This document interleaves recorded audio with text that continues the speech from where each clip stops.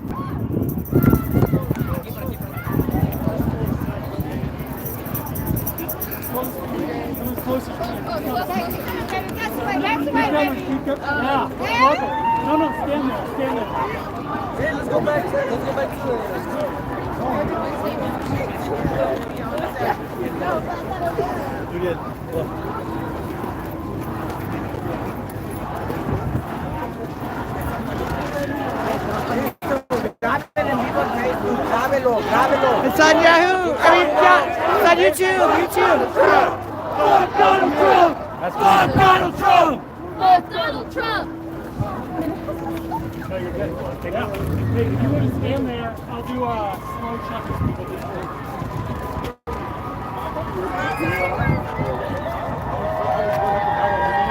Us too, we were like, when were they? El pueblo unido jamás será vencido. El pueblo unido jamás será vencido. El pueblo What's your name? Terry. It's what? Terry. Nice to see you too. Yeah, I was at the Palestinian protest. Oh yeah. Wonderful to see you too. I'm so glad to see so many people come out. Absolutely. Yeah, great.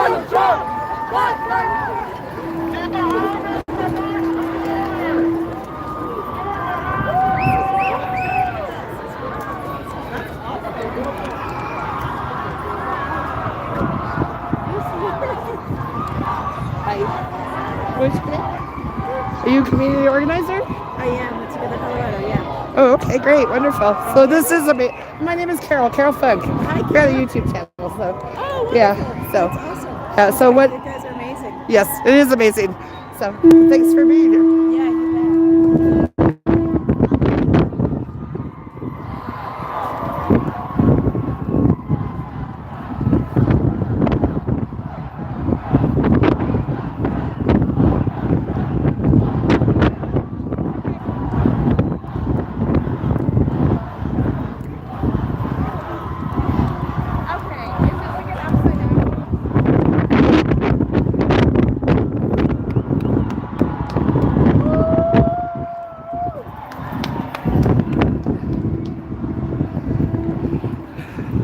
Good to see you. I watch your stuff. Thank you. Yeah. Yeah. What was your name again? Chuck. Yeah, Chuck. I'm Carol. Carol Funk. I have a YouTube channel, so yeah, nice. Yeah, I do. I've seen your stuff.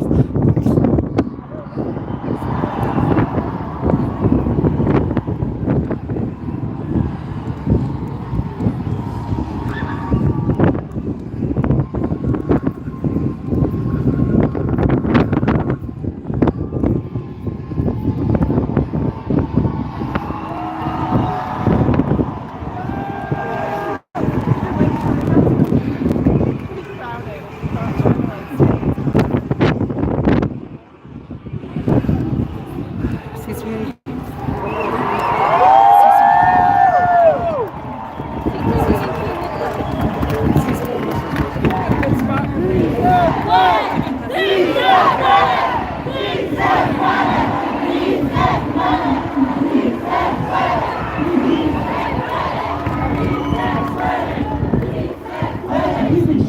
I'm a redneck, John Boris, fucking, excuse me. All right. I work for a lot of rich people cleaning their toilets, and their staff is all sworn to secrecy, but they're really bad at keeping secrets because they like to brag. I have it on good authority that Elon Musk has some blood condition that gets from inbreeding and fucking your own family. And a single paper cut can kill him. And that's why he's in hiding and he's afraid to come out and mosh. Elon Musk can't mosh. His mom said no, and he's a fucking pussy. Thank you. The First Amendment right, baby. Good afternoon, everyone. My name's Iman Judah, and I'm the state senator for Senate District 29 in Aurora. Yeah. Whoa. I am your Palestinian American senator. Yeah. Whoa. I am your Muslim American senator. And above all else, I am an American. That's right. And I am committed to defending every single one of you. Displacement. I got you. Yeah. Displacement and forced immigration from Palestine to Central America, to Mexico, to South America, anywhere in this world is a violation of our human rights. And no one behind me or in front of me is going to allow that to happen.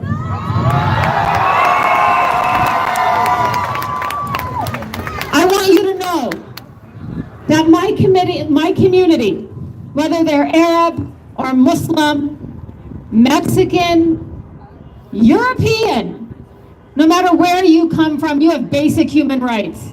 And we will not allow this administration to ethnically cleanse brown people in the United States of America.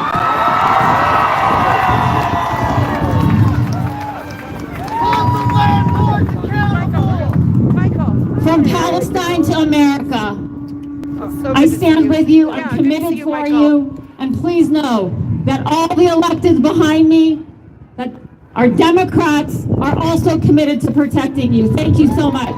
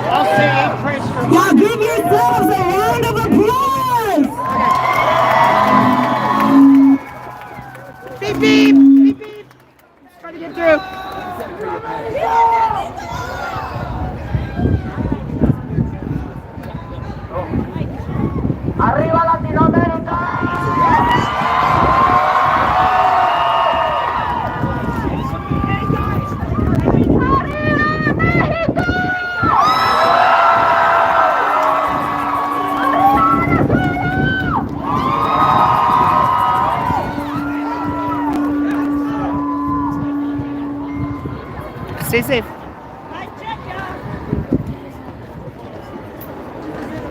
¡Se puede, no se puede! ¡Se puede, no se puede! ¿Se puede o no se puede?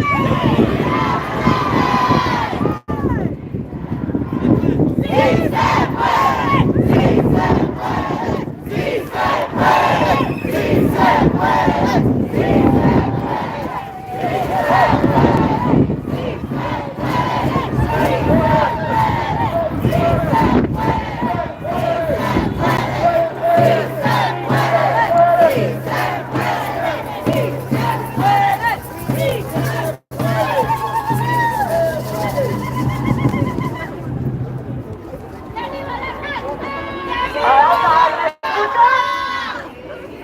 Y'all hear me? All right. They think some microphones are going to shut us down. That's all good. Y'all, I'm going to get real quiet here, okay? ¿Está bien? Miren, they want us to think that we're alone. Quieren que pensamos nosotros que estamos solos. Y eso demuestra que eso está tan equivocado. They want us to think that we're alone. But being here right now in this moment demonstrates to us that we are not alone.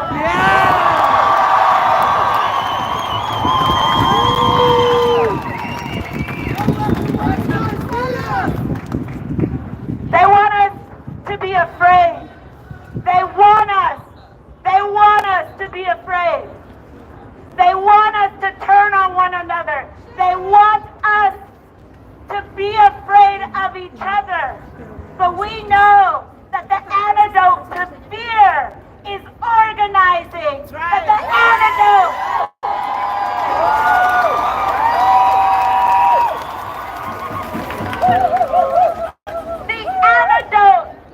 to isolation is community.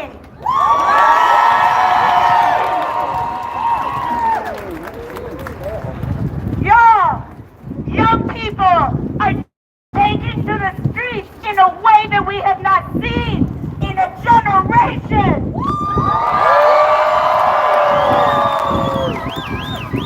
Follow their lead. We protect ourselves. We protect each other.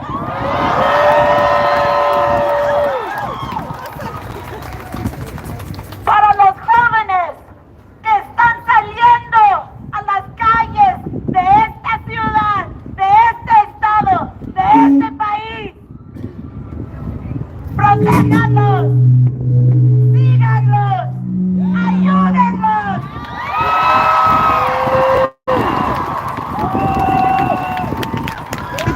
Hey guys, we got the sound back on. Some haters unplugged it, so we're back on. They can't shut us up.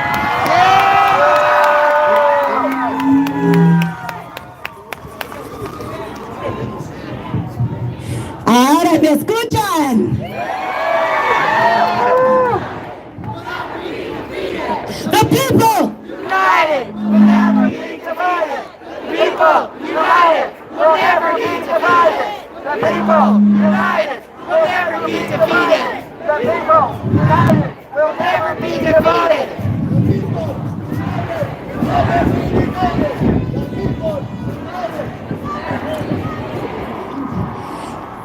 They want us to be divided. They want us to be afraid. Ellos quieren que no nos organicemos. Ellos quieren que no nos conozcan nuestros propios derechos bajo esta Constitución. La Constitución nos proteja a todos.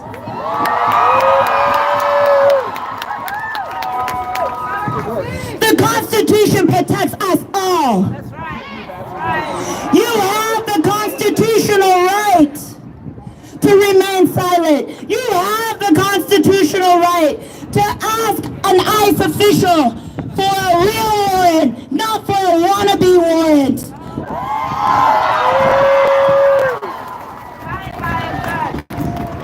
Philippines, good to see Usted you. tiene el derecho de permanecerse callado. Usted tiene el derecho de demandar una orden de arresto firmado por un juez. No una orden de ICE. Porque eso es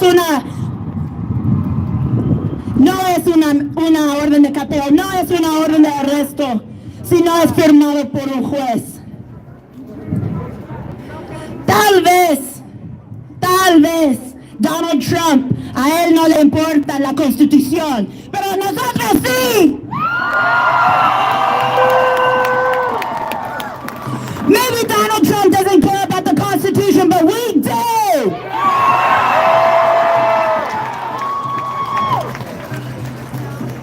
And so in this moment, when they want us to be isolated, when they want us to only care about immigrant rights and not about trans rights, when they only want us to care about one thing and not the other, when they want us to be so scared and angry and upset and devastated that we shut down and that we tune each other out and that we don't come to the streets and that we don't come to the halls of power to demand that our rights, that the Constitution be respected in this country.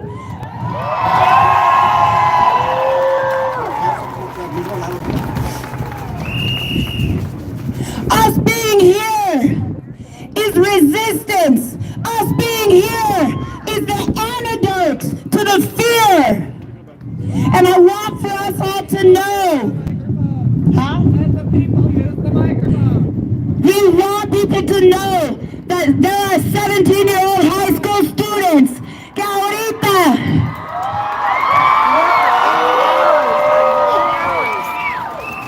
We're here for 8 hours. que los estudiantes que van a estar marchando alrededor de este Capitolio.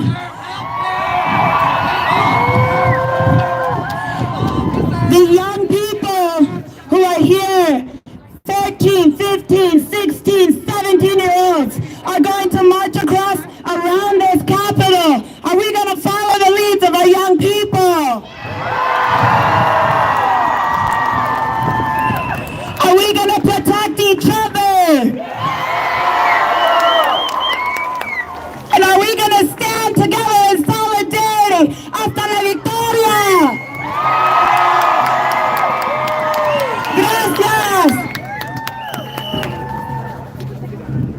Chris Hines is going to speak over there because unfortunately the Capitol still has not designed this space for people who are handicapped or disabled to be able to make it up here. Which maybe they should work on that. Chris, it's on you.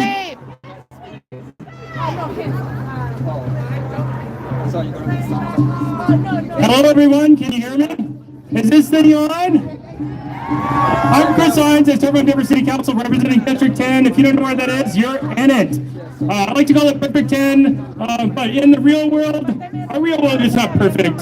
Our real world is full of barriers.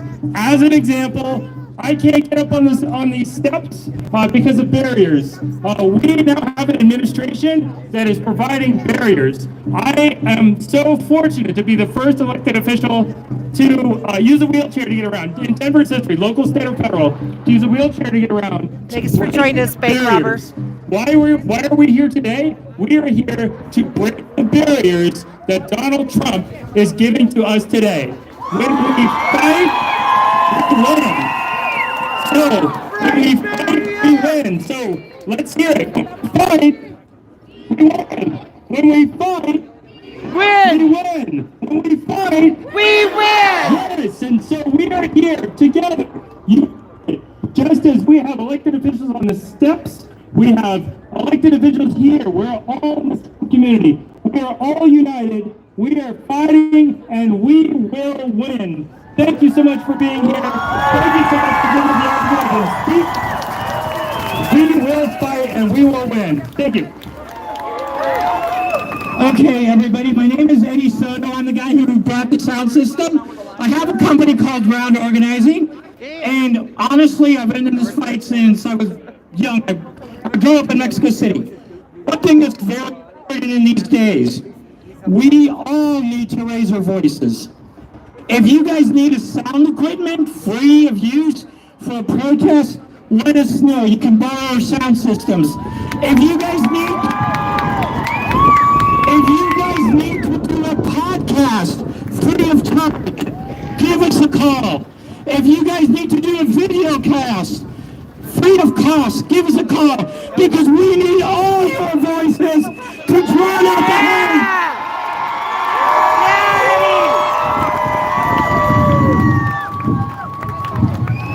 Compañeros, buenas tardes. Mi nombre es José Ortiz. Pertenezco al grupo que hizo posible que los indocumentados pudiéramos tener una licencia para manejar en el estado de Colorado. Pertenezco a ese grupo, compañeros. Compañeros, ¡viva México! ¡Viva Latinoamérica! ¡Viva los inmigrantes!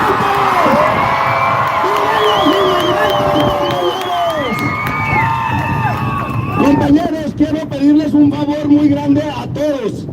Ahorita estoy viendo que alrededor de nosotros hay gente que no simpatiza con nosotros, no simpatiza en nuestra problemática, no simpatiza con nosotros. Por favor, no caigan en las provocaciones, por favor, ¿ok?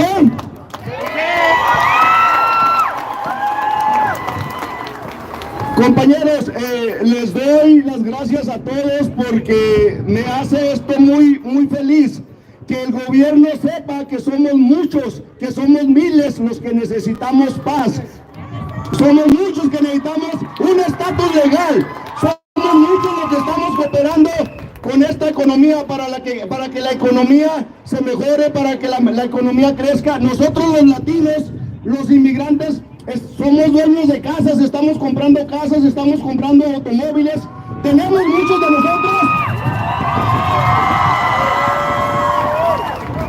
de nosotros los inmigrantes, tenemos casas muy hermosas y los mejores carros.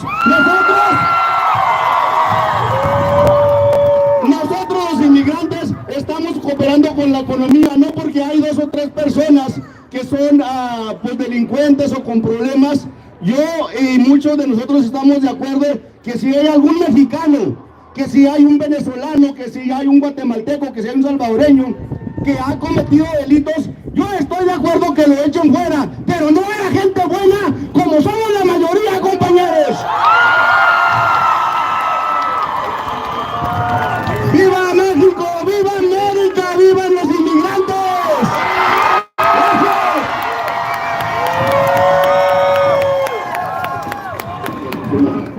Colorado and Denver, stop sharing information about immigrants with ICE. Despite what you've heard, I won't name names or go into details, we are probably voluntarily sharing information about immigrants with the Department of Homeland Security through the institution known as the Colorado Information Analysis Center. It's a fusion center which exists for the purpose of collaborating. Stop collaborating. Stop sharing information about immigrants. We don't need to engage in civil disobedience to stop telling ICE where and who they are.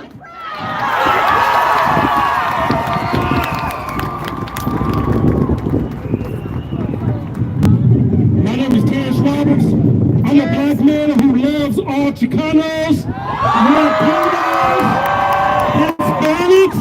I don't care what you go about, we love you. The black community loves you. Real black leaders are here for you. That's why we didn't vote for that piece of shit.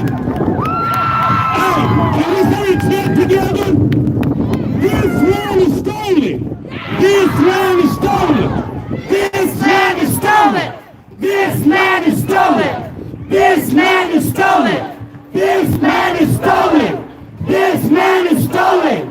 This land is stolen. This land is stolen! This land is stolen! We are on stolen land right now! Go to any supermarket, all that fresh food you see, all that food that's stocked, a Latino probably did it!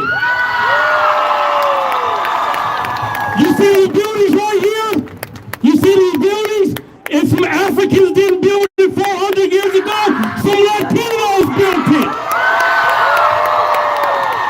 You see this green grass that's cut? Latinos are cutting that grass. I'm a black man. I know this. Our entire economy is upheld by the Latino community. It is an injustice. We are fighting for our babies. We are fighting because they want their children to rule over our children. Just know, my flag has the Mexican flag and the Black Liberation flag, because the true black community, we are here for you. We love you. And we got your back. We here.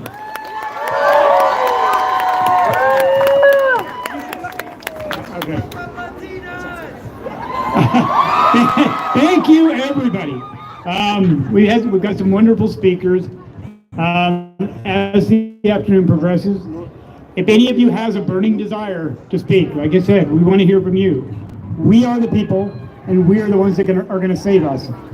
So just come up whenever you get a chance. Talk to this young man in the blue plaid. He's kind of juggling the speakers for us. But I do have one thought, though. The last few days, there's been a lot of posts about people descending en masse on our two senators' offices, blowing up the phones in Washington and here, demanding that they do something. Well, that's great, and I think that needs to happen. But my thoughts on that are, why the hell are we having to demand that they do their damn job? Why are they not already doing it? And why are they so quiet? Why is there not, things across multiple media saying we're suing his ass off, to block this? Why are the people that are supposed to be on our side and supposed to be fighting for us sitting in Washington approving the confirmation of unqualified criminals? Why does our own governor, and being a member of the LGBT community, this cuts especially deep. Why did our own governor, race to DC to kneel at the coronation of a criminal? Everything that gives any kind of legitimacy to him at all only further emboldens him and puts us all at much, much greater danger. So on that note, we're going to take a break for a few minutes. Let's make some noise, and we'll be back with more speakers soon. Hello, everyone. So, I would just like to say that I've had just about enough of this system that supports us. Our tax dollars are a communal donation pile. They should be used to give us all health care, to give us all housing, to give us all food, to give back the land to the people we stole it from. All of us are immigrants. We all belong here, and we all deserve to live. We will not be a form of legalized slavery. They are giving us just enough to get by. No matter what job you're in, unless you're part of the 1%, stop going to work. It's time to show them that we stand together. Now I'd like to share a personal story. I was a CNA for 6 years. I worked through the peak of COVID. I watched hundreds of people die. I worked in a hospital. I worked with dementia patients, and I've worked with the elderly for 6 years. And I dislocated my knee for the 3rd time, and my government denied my unemployment claim because I left a previous employer because they were discriminating against me because I have epilepsy. And if you have epilepsy, no, you're not alone. It really sucks. The medications can make you do things you normally wouldn't do, and here I am. So, I love you all. We should all love each other. It doesn't matter what you fucking look like. Stand up to the people that are telling you can't do things.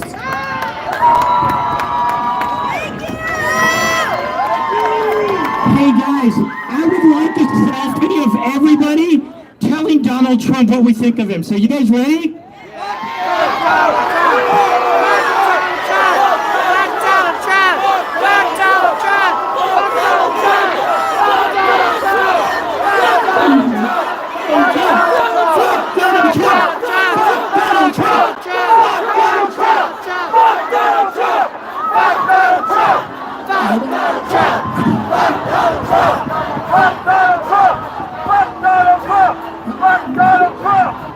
My name is Carlos, and for those of you who don't know me, this is my second time speaking.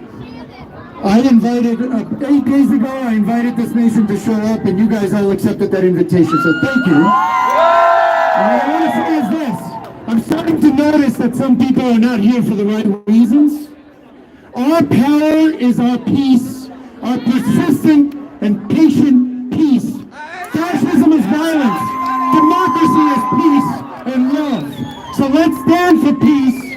Let's make sure we remain peaceful. And let's make sure we make Donald Trump hide in his little bunker. Because we're going to make sure he hears us.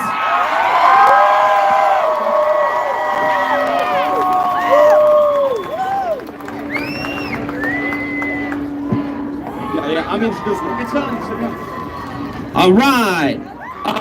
What's up, everybody? We doing all right out there? I do this trick, but I just don't think that Donald Trump, that the bullshit Republican Party, that the ICE agents in Aurora today, I don't know if they can hear you. Is everybody here right now?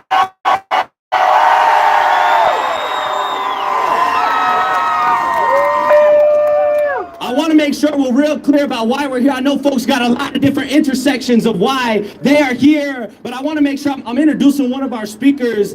My name is Tim Hernandez. I'm your kid's favorite public school teacher and lawmaker, homie, if there was top 5 in you, feel me?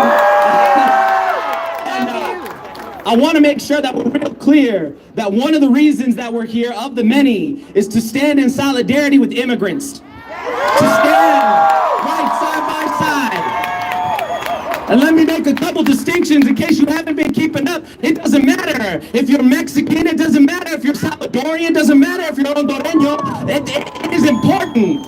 It's not that that don't matter, trust me. We'll talk about cultural education another time, all right? But I do want to make sure it's very clear that being proud of being Mexicano, Salvadoreño, y todo is important to how we sustain ourselves, but we don't gotta divide ourselves to do that. Because the plain and simple fact is that Donald Trump is not just going to come for Mexicans. He's not just going to come for Salvadoreños. He's not just going to come for Haitians. He's coming for all of us. And so, I want to make sure we put the power where this actually belongs. I'm here to introduce a 17-year-old organizer. Did anybody see an Instagram post about an immigration rally on a Wednesday? Yeah? All right. Let me be real clear. No one person owns a movement. No one person gets to decide what we fight for. But what we must remember is that we have to give young people as much power as possible.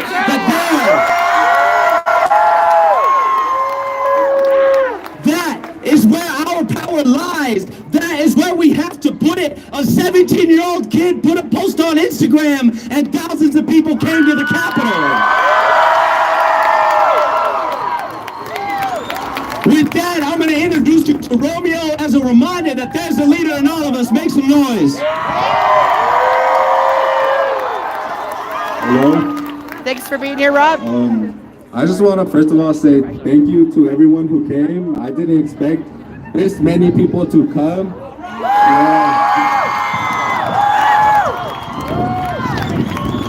I lost my dad due to deportation, so I don't want that to happen to anybody else. Nobody deserves that. Together, united, we stand.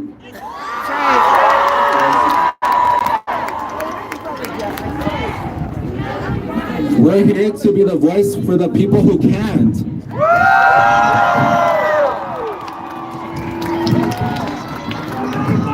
We want to show them that they're not alone because all of us are here for them. We're here to support and to speak up and challenge.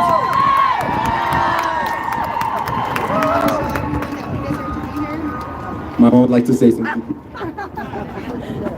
I just want to let everybody know that your guys' family members, if they're immigrants or not, if they're feeling scared to come and make a movement, anybody can do it. And I'm glad that my son took the initiative. We just want to let them know that we are here for them. We are united, and we will try our best to keep our education, our DEI programs, everything he's trying to take from us. We don't deserve it. You guys don't deserve it. And I feel like we should all fight for that. And I'm glad that you guys are all here. I appreciate all of you guys. And God bless you. And with that, can everyone turn around? We're going to start a march all the way to Morrison Road in Westwood, around the Capitol.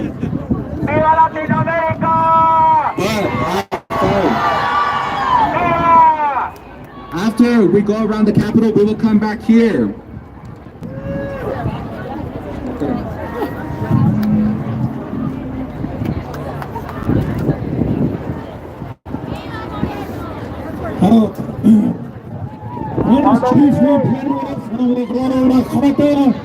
From Pine Ridge to all that are walking out on the march, walk very carefully, open up space for them to go do it. Thank you. What called Pine Ridge Indian Reservation, that's prisoner camp that we were put on a long time ago.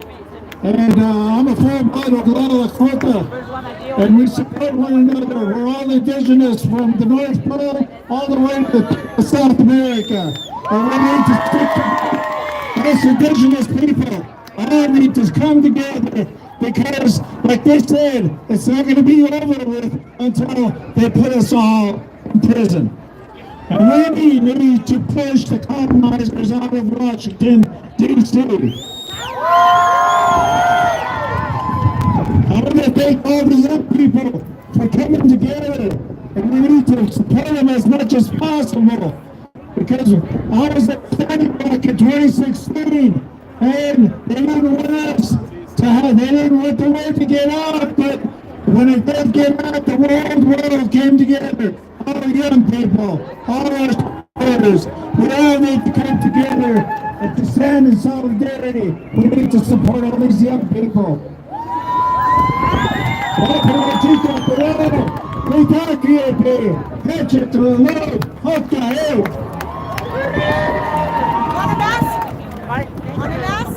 Hi, my name.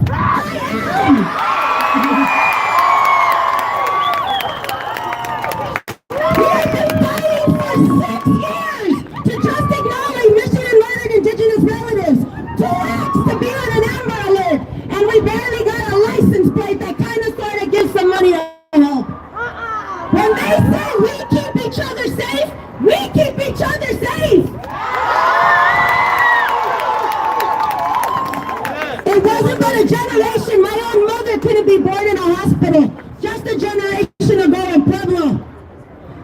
right now suffer from benzene, hydrogen cyanide, hydrogen sulfide. This is used in gas chambers. And I want every one of you to give thanks to this win today, because it legitimately pushed out a shitload of cumulative pollution. If you're not angry, you shouldn't be here. And as I tell my boys, funnel your rage. Use it in the way that we can actually help each other. Be actionable. Come and help us. Come to Commerce City Council. I'm down just to be able to bring things there. And you know what I was told? I'm going to call my own city to be real.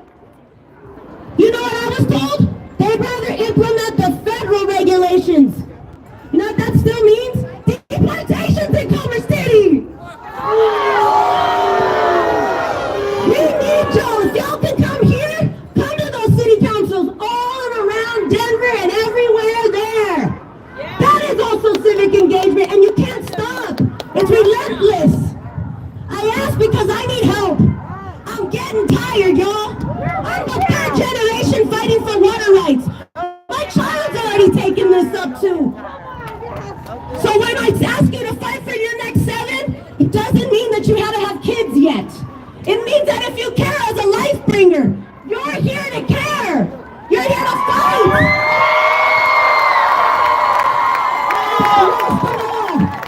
Don't live either like you're gonna take the world with you. You have to preserve the next lives. You have to preserve the earth, because what we're doing to people now, we've been doing to the earth for generations, because she's alive too.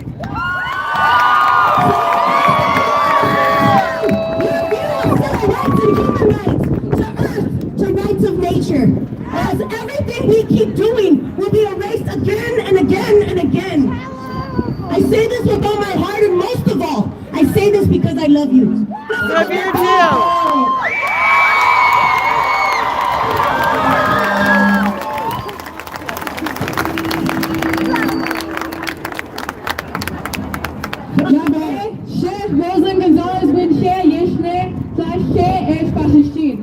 My name is Rosalyn Gonzalez. I'm a member of the Navajo the Nation, and I'm Chicana. With this, I want to say, with everything going on right now, we can't afford to be killing each other. You know why? Because the South and the North, we were once one. This is our still. This is our land still. This is our homeland.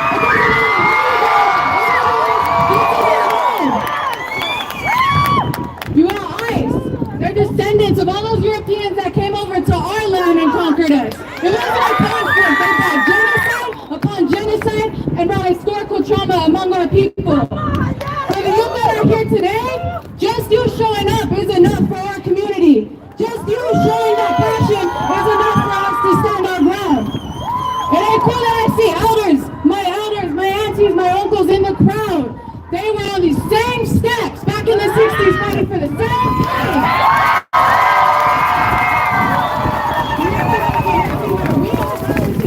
People, Native Americans and Mexicans, whatever you want to refer to yourself to, we are family. Why do you think they're getting mixed up on the reservation? They're profiling those natives as Mexicans because we look alike. We are the same people. We are one. I just want to thank everybody for showing up, but also be prepared. Be prepared for what's coming, because like many before mentioned on stage, they're not going to stop right now. It doesn't matter. They're already setting up concentration camps. They're already doing everything to gather our people.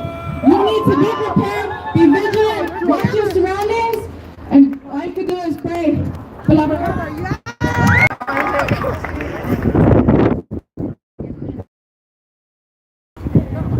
First of all, fuck Trump, fuck Elon.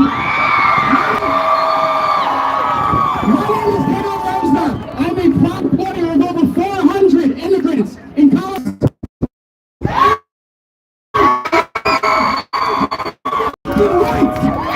Be proud to be Mexican. Be proud to be indigenous. Be proud to be Israeli. I don't care where you're from.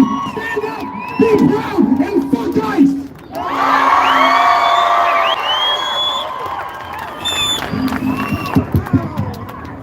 Hola a todos, buenos días.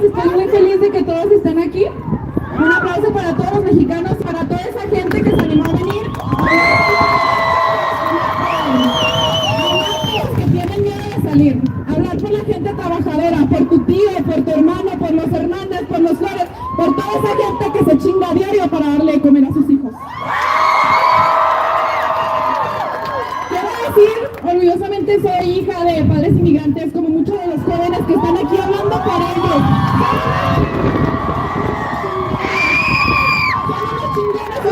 Estoy muy feliz de ver a tanta gente reunida, de ver a tanta gente que se levanta para luchar por los derechos y hablar por los que no pueden. Pues nada más agradecerles y Immigrants Make America Great.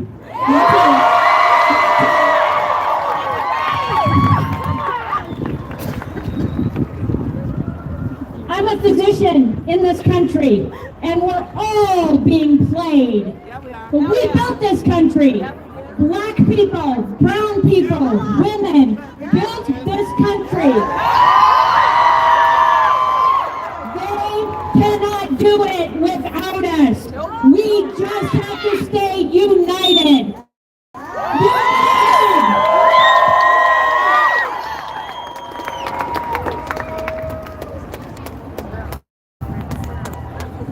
Hello, everybody.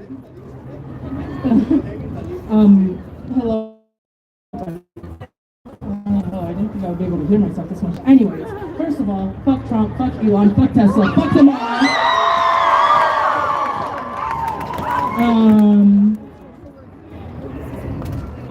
And also, I just want to say a few things. My family, they come from a lot of different areas. They come from East Europe. They suffered the Holocaust. They suffered during the Native American genocides, and some of them are currently suffering from the deportations going on.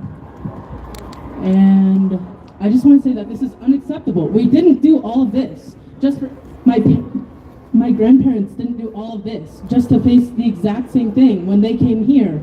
They thought they were going to be free when they came here. Well, turns out they were wrong. It only took Hitler 53 days to completely dismantle democracy in Germany. It started as mass deportations.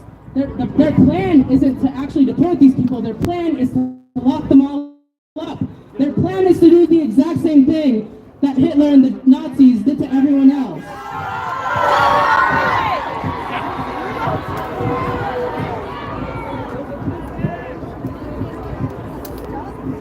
And it's honestly kind of worrying how all of this stuff is just going through. I thought this was supposed to be the land of the free. I thought this was supposed to be, I thought we were supposed to be able to do whatever we wanted. I thought we were supposed to be able to do sort of everything. I thought we would have an opportunity to be able to...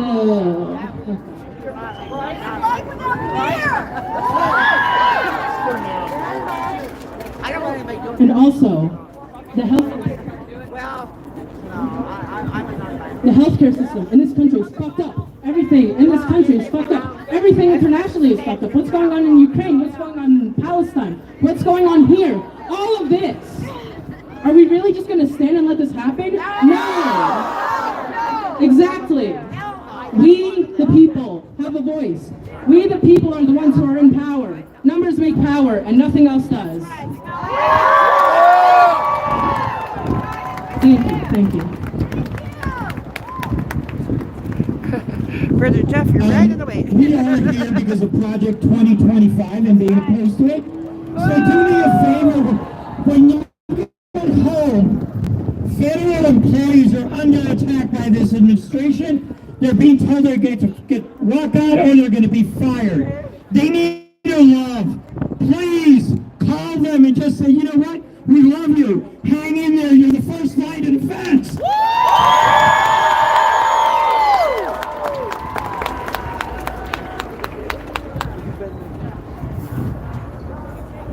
Okay, how y'all doing? I get really nervous, so I wrote some stuff down, okay? Annyeonghaseyo. I'm Pasha Ripley. I am a proud queer Asian American woman. I'm disabled and I'm standing before you today fighting for my right to exist in my own country.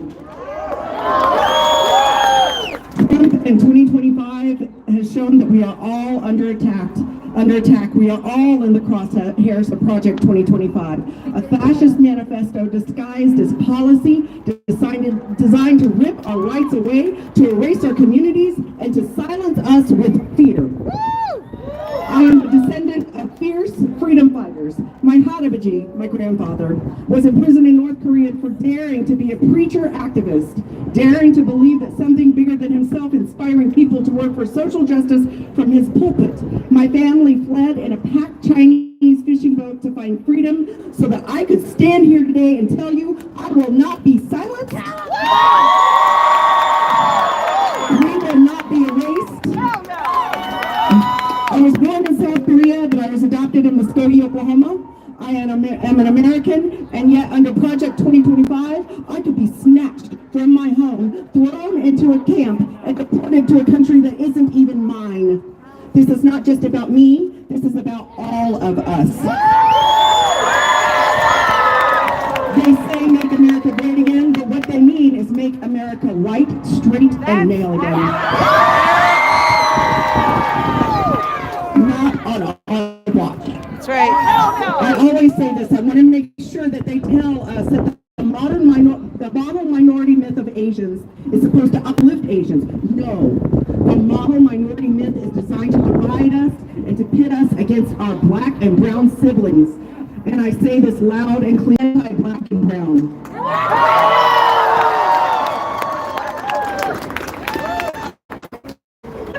Nervous, like I said. Tell them, girl, you got this.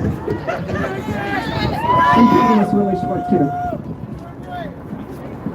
They don't protect LGBTQI plus kids and they take away their safe spaces. They don't protect Black and Indigenous kids when they erase their history. They don't protect immigrant kids when they lock them in cages. They don't protect any kids when they hand out AR-15s like candy, but ban books that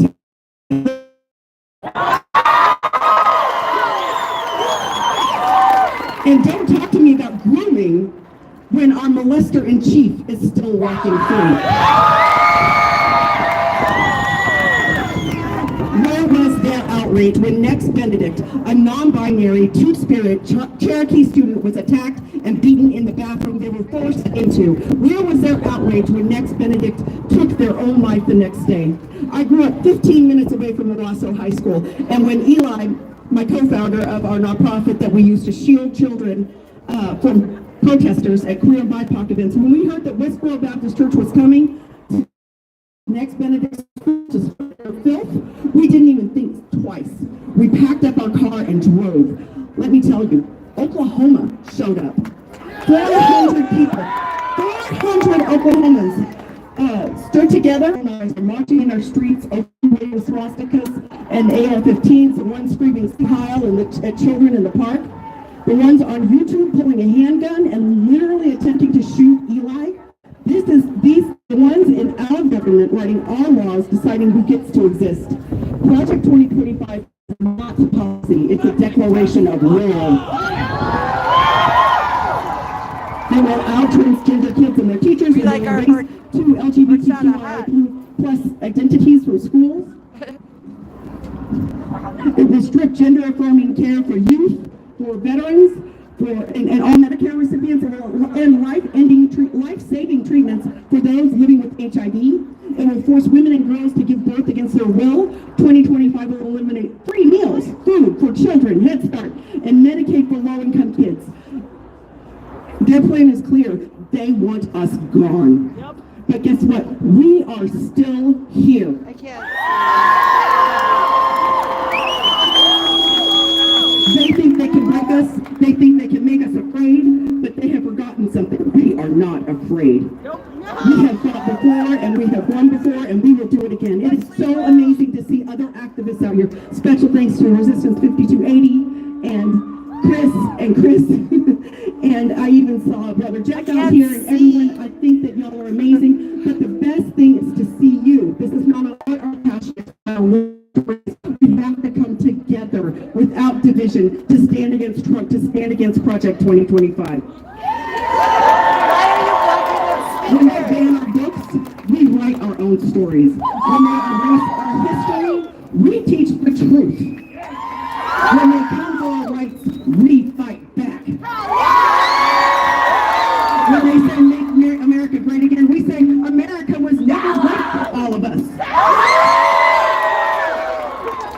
silence us, we get louder. When they silence us, we get louder.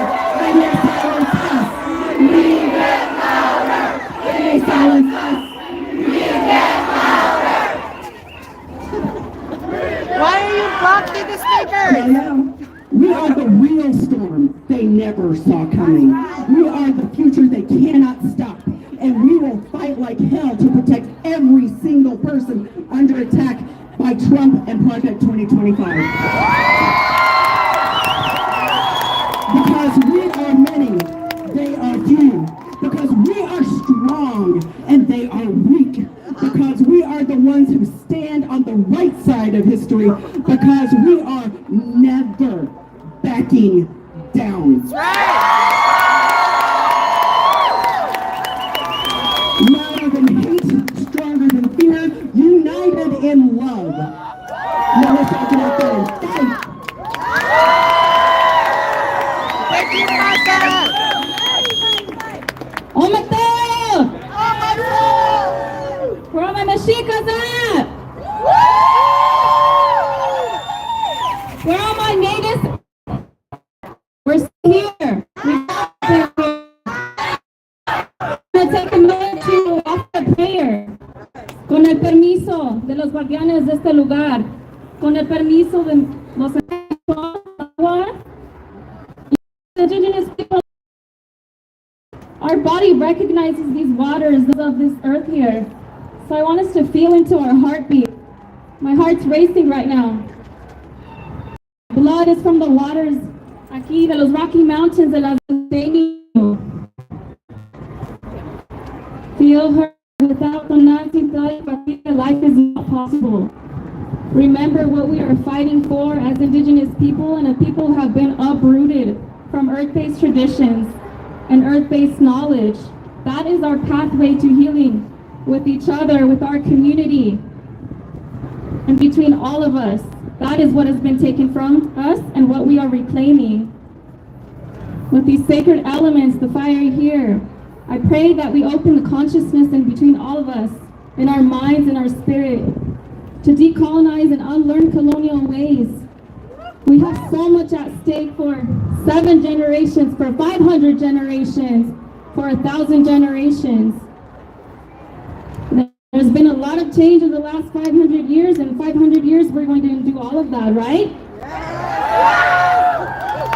We're going to dismantle all of these systems, and we're going to create and establish new ones that are based on protecting our Mother Earth and the elements that give us life.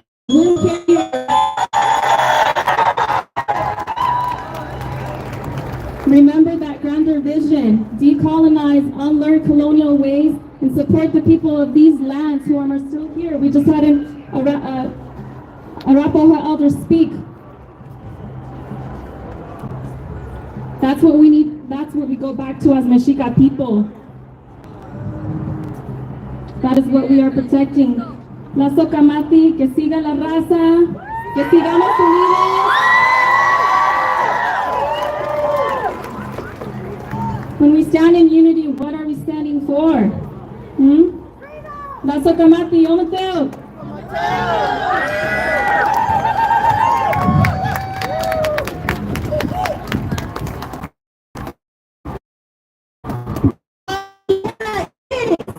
Terrorism. What is an anti-terrorist statement to your favorite nonprofits before they pin us down as domestic terrorists? What is true terrorism? In the dictionary versus what they're trying to make up here, based on their positions of faux power, not true power. Race non-conforming, I thought I could be, but then I chose reality, because how can I be? Not part of society, so I see. What's a race? What's a race to you? Ain't it like a competition? My skin color, my epidermis description, my creamy pinkish with the velated constellations. I see what you're saying, no. A race being a rainbow, a holy prophecy of I see then the times of new lane. To see colonial means got me white privilege in. Get a false start in a tyranny regime, set free by the UP, can EFP, I'll kiss me, you love.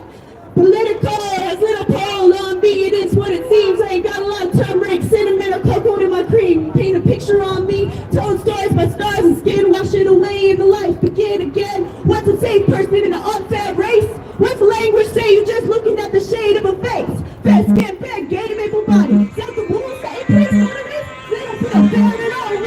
speak for everybody when they're thinking of hope. How do the people see deep the rottenness? So we just looking at the color of the iris. The more you give, the more you get. Question government, the OG tribes of this land. And the people who want us to build the fake chicks who got the melanin and human descendant. We got more sense than we got points to men. Design the space to let them in. Cause our lives are relevant. It's time to create willingness instead of desperate enforcement. Because we got more sense and we got points to men. I'm writing a book about English because it feels like I'm caught in a glitch. And it sucks because my ancestors made this. And I don't like it because it's wrong and we were forced into it. What's right, sight, light, might, shite, fight. What? That is so left, deft, and cleft. When you put left in its place in this language, you either left it there or you left the building. You either put left in its place or it's not there at all. But right? Why is it right? Always right. This is wrong. Not this right. We are not the asses of the elephant in the room. We are not their asses at all. Elephants and donkeys don't fight. Humans. We need to be smarter than this. We need to be creative. We need to do something we never did before. We need to get along. And that understanding too, we can bomb them with mushrooms with that silly side bin, because it's been too long. That is my name. And I wish you the best, Danko. Danko, the DC of the West, yo. Land of the Chivistas, the Nuuchi'u, and the Inuit.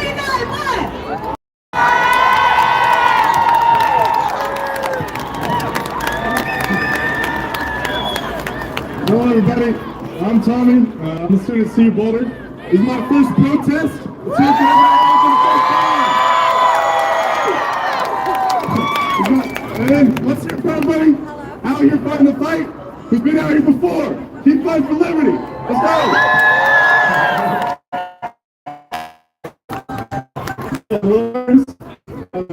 Fuck fascism, fuck Nazism, fuck Donald Trump. Controversial things to say in our country anymore. 80 years ago, people fought and died to protect America, to protect liberty. I look at all of you. Thanks for coming out today. I see thousands of people that want to fight for the America that exists today. I've never come out here before because I haven't had to. But there are thousands of people, tens of thousands of people that are working today, that are being the backbone of America, who didn't have the free time, who didn't have the ability to come out and fight. I appreciate all y'all for coming out. My family immigrated here 100 years ago, and I'm lucky to be one of the white guys who, I'm from a family of immigrants, but nobody looks at me and thinks I'm not an American. I look at all of you, and you're all for each other, for one.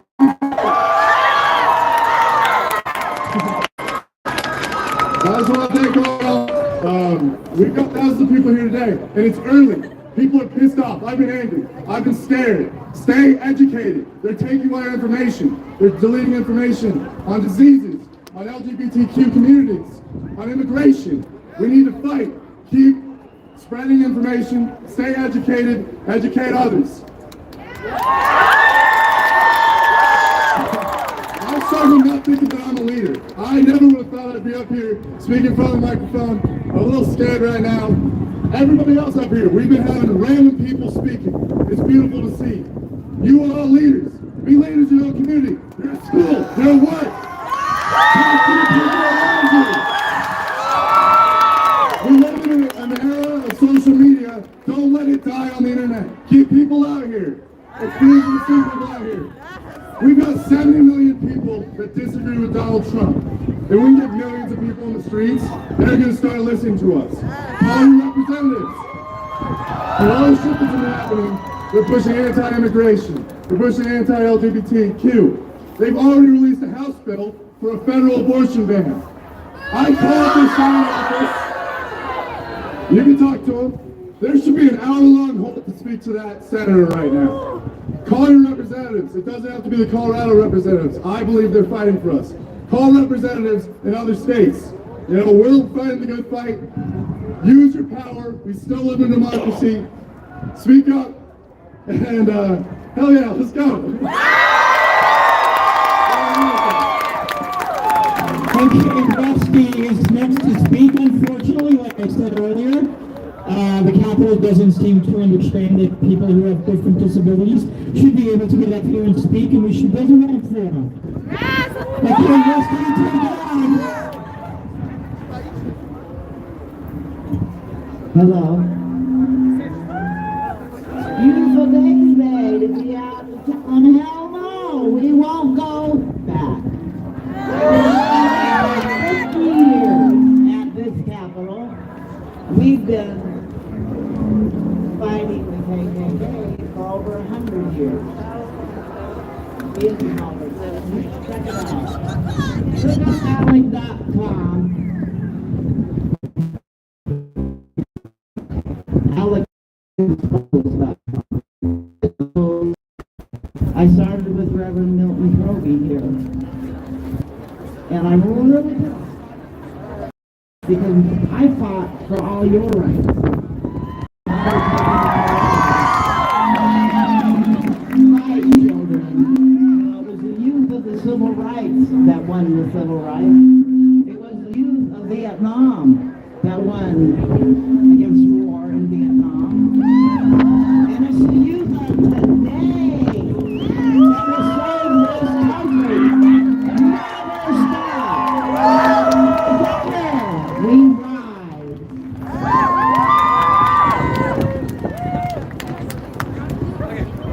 Quiero decirte algo bien importante. Ya escucha bien.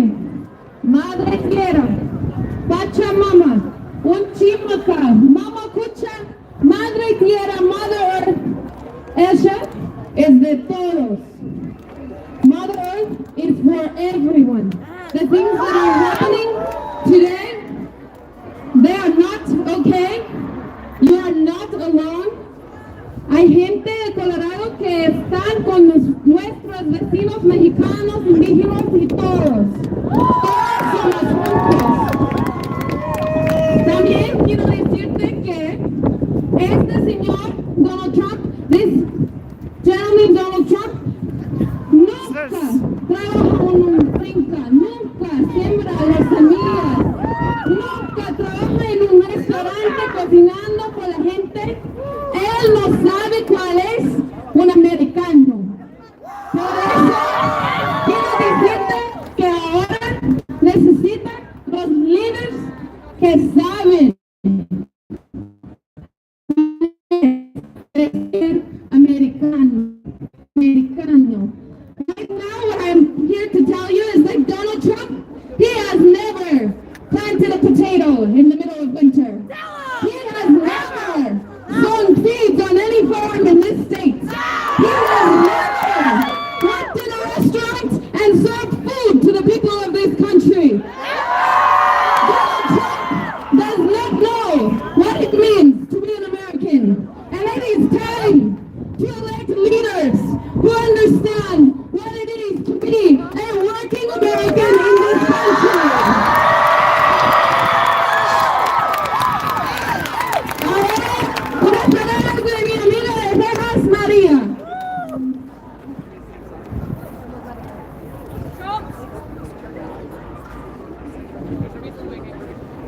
Trump, you may have stolen our land, but you will not steal our fiber. You will not steal our spirit.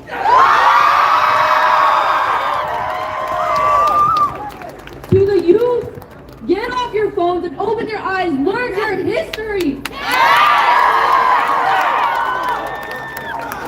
Learn that when the white man stood on this land, we let them go. When they fought us, they were going to lose, and we let them go. For those reasons, we are stronger. We are braver. We understand things that they never understand, and that's why they hate us. This is a fight for the brown people, the black people, the minorities, the women, and we will not stop. No, never! And to the people who have given me my voice, I thank you. I thank you for all of you that you have done to get me here, to make me who I am. And I want to read a poem from you guys.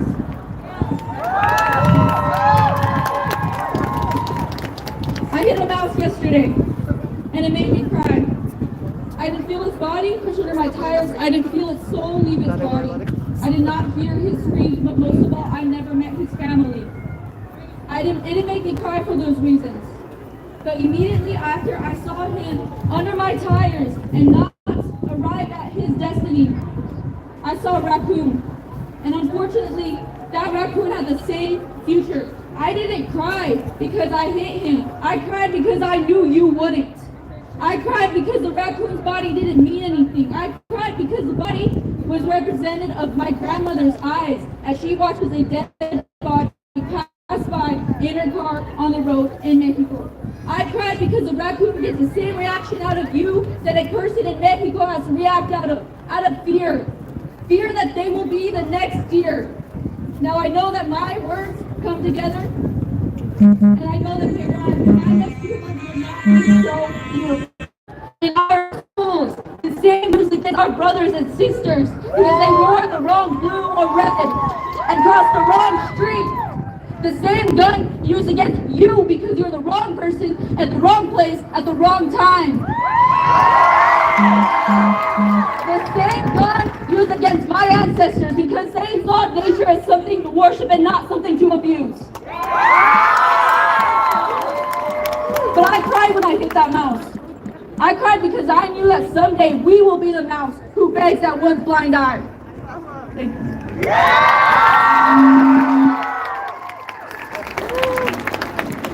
All right, I'll make this quick. This is for any Trump loyalists, any Trump supporters still out there. You are not a fucking patriot. I will tell you.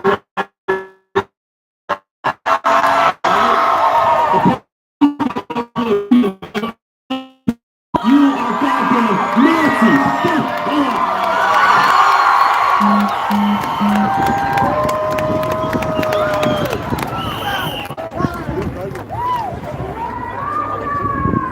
Hey guys, it's time for one picture again.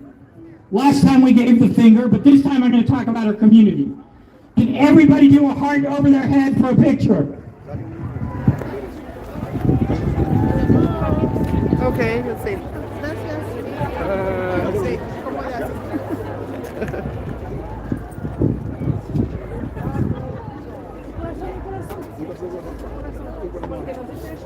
Thank you, and love's always going to win, guys.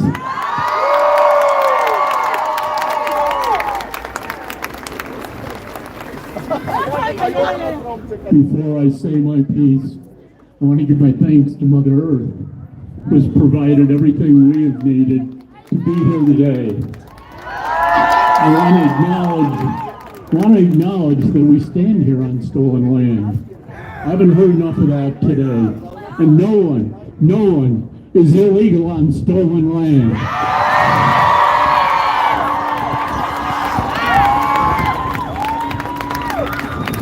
We are all brothers and sisters under this sun, each and every one of us. It does my heart very good to see us all here today. But as many of you are asking yourselves in this moment, or will be later on today, what does tomorrow bring? What do we do tomorrow? What is the next step? For over 50 years, I've attended literally hundreds and hundreds of gatherings just as this. And it does my heart joy to see us here today.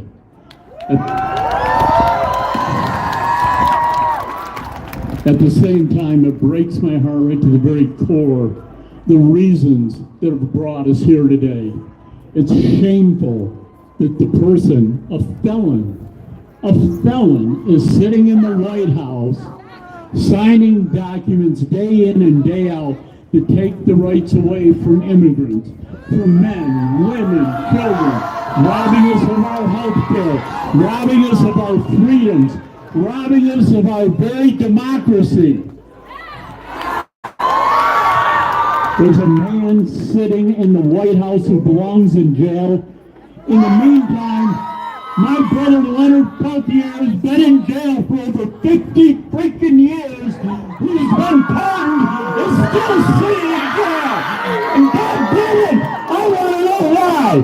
Why is he still sitting in jail when the January 6th are free? What the hell is wrong with this country?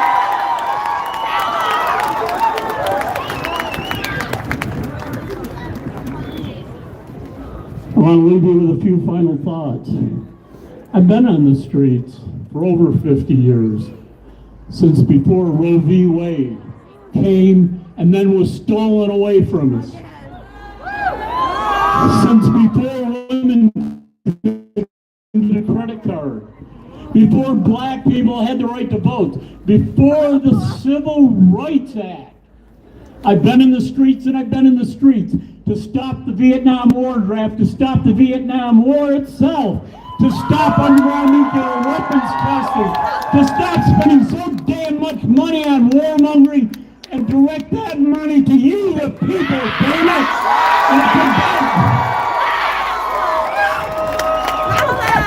And it's about time this country got its priorities straight, damn it. I mentioned, what are we going to do tomorrow? I know what I'm getting ready to do, because every time there's been an important turning point in this country's history, there's been mass civil disobedience. I mean occupying ICE. I'm talking about occupying jail. I'm talking about right down the street here is Liberty Oil, the biggest fracking outfit in this country, in this state, whose CEO just became the head of the goddamn Environmental Protection Agency. And that is just so goddamn wrong. The unfortunate reality is that every time we've risen up in such a manner, even though we've done so with love in our heart for each other, with love in our hearts for those generations that would come after us, each and every time violence comes to us, whether we look for it or not. I've been there. I've done that. In this federal building right over here, I've been kicked and beaten by federal marshals. Same way in the Denver lockup. Same way down in Nevada, trying to stop nuclear weapons testing, and hundreds of my brothers and sisters have suffered the same. And damn, I'm ready again. I'm especially looking at you, white folks, because it's the brown people, it's the LGBTQ community that always has to stand up for their own rights, and they're the ones that suffer the slings and arrows from that system out there that seeks to oppress us all. Now, goddamn it, white folks, get off your fucking asses and let's get busy now!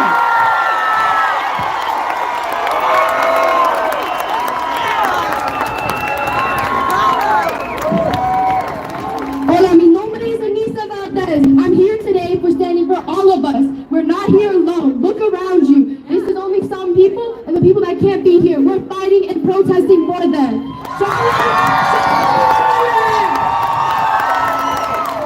Show everyone who you are and how proud we are. Don't hide who we are. Show. Sí se puede. Sí se puede. Sí se puede. Sí se puede. Sí se puede. Sí se puede. Sí se puede. Thank you everyone for coming today, and you have to remember we're all working together and we have to unite. We're all together, the intersectionality. Thank you again, and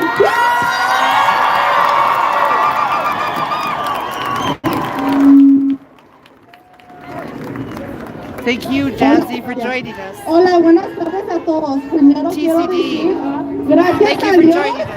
que we'll never be united. Hola, buenas tardes a todos. Primero quiero decirles gracias a Dios que me dio las fuerzas para estar aquí presente. Los Estados Unidos no estaría donde está por si no fuera por nosotros, los latinos y los hispanos. Los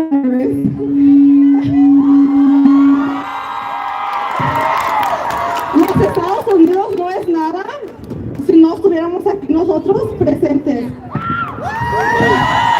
¡Arriba la raza mexicana! Estoy aquí presente por apoyar a mis padres, mi raza y mi cultura. También mi cartulina dice, me pongo tu ropa porque no permiten que estés aquí presente. Esto representa mucho. Aquí estoy presente y esto lo estoy diciendo con honor, especialmente por mis padres, que llegaron aquí sin nada. Aquí llegaron a los Estados Unidos y son unas maravillosas personas.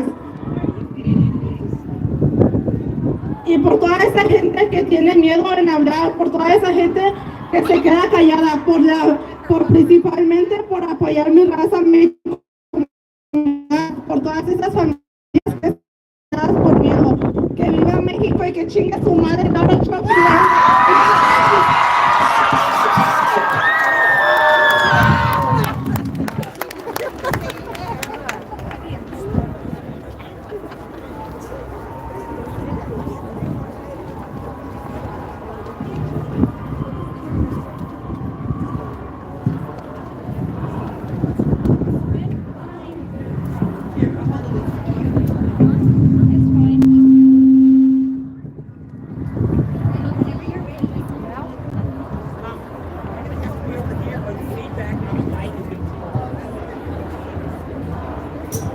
Para nuestros padres que callaron todo, para nuestros padres que llegaron sin nada por dar todo. Por ellos continúen a usar su voz, es nuestro derecho. Aseguren que su sudor, sus lágrimas, su sangre valgan la pena por el futuro que nos han ofrecido. Es un privilegio que un día a ellos les pueda regresar todo.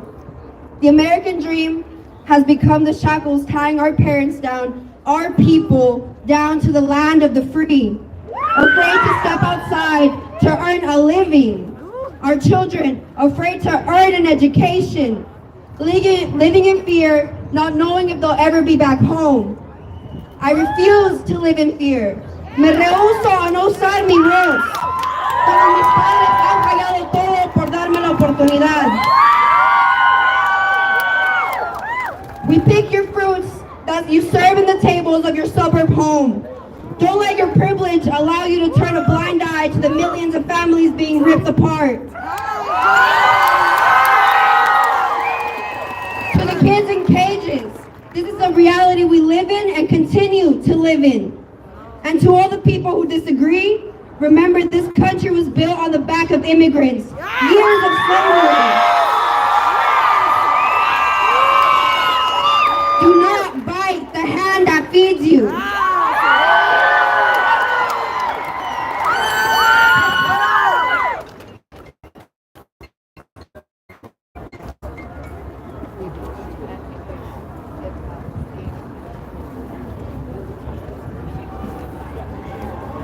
Hello. I want to start by saying I'm the proud daughter of an immigrant.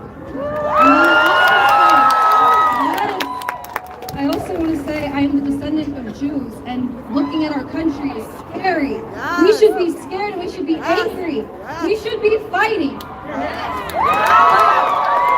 I also want to say to all the Chicanos, all the Chicanas, especially those of us who do not speak Spanish, it is okay. They did that to us intentionally. They were trying to strip us of our culture. You have to reconnect. It is okay. You do not need permission to reconnect. People will introduce you. They will welcome you back into your culture. Reclaim your culture. It is so strong. Yes. I'm not gonna lie, I'm terrified up here right now. But the ancestors are speaking through me because we have to fight. I also want to end this with saying I see flyers going around. People are going to gather back around here on Saturday. Show up and stand out.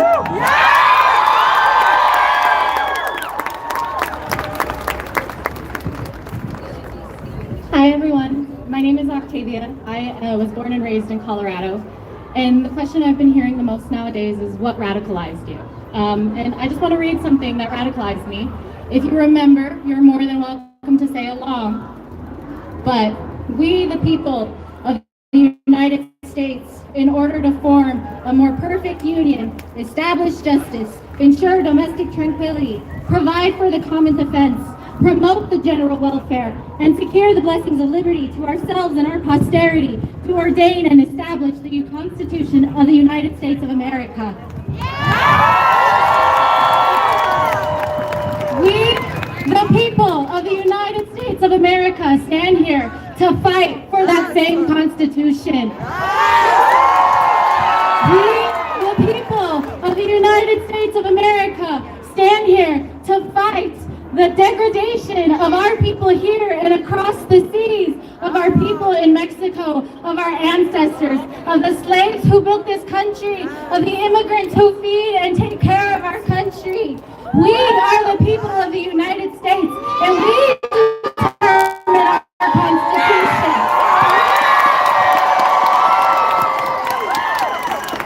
I have been living in Colorado since the day I was born. And I've heard so many people come into Colorado and talk about how predominantly white Colorado is. And it is. But if you are a person of Colorado that has ever lived here, you will know there are minorities here. There are Latinos and Hispanics here. There are we are not only the people of our neighborhoods, of our home, of our families. We are the people of the United States. And we defend our Constitution. If nobody else is willing to do it, then we tear it down and we write a new one. Once again, we the people of the United States, in order to form a more perfect union, are standing here today. To establish justice, are standing here today. And tomorrow, and Saturday, and every single day we must after that. To ensure domestic tranquility, we will not be tranquil right now. We will not be calm. We will be angry to our time. To provide for the common defense, we protect ourselves. We stand next to our neighbors. We kiss each other. We tear down the social constructs of in our head. We open our arms to LGBTQIA. We open our arms to all of our religions. We tear down the parts in our religions that are hateful, and we build them back up to be the love they once were. And to secure the blessings of liberty, we make our voices loud, because we, the people of the United States, do ordain and establish our Constitution.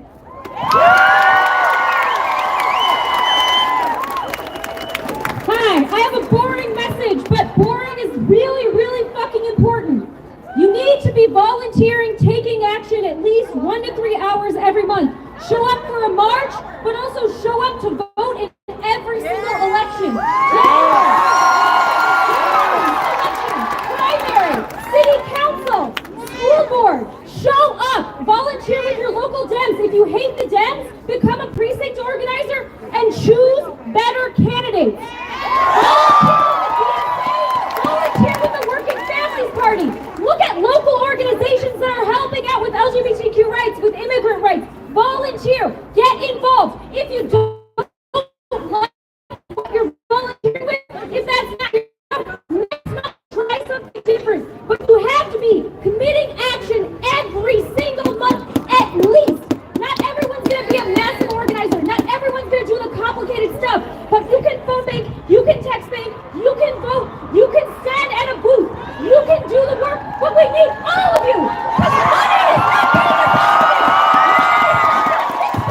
it's every single fucking one of us up here doing our shit, our way, finding the way forward, pushing against them, and finding where they're weak. And then when we find where they're weak, we keep going. So keep going the fuck up. This is the end of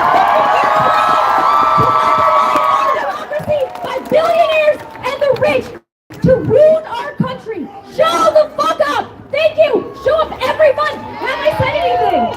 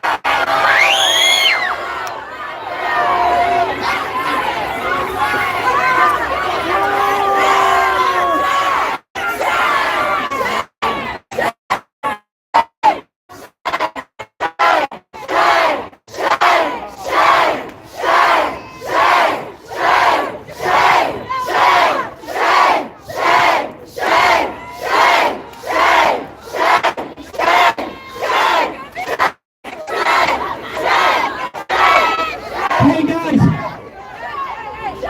you have the right to be an asshole, want to be one. It's perfectly fine.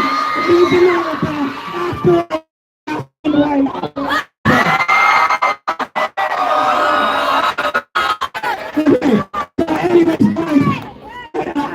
I'm something very, very important. We are here in urban area where a lot of people get to hear our voice.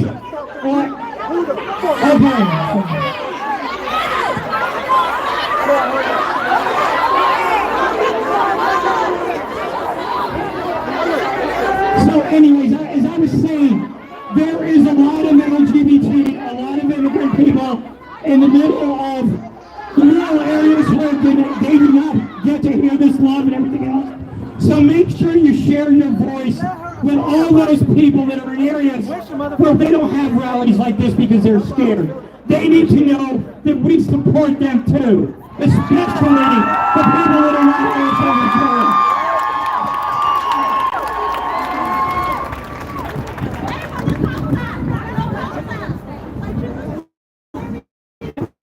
This is her mic time, but I just wanted to remind you, they want us to be divided. They want us to fight among each other. Don't do that. This is a peaceful protest. We are here to be heard.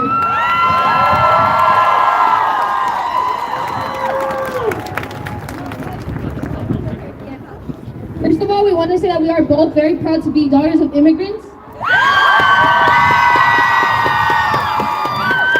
All of our parents aren't criminals because they want to give us a better life. Just because our parents came over here illegally doesn't make them criminals. Overall, they want us to have a better life. Gracias a nuestros padres que vinieron sin nada para darnos todo.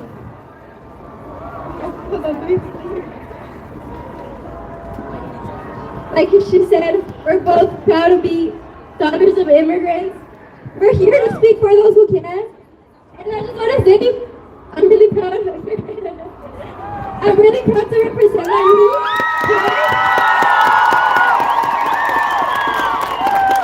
And just like my cousin said, tenemos que gritar lo que tus padres y los míos callan, por miedo.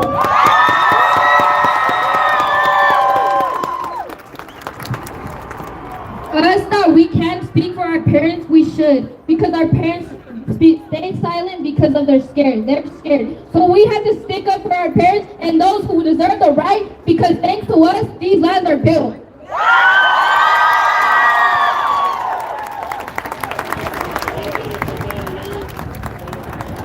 Yeah, ¡Viva México!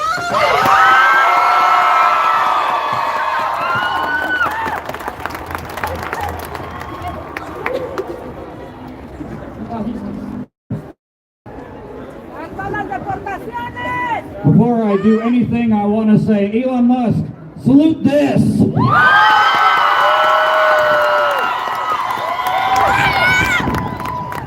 I came all the way out from Keensburg to be here. I've never, ever been to a protest before, so I'm kind of just winging it. I am about as white and as cisgendered as can be. And I gotta say, like, in terms of being afraid, I don't have a lot of reason to be afraid other than the fact that I'm sitting or standing right here talking to countless people. But one of my best friends, her name is Raina Cannon. She lives in Florida. and she has been on HRT, hormone replacement therapy, for about 3 years now. She is a proud member of the transgender community, and through her, I have learned so much about the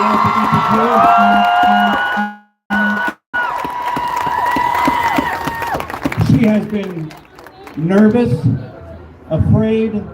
She is tired mentally and physically, and I am here on her behalf. Not his behalf.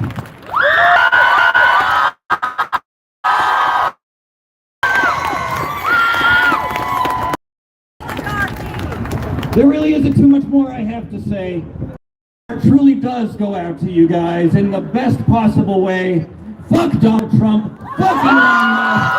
Fuck all those corporate assholes in DC. We will not be divided. We will not fall. We will not go quietly.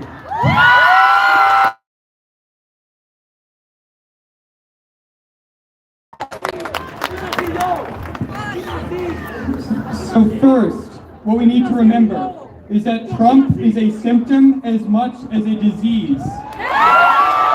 And we are dealing with a global crisis in democracy. We are dealing on the front lines of Ukraine and Georgia and Taiwan and Palestine. We've 70 years of built up ways that our system has failed to live up to its ideals. But I am here as an American with nowhere else to go and no other place to call home.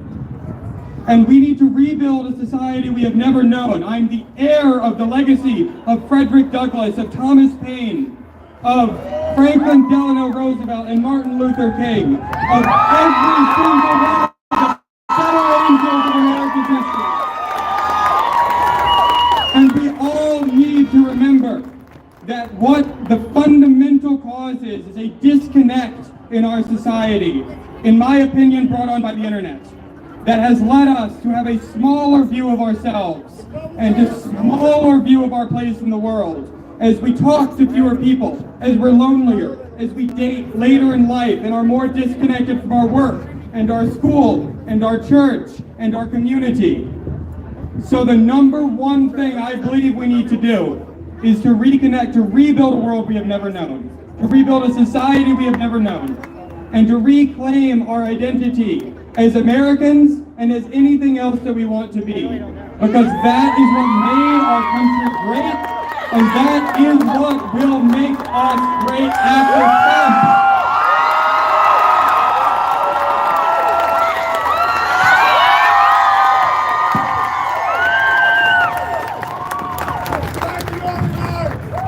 America, there is a threat upon us. Sorry guys, I wrote it down.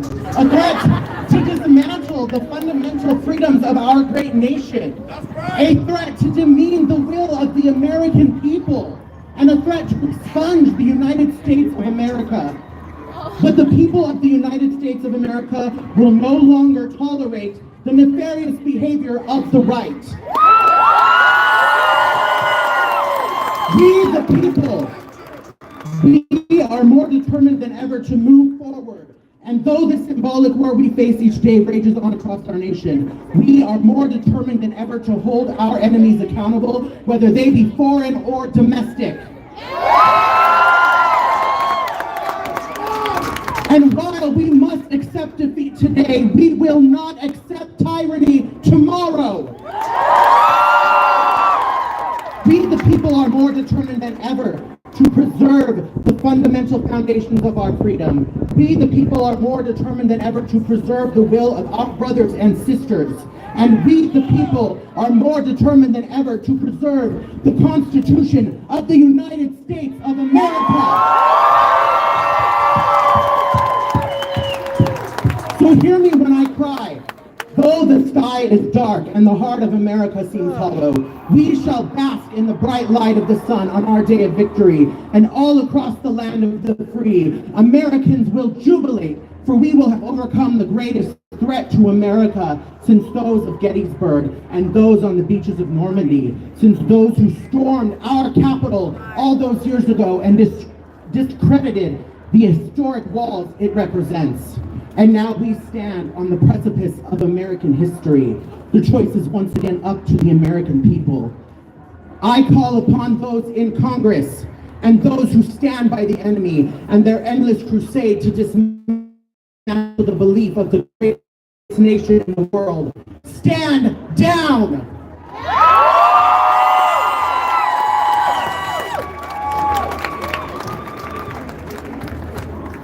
And so our assignment in the coming days, months, and years is to stand tall beside our democracy, to stand tall beside our country, and to stand tall beside our fellow Americans who have the same belief that the United States of America shall never fall to those with wicked intentions, but most importantly, to stand beside our flag.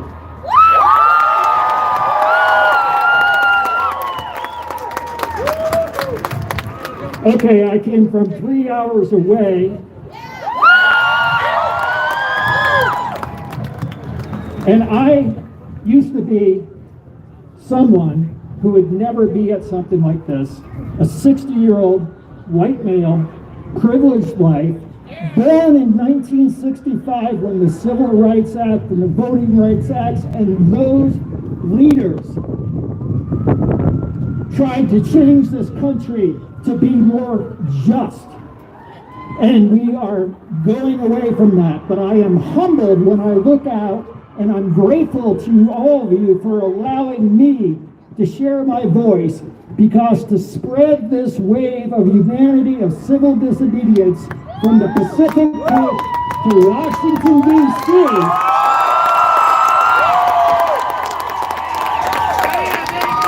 we need to be united, whether we are different skin color, gender, persuasions, different emotions, different needs, different injustices.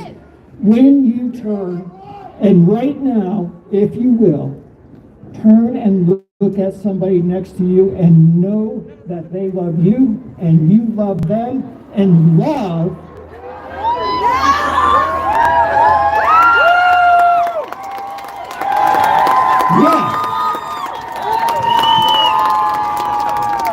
love is what's going to defeat this oligarchy, this hatred that has spread like a disease across the United States and is spreading around the world. And we all have the power through civil disobedience, peaceful process, and leading with love, not hate, is how we will turn things around.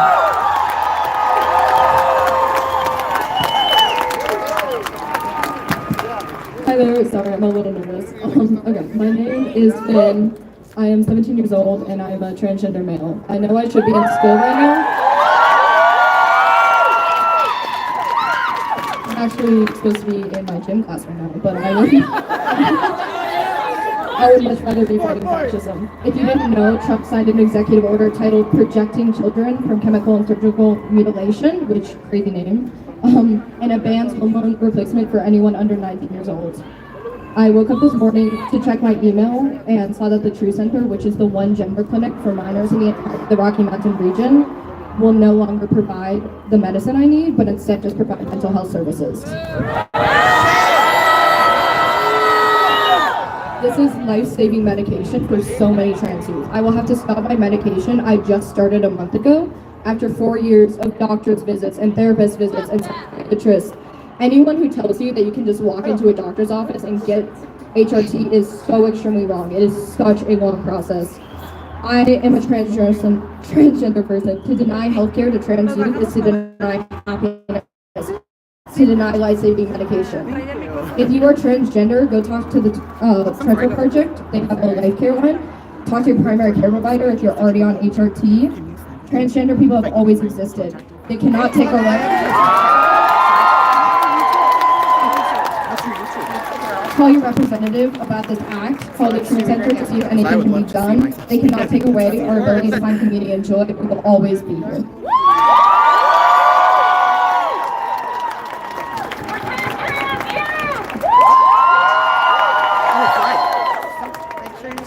Oh yeah, I did. Reason for being here, Thank you. right? So, I want to ask, why has this country been divided all these years, right? What's the difference between you and me? I'm a white guy from the suburbs. I had it better growing up. I have a different job than you. What do you do for a living? I'm a community You organizer. work. What do you do for a living? You work. What do I do for a living? I work. Why do we have nothing and they have it all? I don't care if you're for that flag, for that flag, for that flag, for any of it. You work for a living. They do not. We work for a living. We are the backbone of not this country, but every single country. We work for a living, and they do not. We work for a living. We work for a living. We work for a living. We work for a living. We work for a living. We work for a living. We work for a living. Where is my $10? They're for me, they're for you, they're for the people who work. Never forget that. Keep in mind, we're all the same. Video, get down camera. Get down camera.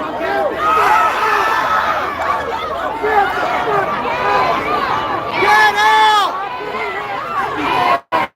Compañeros, no caigan en provocaciones. Compañeros, no caigan en provocaciones. No queremos problemas. No queremos problemas. No caigan en provocaciones. Everybody, no getting...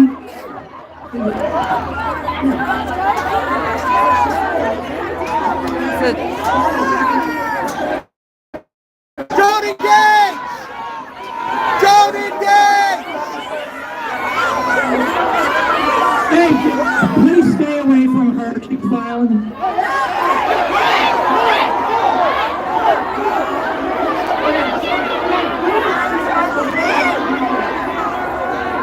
Oh dear.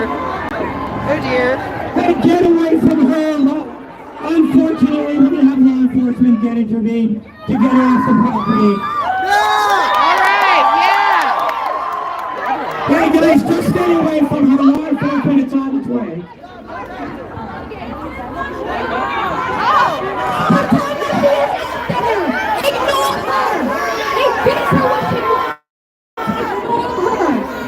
Just ignore her, guys. Just ignore her.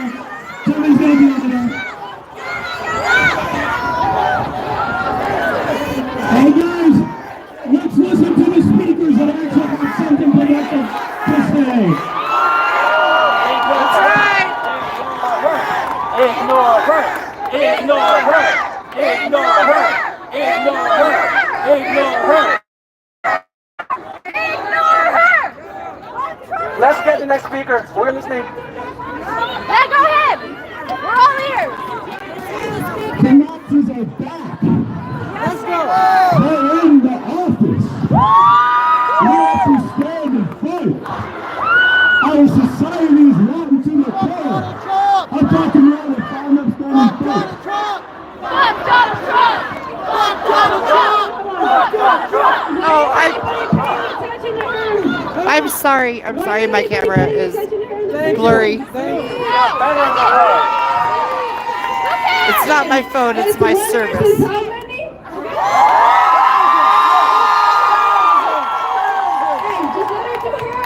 We're here for what again?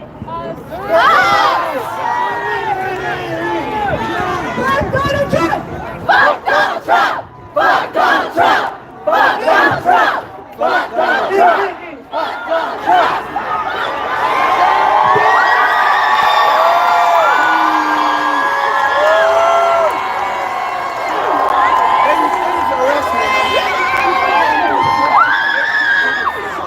She needs to get arrested.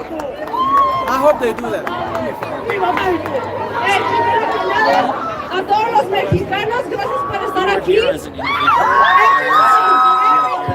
Everybody is welcome here in USA.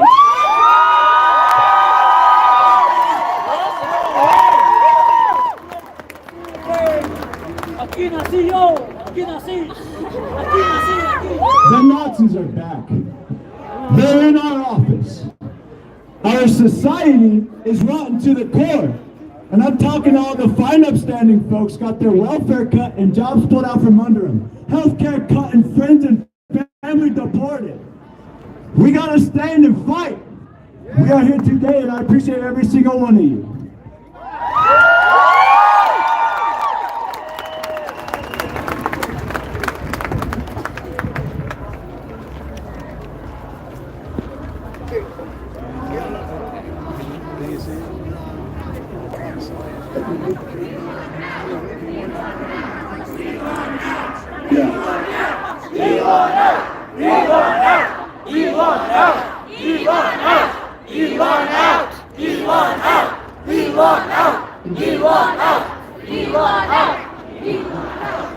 Ok, compañeros, más temprano yo les había dicho que no caigamos en provocaciones.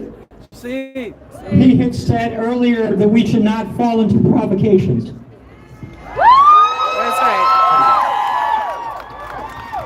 Existen algunas personas que no están de acuerdo en nuestra lucha. Existen personas que quieren que nos echen de aquí. Existen personas que no quieren a los mejores. Y los mejores somos los inmigrantes. ¡Vivan los inmigrantes!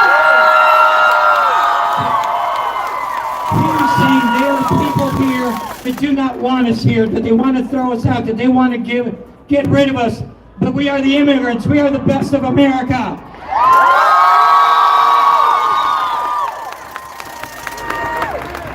Compañeros, mi nombre es José Ortiz y tengo desde el año 2009 como activista en el estado de Colorado. Jose Ortiz, and I've been an activist in the state of Colorado since 2009. Para los que no escucharon, un grupo de compañeros activistas y yo cambiamos las leyes para que nosotros los inmigrantes indocumentados pudiéramos tener una licencia de manejar. In case you guys were hiding in a rock somewhere, him and a whole bunch of activists worked on allowing undocumented immigrants to get a driver's license in the state of Colorado. En el estado de Colorado desde el año 2014, en agosto, gracias a Dios y al apoyo que tuvimos todos nosotros, se logró cambiar la ley y ahora los inmigrantes tenemos una licencia de manejar. Thanks to the organizing in 2014, there was a law passed so immigrants now can safely drive the roads with a driver's license. Compañeros, ya para terminar, solamente 30 segundos, quiero repetirles que estoy muy feliz por la gran respuesta que hemos tenido a esta gran lucha de que se paren las deportaciones. Nunca había visto tanta multitud y gracias a todos porque hicieron tiempo y perdieron el miedo y vinieron a luchar. And I would like to say that I'm so happy to see so many people out here fighting to stop the deportations. I have never seen so many people out fighting the cause.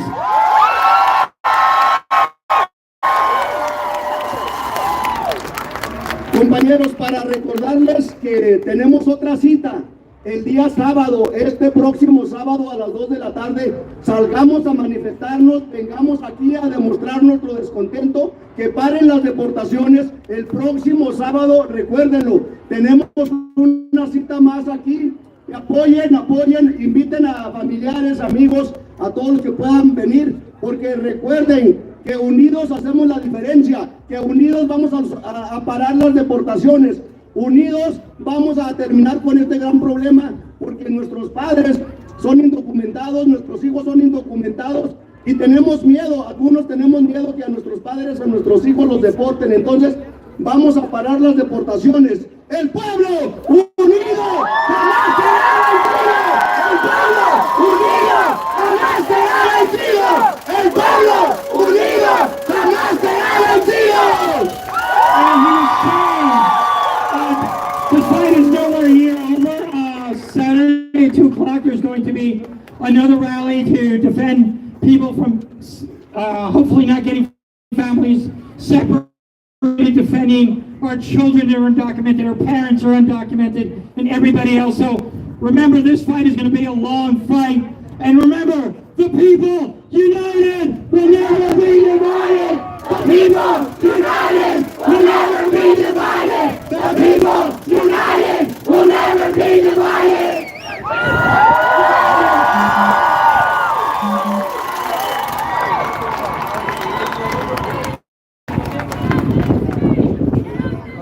¡Viva México! ¡Viva México! ¡Viva! I just want to say thank you, all of you, for coming and gathering to fight for our future, for our dreams, for our fucking rights.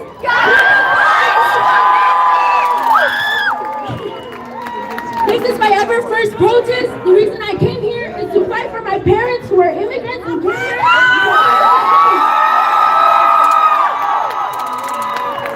This is dedicated to my parents, who I will fight for, who deserve to be here, for those who kept quiet, for those who lived in fear. We are the brave. I myself will fight for mine and my parents' future.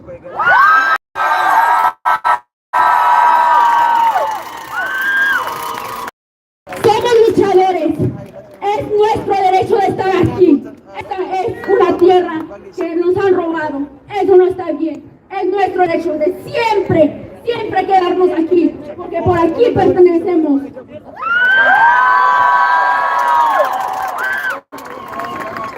And again, gracias a todos.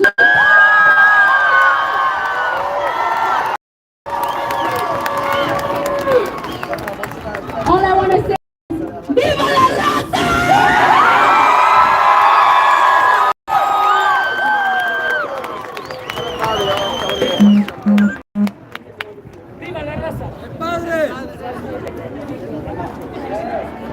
My name is Father Michael.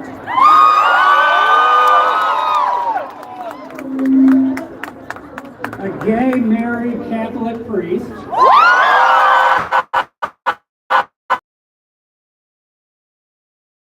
Ecumenical Catholic, that is. In the Ecumenical Catholic Communion, we actually believe that our trans and intersex and non-binary siblings exist.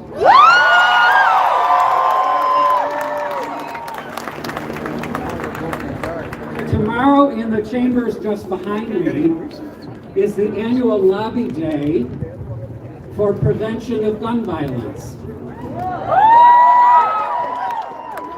In that fight, we are constantly proclaiming that thoughts and prayers are not enough.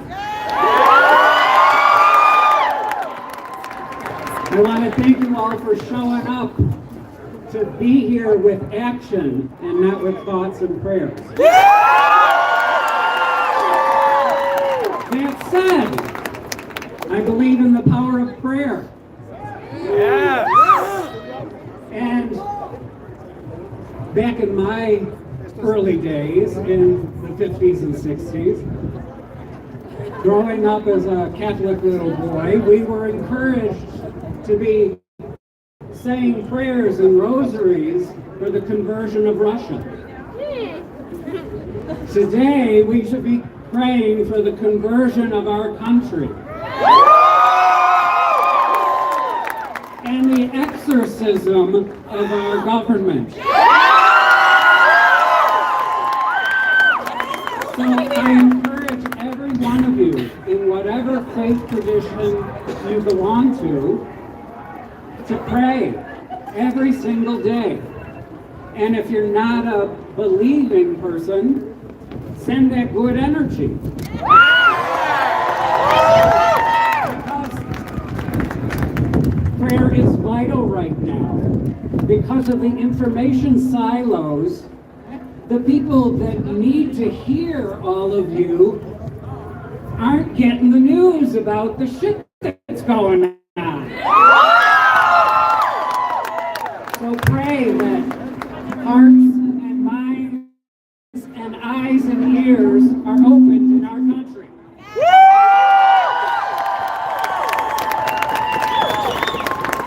That's awesome, Jay-Z.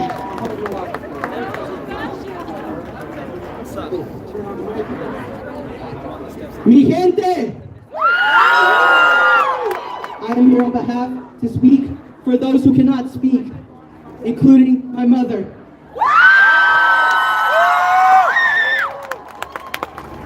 I thought that the Constitution said, "We the people." I thought that the ending of the Pledge of Allegiance said, "With liberty and justice for all." Yet, we have someone in the Treasury who wasn't even elected for treasurer.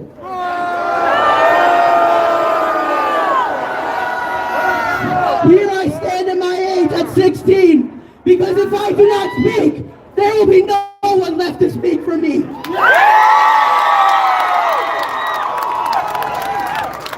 Thank you for all of you who are coming out here. To all of you, because united we stand, divided we fall. No human is illegal on stolen ground. Thank you.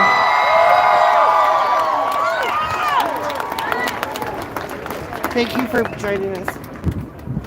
Sorry if the video quality is not good, but I'm glad you're here. Hi everybody, hola, buenas tardes. My name is Jason. I am a first generation college graduate. I'm currently a first year master's student as well, fully paid for. I have had the honor and honor de poder trabajar en este edificio thanks to programs that have supported Latinos here in the state of Colorado. Thank you, and shout out to the placement that I had with Representative Hernandez. I've also had the privilege of being able to participate in other programs in Washington, D.C. And thanks to the programs, all I have to say is fuck the government. Estamos viviendo tiempos muy difíciles.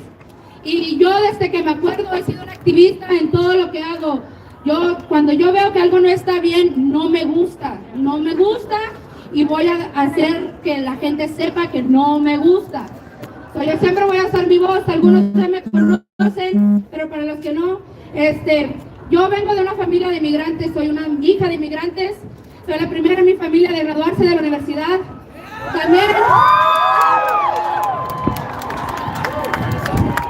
También tengo una historia que muchos de nosotros podemos compartir. Desafortunadamente, cuando mi abuelito falleció, mi mamá no pudo regresar a México. Como migrantes, como hijos de migrantes, como latinos en este país, tanto por este país. Estoy tan agradecida y ver tanta gente aquí. Veo a muchos de mis amistades, colegas de trabajo, colegas de la escuela también. He tenido el privilegio de trabajar con muchos jóvenes, working in youth pre-collegiate programs, y cada vez que trabajo con jóvenes me acuerdo que yo también soy una joven en este país, trabajando para salir adelante y poder darle algo para que cerrar bocas.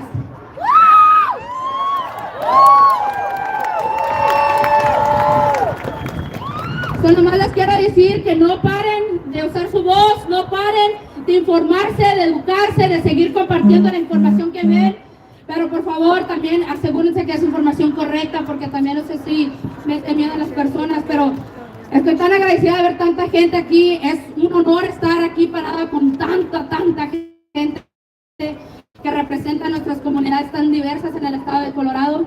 Y pues a lo que venimos, a seguir usando nuestras voces, seguir peleando, que viva la raza.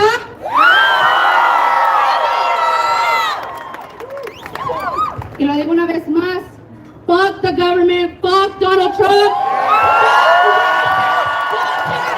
That is trying to divide our communities. Me la pelan.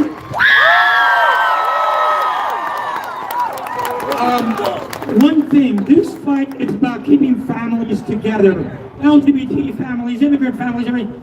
It is about love. So when you get home after a day of fighting, hug the people that are in your house, hug the people that you love, because unfortunately, a lot of us will not have that ability when the fascists fall down on our families. So love those that you love and remind them every day, because that's why we're here.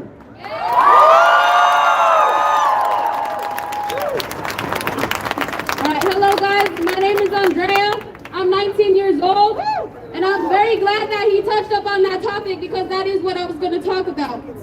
Now, I know right now all of us are currently going through it with this right here, and it's something different for all of us. Even for me, I never would have expected myself speaking in front of so many people.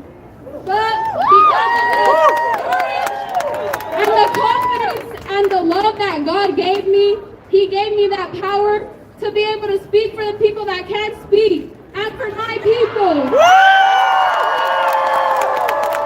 And I want everybody to know as well that, yes, right after this, we're going to go back to our regular routines, and we're going to go back to, with our own families, different relationships, environments. But remember that there's people that care for you, that love you. That's why we're all here. This is our result. This right here is the result that change can happen. Every single person here on this earth has potential to grow, to make money, to be at that level where we know we want to be and where we deserve to be at. And that's why I'm glad I'm able to be here to send out this message, because I may not know all of you guys, but I love you guys, and I know that I am going to take all of this to my heart and remember this day, because we're not alone. And as he mentioned, go back to your families, tell them you love them, tell them you're there for them, because not everybody gets to know. Even tell your friend. Sometimes people go home alone to their dogs, to nobody, and to their cats. And yes, as much as we love them, us as people using our voices, it matters. When I say I love you, it matters. Now don't forget that me, Andrea, I care for every single one of you, and please be careful, be safe, and take care of each other.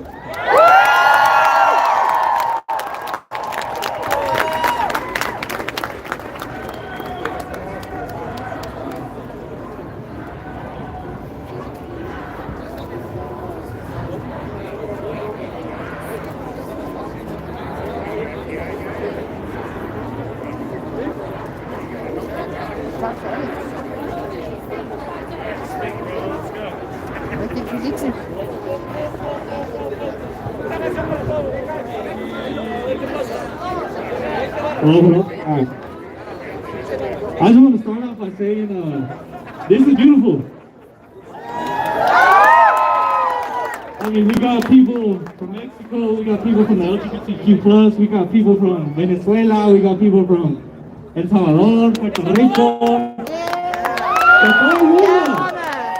I see that. That's how it goes right there.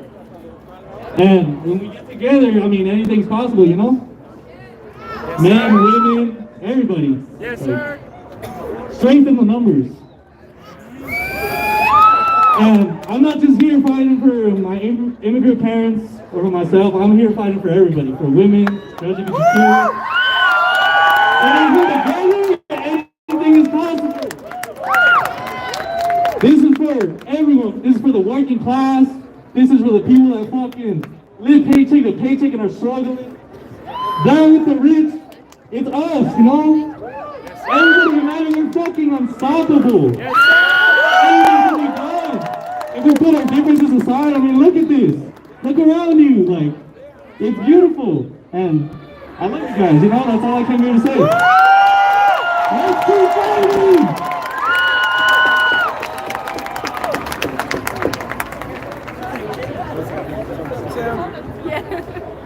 What up, man? People my age do not remember a time where this shit was not happening. People my age do not remember without Trump. We do not remember that shit because we are not old enough. I am 18 goddamn years old, and people do not we do not know what it was like before. We do not know. And that is a problem that our youth only know Trump. We only know the Republican bullshit. We only know deportations and death. That's all we fucking know.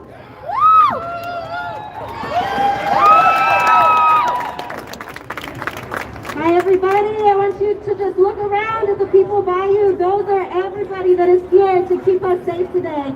And I want to start by saying that I am fucking angry.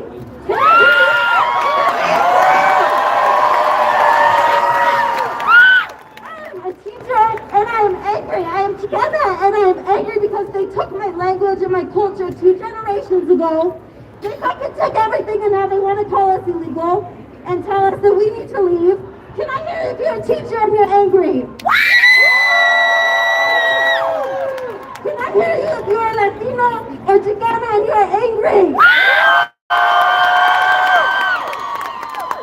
Can I hear if you're a woman and you are angry? And if you are queer and or trans and you are fucking angry? I don't think that they understand that this is the one. This is the time that we are not going to let them put us into fear or surrender. This is the turning point. This is what they've been afraid of for 200 years. All of this today, all over the nation, it's not going away. And we are going to win because let me hear you say, we will not rest. We will not rest. Until everybody is free to go and do what they want and live how they want and love who they want as they are. Tell me again, we will not rest and we will not stop. We will not rest. We will not stop. Thank you. Have a good day.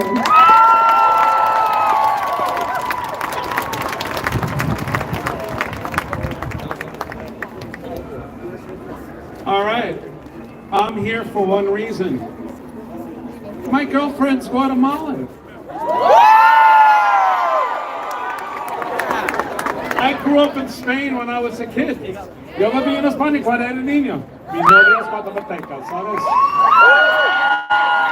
I see there's a lot of Latinos here. I really am so happy.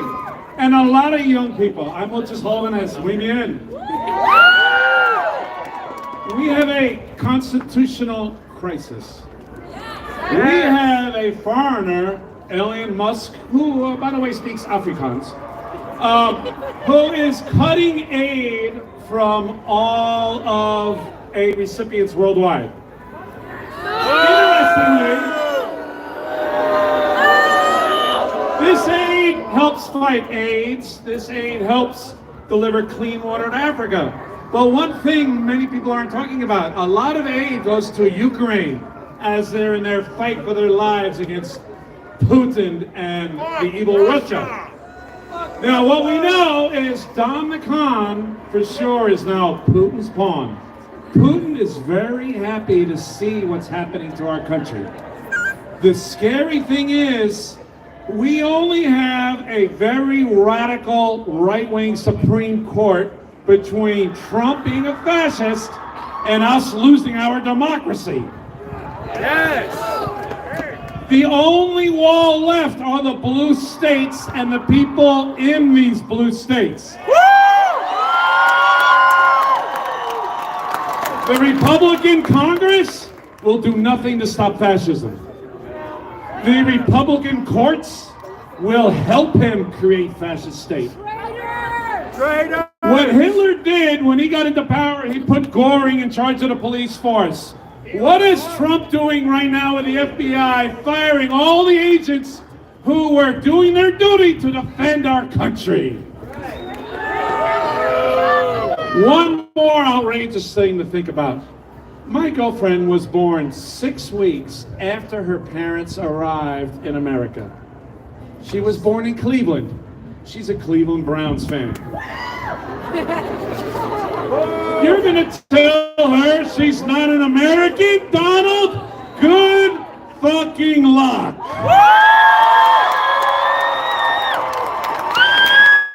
Now, I want to say this in a polite way in Spanish.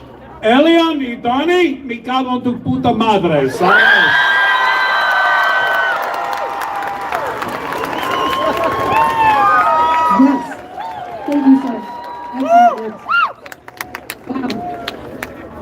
guy. It's good. So many of us, young people and old people, all of us, could have stayed home and just complained on social media, but that wasn't enough for us today, was it? Yeah, so I'd like to quickly share a little bit about myself and keep it short and share some words that are not my story. It's another element. First of all, my grandfather, my father's father, served in the U.S. Navy. He was to become a pilot, and his intention was to go and destroy Nazis. But the war ended before he could do that. So, through my father and my own generation, there's a lot of resentment and lack of resolution. We didn't get to destroy any Nazis. Well, here we are today. Perhaps the opportunity will come to present itself. The following story is not my story, but I thought it was very important to share. Thank you for allowing me to do that. When I was in the 7th grade, our teacher put on a video and told us to take notes. 10 minutes in, she threw the lights on and shouted at Stephen Webb-Sladsky, telling him he wasn't taking notes and he should have been. But the thing was, Steve was taking notes. I saw it. We all saw it. The teacher asked if anyone wanted to stand up for Steve. A few of us choked out some words of defense, but were immediately squashed. Quickly, we were all silent. Steve was sent to the principal's office. The teacher came back in the room and said something like, "See how easy that was?" We were reading Anne Frank. I started to understand. I just thought now was a good time to share this story. Don't ever let anyone tell you that what you see with your own eyes isn't happening. Thank you. God bless you.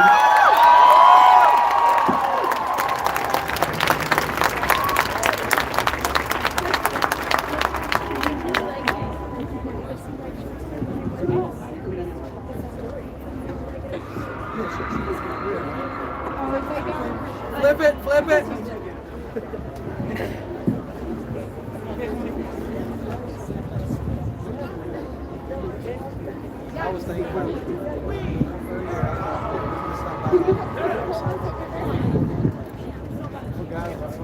Hi everybody, my name is Paola and I'm a DACA recipient. I also have the privilege of working for the Colorado Immigrant Rights Coalition. First of all, I want to say thank you to the youth that showed up. I'm so proud of you because I know that, like myself, you were probably once a scared child, afraid to come back to your parents being deported or detained by ICE. I'm so proud of you for speaking up tonight and being here and showing that we're gonna fight back. There's been a lot of lovely women of color that have spoken today, so I'm gonna just leave you with a few calls to action. First of all, Tom Homan was seen saying, "It is so hard to deport these people in Chicago because they're so educated on their rights." And that's exactly what we need to do in Colorado. You need to know your rights. You need to tell your loved ones that they have rights, regardless of whether they have status or not. We're protected under the Constitution of the United States of America. Please spread the word. Join us for a Know Your Rights training. I'm also part of the Colorado Rapid Response Network. Who knows what the Rapid Response Network is? Well, that is super important. The Colorado Rapid Response Network is a line to where people can report ICE raids or ICE activity and we can go verify it. We need volunteers. For the people that said you drove 3 hours here, we need support in rural areas. Follow us on Facebook, the Colorado Rapid Response Network -immigration. We need your support today. And for those of you who have directly impacted parents, we have staff going around with Know Your Rights cards. Please get in touch with them, mostly for the directly impacted people. But you know what? Thank you guys so much for being here. It means a lot. And I just want to say that we need everybody in this fight. And it doesn't just end here at the Capitol. It doesn't end here at knowing your rights. You need to get involved. You need to be here. Be there for your brothers and sisters. We need all you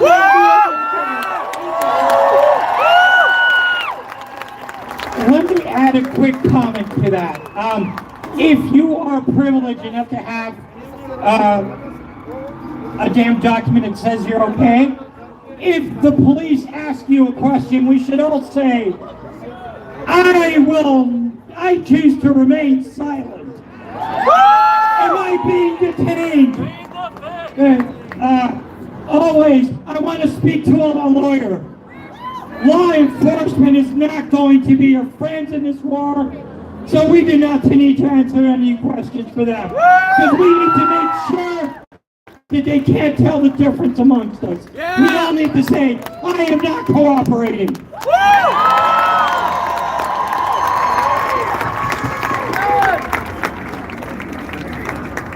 Good evening, everyone. First off, I'd just like to give thanks to the older generations who gave people like me an opportunity to be here and fight for what I believe is right. I'd like to give thanks to my mother and my father for taking the leap of faith and traveling to this country, not knowing a goddamn word of English.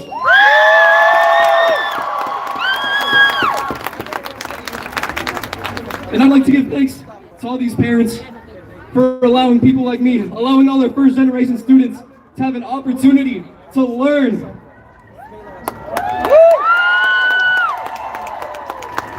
Speaking of which, I have a message for the youth, people such as myself. We need to understand that education is power. Education is power.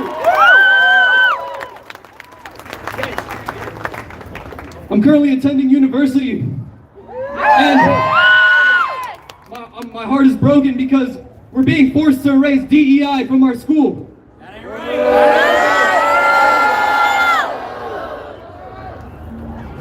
They attack our universities because they know that when we are educated, we have power. They want us to go back into the underground and teach our things quietly. Well, I'm here to tell them, no, I'll learn whatever the fuck I want.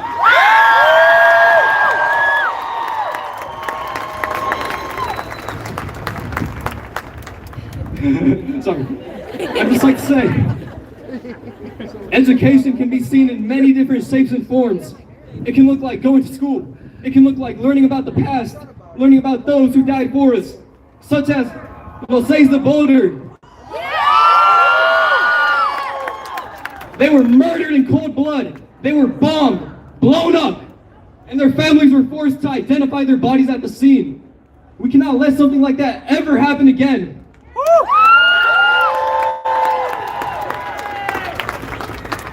So, I'd just like to say,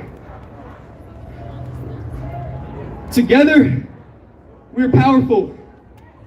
We're like a chain. We're only as strong as our weakest link.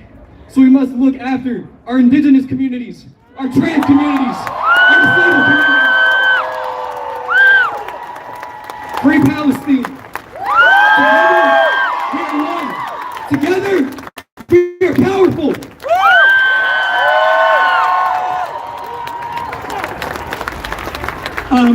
Somebody just told me something that we omitted, entonces lo voy a decir en español. Sir, que estaba hablando de clases de Conoce tus derechos.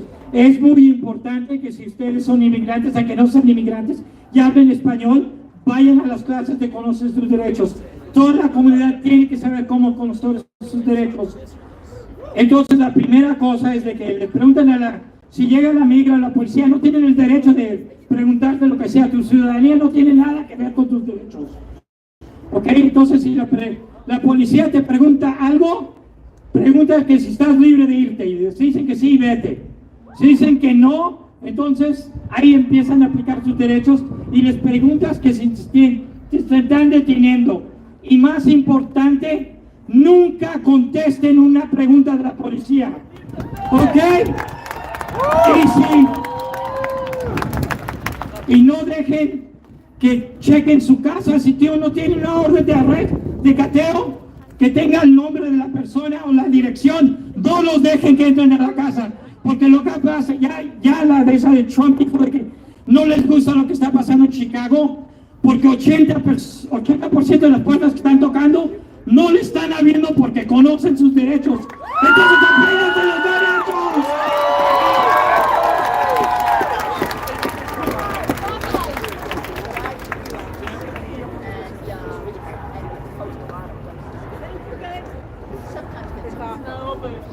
Thank you guys for being here. Thank you so much for supporting democracy. We need democracy for all. We need a real democracy. I am a 65 years genocide survivor woman because of lack of democracy. Also, if there is no democracy, the fascist is gonna take over. We need to support democracy. US is democracy. Democracy for all. Democracy for Middle East.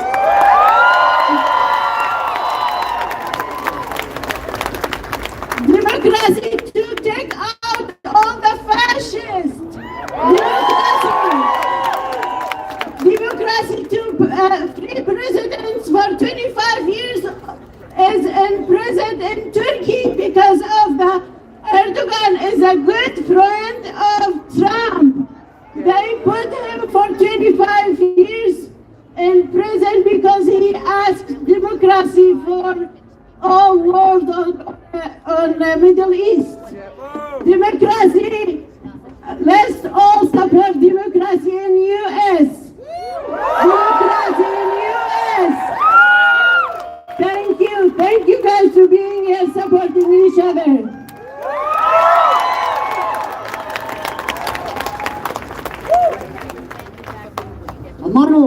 Amanas, familia. My ancestry, they escaped Germany because of that fool Hitler. No racism. I don't even know what racism was until I went to prison. I didn't even get involved in that. So, the Holy Spirit wants you all to be encouraged because we're all one body. God is here right now. God is here right now. And this is what He wanted me to encourage each and every one of you with. It's in Isaiah 54:17. It says this: no weapon that is formed against thee shall prosper. Every tongue that rises up against thee in judgment, thou shalt condemn. For this is the heritage of the servants of the Lord. My familias, God says that to you. Their righteousness is from me, saith the Lord. So you don't no more fear. No more fear. No. You tell that fear to go away. You tell the government they can't do this to you no more. I stand. You know what I want to do right now? I want to stand on the behalf of all the white people that have ever hurt you, and I want to apologize.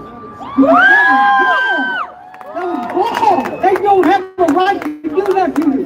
The only reason they did it is because they have fear. They can't stand on their own 2 feet. I can, because I believe in the Most High God. And He loves every single one of you. Okay? So do this. Trust in the Lord with all thine heart and lean not on thine own understanding. Acknowledge Him in everything you do, and He will direct your paths. Amen? Hey guys, just a quick note. When you leave here, make sure you wait on the light to cross, because they were just informed us that law enforcement is going to be out there around 5 o'clock to make sure that we don't block traffic. And they might arrest people for blocking traffic. So make sure you wait on the lights and cross everything. There's no need to have a contact with law enforcement. It's unnecessary. Thank you.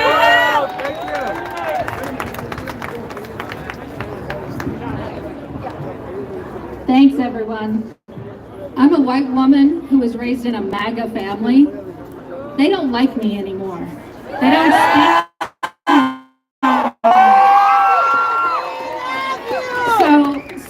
Like it or not, you're my family now. My family is hurting.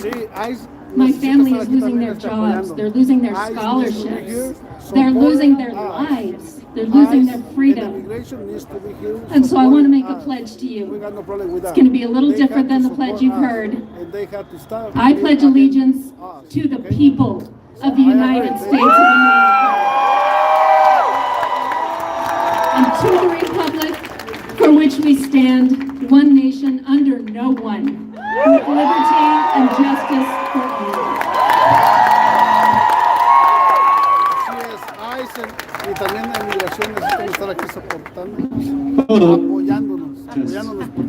Honestly, I'm terrified to speak up today, but I think I'm more terrified of waking up one day and not recognizing the country I love. There's a lot of different perspectives and issues being presented here, but I felt like I wanted to highlight a few things. Throughout the world, democracies everywhere are sliding to the right. We have fascism coming back full strength. Our old enemy is back. You got this! Right now we have an unelected man, most powerful man in the world, and the richest man in the world. They have access to our bank accounts, they have access to our social security numbers, and now they're doing the ICE raids, which is the first thing. The authors of Project 2025 are on record saying that the revolution will be bloodless as long as we let it happen. The people who are trying to change this country are ideologically driven. They exist globally, and they have power and wealth. We are citizens of a nation that is the most powerful country to have ever existed in the history of humanity. We cannot afford to lose the fight to fascism here. Woo!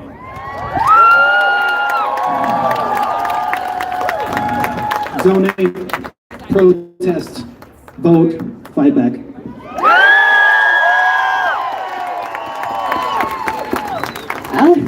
Hello. I'm very scared right now. Coming here, I was also really afraid. I thought I was just gonna be me and my homie. I thought it was gonna be at max 15 people, but as we were driving down and we saw the crowd of people, just the overwhelming sense of relief.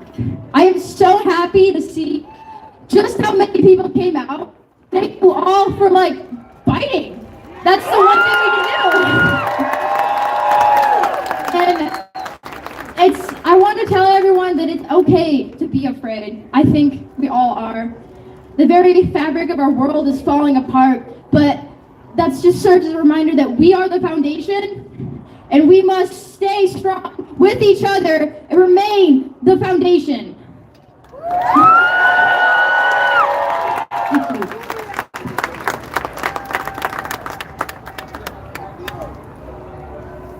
When I turned 21, I came out as a trans woman to my friends and those I loved. And since then, those who have stayed with me have been some of my best friends in the whole world. It is an honor to stand in front of every single one of you, my black and brown siblings, my Latino siblings, my red and yellow siblings, my queer siblings, and my siblings who came just to support. I love every single one of you. Many of you may not have been alive for when the AIDS epidemic ravaged through my community, but I need every single one of you to know silence still equals death, and we will not be silent!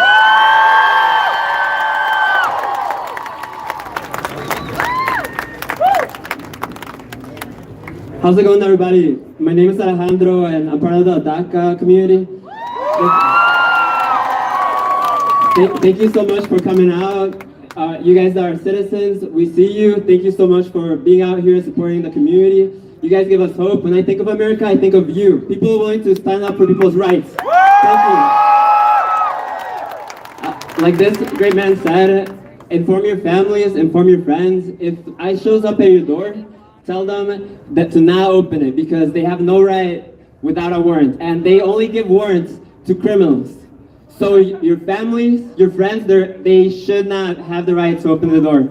Dígales a sus familias y a sus amistades que si ICE llega a su puerta, que no abran la puerta porque no tienen el derecho. Solo dan el permiso a gente que ha cometido delitos. Y ninguna de sus familias ni ninguna de sus amistades ha cometido ningún delito. Ustedes son gente trabajadora, ustedes son gente que cuida a su familia, no tienen el derecho de separarnos de las familias.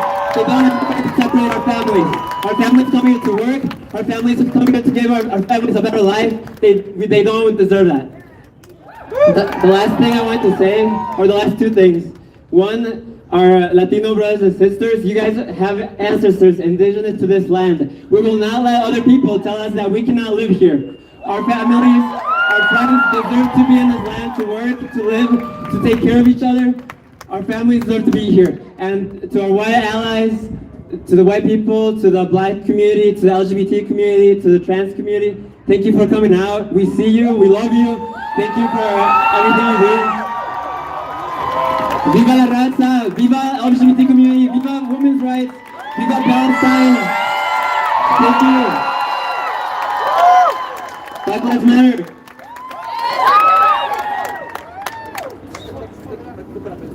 Wow, what a turnout, huh? Look how many people came out today. I just want to say thank you to everybody who came out. And for everybody who came for our immigrants, I just want to say one thing. They're okay when we're cleaning their houses. They're okay when we're serving them their food. They're okay when we're doing the jobs they don't want to do. But now that our people want equal rights and to be in this country, now it's a problem. And I don't stand for that. I'm here for my husband, who I love very much, who is an immigrant, and he's worked hard since he was 14 years old. I'm here for my mother-in-law, who came to this country not knowing anything of English, but had her own business and made a lot of money. I'm here for my sister-in-law, who is also an immigrant and has 3 kids, and she's never needed no one's help raising her kids. I speak for all the children who have parents that are immigrants. I love your parents, and I will fight for their future because they came here so that we could have a better future. And I just want to say another thing. We the people, united we stand, divided we fall. And that is why they want us to turn against each other. But more than 50%, we are not a part of a MAGA agenda. And just like everybody out there, one of my favorite bands has changed their lyrics, and I'm sure you're aware of this band. Their name is Green Day. Now they have started saying, I am not a part of a MAGA agenda, and I scream with them. We don't want to be in a MAGA idiot. So I just want to end it with, I love all of you, and I hope your parents, your uncles, your aunties, your grandparents, whoever it is watching. And I just want to end with the chant. Los mira, los siente, México está presente. Los mira, los siente, México está presente. Los mira, los siente, México está presente. ¡Viva México!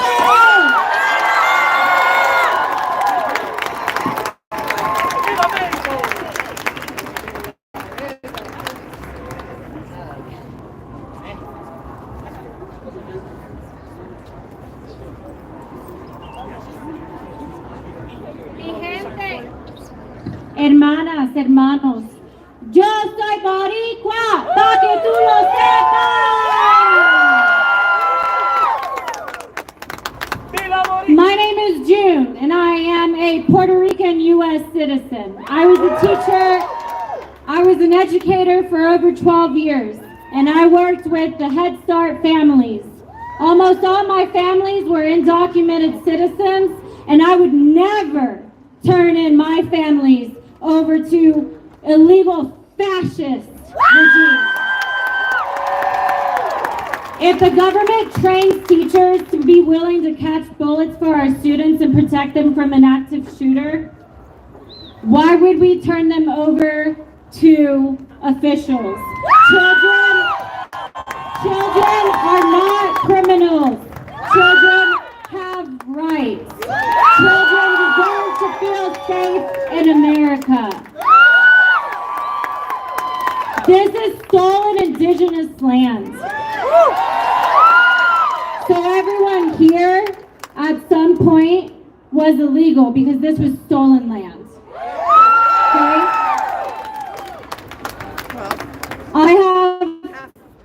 I have a strong love for all communities. For the gay community, I have a strong love for the Hispanic community, the Asian community, the Muslim community, the Jewish community. Diversity is what makes America great. I'm sending a message from the immigration leader, Janet Vizquerra. She wants me to share this information with the community. There is a network called Colorado Rapid Response Network. Hay una red llamado Colorado Rapid Response Network. Grábame ahora porque te voy a dar el teléfono. Record me now because I'm going to give you the phone number. It is available 24 hours, 7 days a week. There are over 1,200 community volunteers and activists that are part of this. The phone number, record this please, the phone number is 1-844-864-8341. El número de teléfono de la línea de respuesta rápida que está funcionando 24 horas, 7 días de la semana y hay hasta 1,200 miembros de voluntarios activistas trabajando por ustedes 24 horas. Ese número de teléfono es 1-844-864-8341. What the Colorado Rapid Response Network does is they're committed to responding to raids, deportation, and any ICE activity happening across the state in our communities. Our network is made of multiple immigrant advocacies and activist groups. You call 1-844-864-8341 and dial 1 to speak to a volunteer dispatch 24 hours a day, 7 days a week. The dispatcher will ask you for your location and situation details, then they will send trained volunteers on the scene. If it is an ICE raid, legal observer volunteers will record the event. They will identify the agents on the scene and inform people involved of their constitutional rights. After the incident, volunteers will follow up to connect people affected with a local member of the statewide docu team. They will work with you to further document the event, refer you to legal resources if necessary, and create a plan of action. The Colorado Rapid Response Network is a network of over 1,200 people throughout the state of Colorado and parts of Wyoming, the only statewide rapid response network that we know of so far. But to meet the needs of the community, we need to get people like you involved. Por favor, gente, únese a este movimiento. Protege y cuida tus comunidades. Proteja los derechos constitucionales. Protege los derechos humanos y los derechos civiles. ¿Cómo carajo somos una democracia y enviando personas a Guantánamo Bay, que es para tortura humana, tiempo indefinido encarcelado, sin tener un juez y sin tener derechos legales sobre sus vidas? Protestan, alzan sus voces, resisten, desisten. Juntos, unidos, jamás seremos vencidos. Y yo sé que no todos creen en Dios, pero si tú crees en un Dios, esto llora ante de los ojos de Dios. Esto está mal. ¿Tú crees en Dios o no crees en Dios? No hay otra manera de cómo llamar esto como actos fascistas, actos anti-inmigrantes, actos de odio, actos de... Nosotros no somos criminales. Sí, el Tren de Aragua son criminales. Sí, los que se afilian al cartel mexicano, pues sí son criminales. Pero los inmigrantes no somos criminales.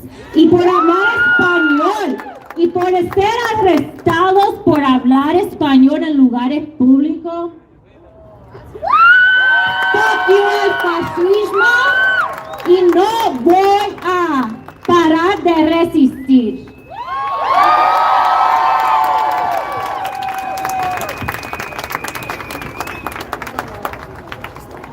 ¡Viva Puerto Rico! ¡Viva Puerto Rico!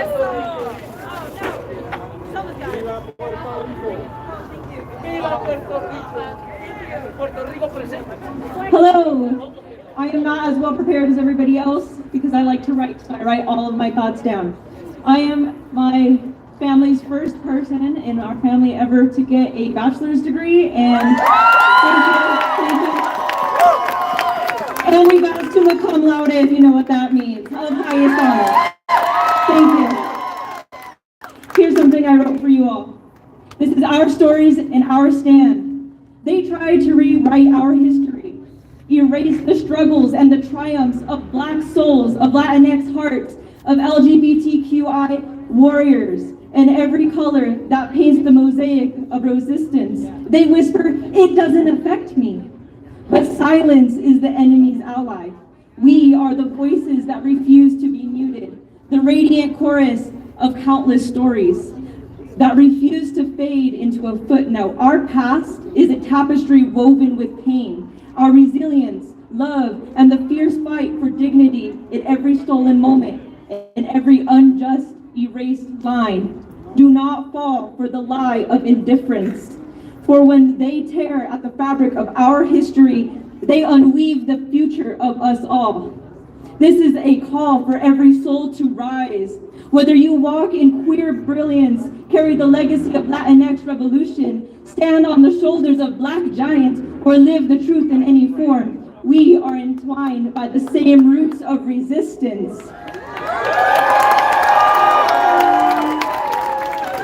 For every cry of "it doesn't affect me," know that in every erasure, a part of our collective identity is under siege. Our unity is our power, a mosaic of struggles and victories that proves no oppressive narrative can rewrite our story while we still breathe. We reject the erasure of our heritage. We demand that our history be honored, every scar, every smile, every victory, because our existence is not a mistake, nor a transient whisper in a forgotten chapter. Our diversity is our strength. And our silence only sentiments of oppression that we must dismantle with our voices, so we rise up. Each of you carry a fire that no force can extinguish. We stand together, LGBTQIA, Latinx, Black, and beyond. For when we unite, we reclaim our narratives, our past, our present, our future. Let every "it doesn't affect me" be transformed into a pledge. We will speak, we will resist, and we will stand together. Our legacy is ours to protect, not to be erased by those who fear the power of people united. Join us in this fierce, unyielding stand, for every silenced voice will be heard today, and together we will be unstoppable. Thank you.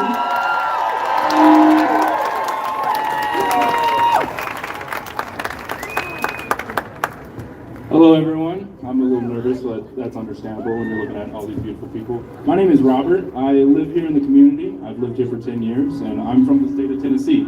And the reason why I wanted to come up here, I just feel so emboldened by this because, sorry, there's an echo. I moved from the South because of the white supremacy that was running rampant through Nashville. And in this time, I've watched them, sorry, can you, it's just an echo, I'm trying to stop it. Right there? Oh, sorry about that. But I was just saying, my name is Robert. I go on social media by Mr. Cakes, and I stand very much against racism. And I stand boldly on this because as a Southern man, a German Jew at that, I am watching a systemic abuse of power. I'm watching right out the gate, even here in Colorado and Littleton, we have one of the largest white supremacy gangs and not one thing on the news. I watched them run my neighborhood through the mud. Over here in Aurora, they announced for Operation Aurora. That was my phone, sorry. Is the other mic? The mic behind him. Sorry, I'm just saying, and I want to be boldened by this. I guess they don't want me to say that. So what I'm trying to say is, guys, is fuck racism. Period.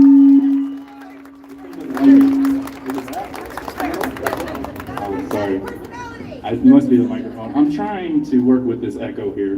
But I had a whole thing written out to say, but truth of the matter is I stand against Project 45. I have been standing against Project 45. And seeing my home state in Tennessee pass legislation to criminalize homeless on a Class C felony and watching all of the Midwest mimic it, on Project 25, it directly states it's planning on targeting marginalized communities. Operation Aurora is going to go door to door in our home right across the street. And so I've been following this very closely, and I just have to point out, I am so thankful for all of you being here. As a person that lives here in Denver, not even from Colorado, I'm proud to see this level of people stand up against bigotry, stand up for their neighbors, and stand up for one another. And so with that, I just wanted to say thank you for letting me come up here. I know I didn't say much, I wanted to say a little more, but the truth of it, I love my state. And I will defend my state and our Constitution, our state Constitution. I will defend it against fascism. I will defend it against any form of authoritarianism. And on top of it, the white supremacy that has been running systemic in our state. And as a Southern man, a German Jew at that, listening to Donald Trump say he's going to come to Aurora and put people in camps in Prowers County and Douglas County, as a Jewish person, it enrages me. And that rage has made me want to step up in front of all y'all outside of my comfort zone just to say, as a Southerner, I am ashamed of what we are doing in this country. I am ashamed of where we are moving. And as a German, we have two of the biggest things that pride me as Americans. We defeated the Confederacy and we defeated the Nazis. And so, before that, like I said, I'm on TikTok, Mr. Cakes, and I tell it like it is, point blank simple. And I love my community, and I will stand against it from anything from authoritarian to ICE coming down my block. I will form a human chain around my neighbors because it is our duty to protect this next generation coming. It is our duty to protect our Constitution. It's our duty to protect our Bill of Rights. It's our duty to protect our voices and our rights, folks. So every single person that's standing here, as a Southerner, I say thank you. Because down south, they are not standing. They are sitting. And they're sitting on their hands watching idly as our Constitution and our rights are stripped from us. And as a Tennessean, where we fought and bled and defeated the Confederacy, I stand against this. And so everyone, I want to say thank you. And I will continue to stand because I feel like it's my obligation. So,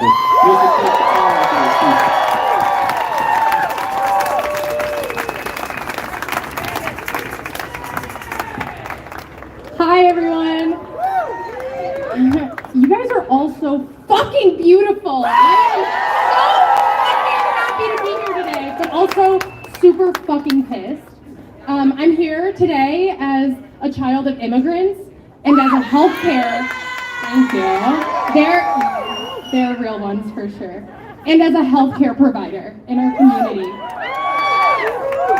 My mission is to care for every single person who walks through my door and treat them with dignity, respect, compassion. I believe that everyone, no matter their background or identity or their circumstances, I don't care if you're documented, undocumented, I don't give a shit. You have the right to quality health care, and I'm gonna make sure you get that.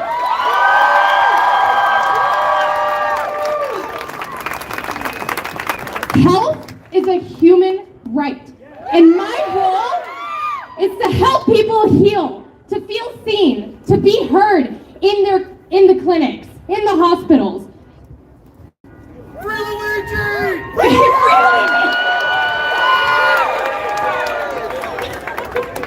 Whether you're here, whether you're seeing me for a checkup, a life-saving treatment like HRT or an abortion, or you just need a moment of kindness, I am here for you.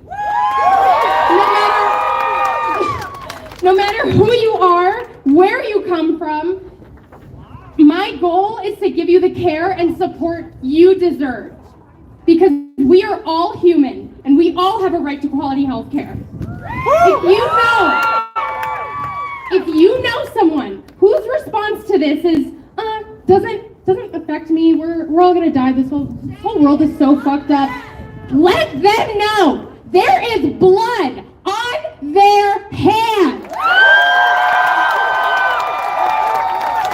Fascists seek to control us, to divide us, and make us believe that we are powerless. Fascists want to suppress our voices. They want to strip us of our rights.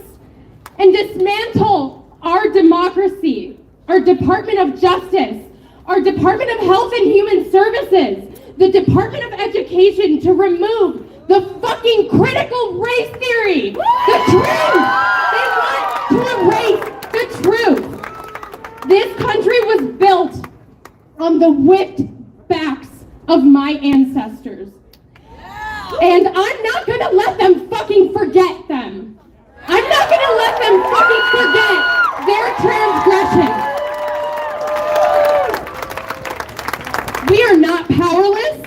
We are stronger than they will ever understand. And we will not be fucking intimidated. Keep your religion and your government out of my fucking body and out of the bodies of my patients. We will not be silenced. We will not be bought. We will not allow our future to be shaped by the greed of the 1%. We believe in a society where every person, regardless of race, gender, background, has the opportunity to thrive. A society where justice is not selective. Justice is not selective, and we will make sure of that. Justice is guaranteed for all.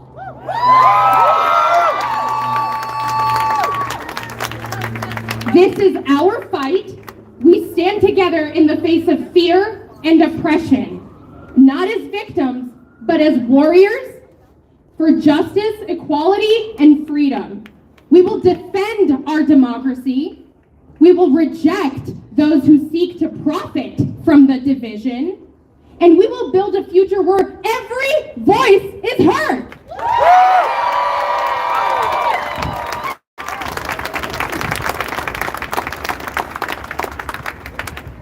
Fuck the Heritage Foundation. Fuck the Heritage Foundation. Fuck Project 2025. We will not live in a white supremacy, misogynistic dictatorship.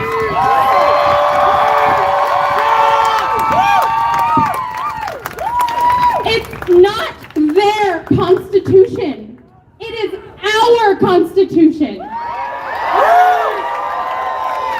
I don't care if you're undocumented, it is also your constitution, and I will make sure of that. This is our moment.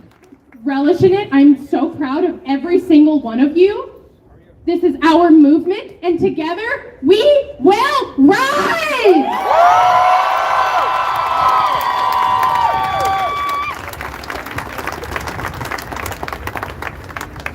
I want to mention something. She just said the Heritage Foundation. I am LGBT and Latino, and if there's something that disgusts the fuck out of me, it's the fact that the Pride event has that racist name on it. We need to tell our allies in the LGBT community to get rid of the fucking Coors name. Same thing with the Cinco de Mayo thing. That name needs to disappear. In the 80s, they attacked the Latino community. They attacked the LGBT community. We responded by boycotting Coors. We need to remember our history and tell them that name belongs nowhere near a community.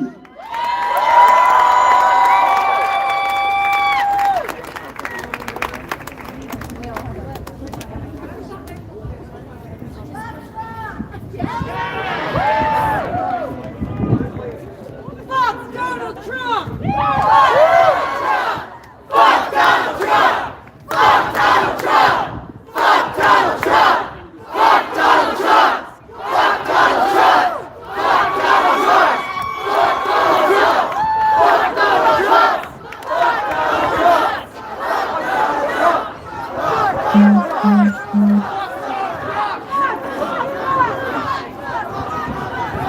What do you call 9 people playing cards with a Nazi? 10 Nazis. Every day whenever I'm going to the store, going to work, going back home, wherever, I see people having to live on the streets. I see people in our community who have to trade whatever they have on their backs or in their pockets just to make ends meet. on that day, not knowing what tomorrow will be. They tell us that we don't have the money to house them all. They tell us we don't have enough resources. It's a pipe dream to house everyone. And yet, your tax dollars, our money, pays for their castle. Look where we are. Look at the Golden Dome. Go inside and see everything coated in bronze and brass paid for with your dollars, and believe that, no, we don't have enough money. We don't have enough to house everyone. We don't have enough to feed everyone. I'm gonna be in debt for the rest of my life because I would like to get an education. But we don't have the money to pay for it. You know, that'd be crazy. Remember that when they tell you we don't have the money, we have $800 billion going to the military every year. Imagine what $100 billion, less than a quarter of that, could do for education. They tell us we don't have enough jobs, that immigrants are taking them. Look at our streets and our bridges. Tell us that there's no jobs there. There's nothing to be fixed, nothing to be bettered. That we can't, there's no more jobs to be had. That there's immigrants taking them. No. The party told you to reject. Eat the rich! Eat the rich! Eat the rich! Eat the rich! Eat the rich! Fucking rich! Eat the rich! Eat the rich! The party told you to reject the evidence of your eyes and ears.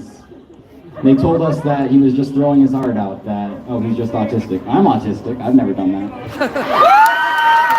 Just so you know, that's not exactly in the DSM.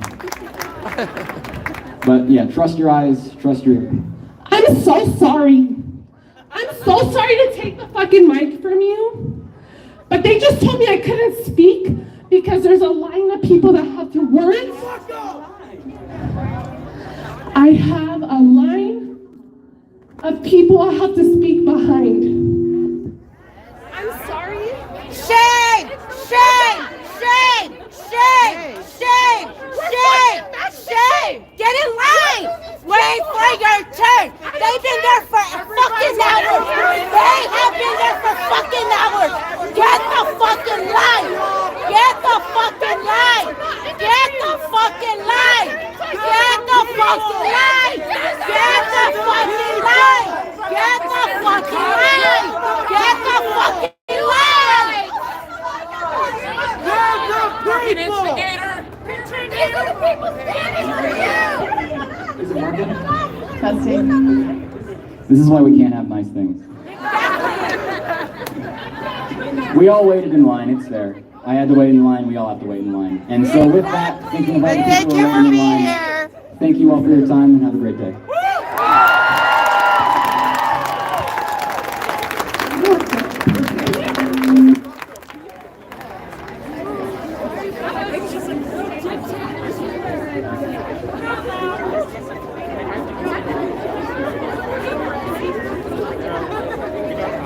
Hi, we are here to be the voice of the voiceless. So we are daughters of farm workers. So you need to help us be the voice for them. So when we say farm workers, you say presente. Cuando yo diga trabajadores del campo, ustedes dicen presente. 1, 2, 3. Trabajadores del campo. ¡Presente! Farm workers. ¡Presente! Children and families being deported and stop the segregation. ¡Presente! Construction workers. ¡Presente! Trabajadores de construcción. ¡Presente! Trabajadores de los restaurantes y de hospitalidad. ¡Presente! Trabajadores de los servicios de limpieza. ¡Presente! Trabajadores de los apoyo a los inmigrantes, organizaciones que apoyan a los inmigrantes. ¡Presente! DACA recipients. ¡Presente! nonprofit organizations, people with disabilities, People with special needs. Es hora que hablemos y levantemos la voz para todos los presentes, porque ningún humano es ilegal. No human being is illegal. Hello everyone, my name is Nicole. I am a first generation college graduate. And hopefully soon a first generation law school student. Thank you all for coming. This shows great social power. And I want to remind all of us that we also have financial power. Please do not buy from these big corporations that do not care for you. Small businesses! Support local small businesses. Because at the end of the day, it's fuck Trump, it's fuck Elon Musk, it's fuck Meta, and fuck the 1%.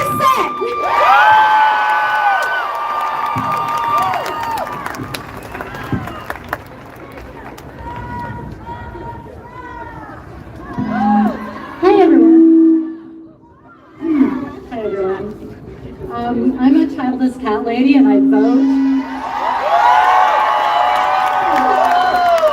Look at you guys, all of you. Give yourselves some cheers. You're amazing. Let me clap. All right. So my name is Colleen.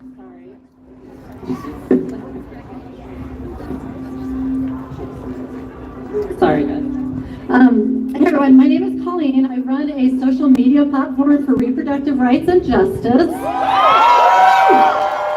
It's called The Abortion Fluencer, if you want to follow me. So I've been a longtime volunteer with Cobalt Advocates. There are amazing local reproductive rights and advocacy and local abortion fund who are working their asses off right now to accommodate all our neighbors in red states just trying to access basic fucking health care, right? So I'm here as a Colorado native and as a Gen Xer. Yes, some of us still fight, Gen Xers. I was born I'm going to tell you how old I am now. I was born in the same year as Roe v. Wade was passed into law. 1973, shout out! Sadly, though, so in my day, as I grew up, it was the Hillary Clintons whispering that abortion should be safe, legal, but rare. You guys remember that, right? And as I screamed into the void for years as an advocate, I watched their feckless whispers doing absolutely nothing. And today, as they continue to remove our rights to our own bodies, we are now abortion on demand without fucking apology. And here we are now. So I am devastated for the younger generations. We failed you, and I'm devastated about that. But you know what? Reproductive rights and justice, it's not just about young women. It's about our trans siblings. It's about our LGBTQ community at large. All our community is of beautiful colors, all ages, all genders. It's all of us. Our rights to our bodies are fundamental. I believe deeply that if you're not free, then I'm not free. But forgive me for a minute as I get into a little bit of boring congressional politics. This is specifically what I wanted to bring to you. So this morning, through a wonderful organization called Indivisible, I brought an amazing group of people, and they've been doing it all day, not just my group. I was just a volunteer.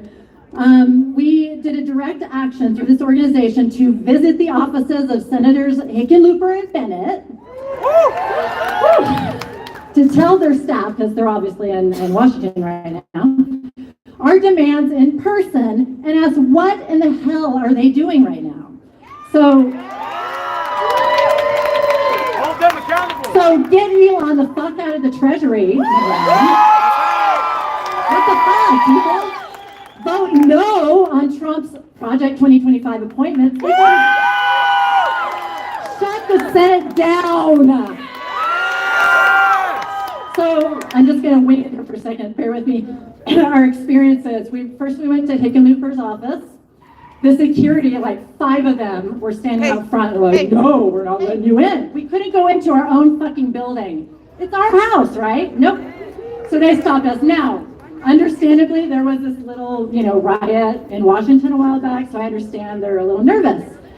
But we stuck around and we persisted, and I talked to Jake at Hickenlooper's office. Jake, you're on notice because he said, oh, we've been talking to so many people on the phones and we're just so worn down. We can't come talk to you. We're just wah, wah, wah. And I said, you know what? That's your fucking job. That's your fucking job, guys. And so we stayed, and I said, we want someone to come down now and talk to us in person. That's your job. We stayed. We rallied a little bit. We did some speeches, some storytelling. We had some amazing people there. Again, not about me. It's about our message and all of us. They didn't come down. It was a long time. We stood there and waited around. Finally checked in with the security. They said, oh, someone's coming down at 12:30. It was only 11:30 at that point. So I left some people there. I'll follow up with them. They're probably in the audience somewhere. We'll follow up and see if they ever came down. I don't know. Is anyone out there who stuck around Hickenlooper's office? Did they ever come down and talk? Hell no! No? Figure, not shocking. So yeah, Hickenlooper did not come out. His staff did not come out. They turned us away. Hold them accountable! Hold these fuckers accountable. That's right. Thank you, sir. All right, sorry, I'll get out of the way soon. We got tons of people. Okay, Bennett's office was a little bit better. We had a really nice young man. I say young, he was probably in his 30s, but nice man came out. Max was his name. I forget his last name. It's like the state director or something. He came down to speak with us. So at least we got someone there. He was awesome. Shout out to him. Bennett, I think, is better than Hickenlooper. But also he voted with Hickenlooper to appoint some of these P25 motherfuckers. Like, why? So they try to, I'll tell you, because we don't hear anything from our senators at all. They're just, yeah. I said, hey, talk to AOC about messaging people. Show you if I can. No social media. Okay, sorry. So he said that they make, they know, like Chris Wright, if anyone knows, Chris Wright is the Secretary of Energy now. His company, Liberty Energy, is based in Colorado. Second largest fracking company in North America. Frack them! Right? So they helped appoint him. That is advancing the fascist regime. It's disgusting. Yeah, so let me just pass through here. Okay, so let's be clear. When you rubber stamp the appointments of corporate lobbyists and billionaires who profit off the destruction of our environment and our democracy, you're complicit in that destruction. And I made sure they fucking knew that. Trust me, I was a total, I was on them. So today, all of us, we're here to say enough. We are watching you. We demand action. And we demand that our representatives use every tool at their disposal to fight back against the corporate takeover of our government, to stand against Trump's extremist agenda, and to put the people of Colorado first. Not their donors, not their political careers, us, Colorado, the people.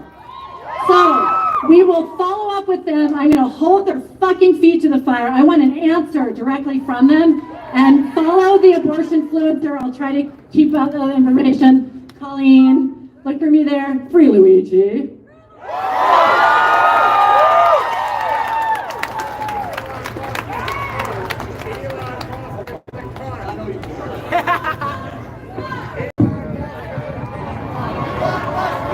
Psalm Shame, Shame, Voice of 1,000 Winds, Rosebud Sioux Tribe, proud member. And what this government holds back from us, man. Wow. heartless. We have the cure to every single possible cancer there is. Like they're suppressing our health services. They can fix everything possible. It's guaranteed. All the way down to a little molecule, they can instantly replace it. Instantaneous. They hold it back from us. They don't want their community to be healthy. Look at our atmospheres disappearing. They notice it. There's better ways to do everything we're doing. They forget to look the other way. And if Trump's even here on Earth, I doubt it. Guarantee it. They hold everything back from you guys, man. And it's sad. Because the journey I've had with the universities that are around here, it's a lot, but they're getting there, you know. It's come to a point where you gotta suppress some technology and stuff like that, but, you know, they'll get there. And people laugh, but you don't know, because you gotta get involved, you know what I mean? 1 + 1 doesn't equal 2, but it does, you know what I mean? Right? Yeah. But anyways, everything's backwards. Our criminal system. I want to put a criminal with a bunch of other criminals and hope he's not a criminal when he comes back out. All the tax money that goes into that, into the trillions a year. And then what are they doing in there? Sitting there doing nothing. Like you have these guys building their lives, you know, becoming a better person to establish a community. They're putting them to work as slaves. Yeah, that's probably what they want you to do. Keep slaving while we're over here just enjoying everything, you know? Eat the rich! Eat the rich! Eat the rich! Eat the rich! Eat the rich! I say everybody needs another chance. That's what I do. Everybody needs to chase their dream. You walk by people just giving up on everyone out here, man. Like, all some people need is a hotel room for a couple of weeks. You know what I mean? So they don't just gotta lug all their shit around with them. I experienced it. I'm down here at these homeless shelters. 150 million? Way short. But that's just state funding, okay? Don't get federal funding involved in that. You're looking at excess over 200 million. You know these big buildings are 15, 20 million tops. So we have 10 of those motherfuckers around here with homeless people. What? Yeah. Well, I'm just saying, hey, good things are coming to good people. Well, I'm not lying. Yeah. Suppress us when we go take it ourselves. By the people, for the people. If we want it, we can go get it. Yeah. That's what I'm waiting for. I'm waiting for you. You know what I mean? Who's the ambassador? It can be done, man. Who's the ambassador? The world ambassador? No, yours. The movement. Well, it's just me so far, really. But I stand by Rapid City, South Dakota, Rosebud Sioux Tribe. I'm an ambassador, personally. Wrap it up. That's what you gotta do. What congressman or senator is supporting you? Okay. God bless everyone.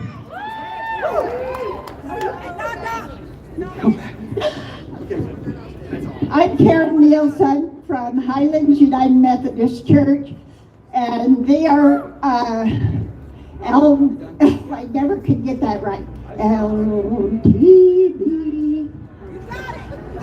Close enough. I'm in for them. I'm for migrants. I'm for everybody. I'm for workers in offices. I'm for the federal center workers. But I wrote something in my Facebook this morning that took me about 45 minutes because I'm not good at writing long messages. It was about, you guys know Captain America? Yeah! Well, Trump and Musk are dual president. They're a dual president, Captain Dual President Trump, T and M. They are killing our democracy. They're killing our democracy. Right now as we stand here, you've got to keep doing something. You've got to keep doing something. Or, Mr. Monarch, may I speak to you? You know, Monarch King, Dual King. Okay, bye.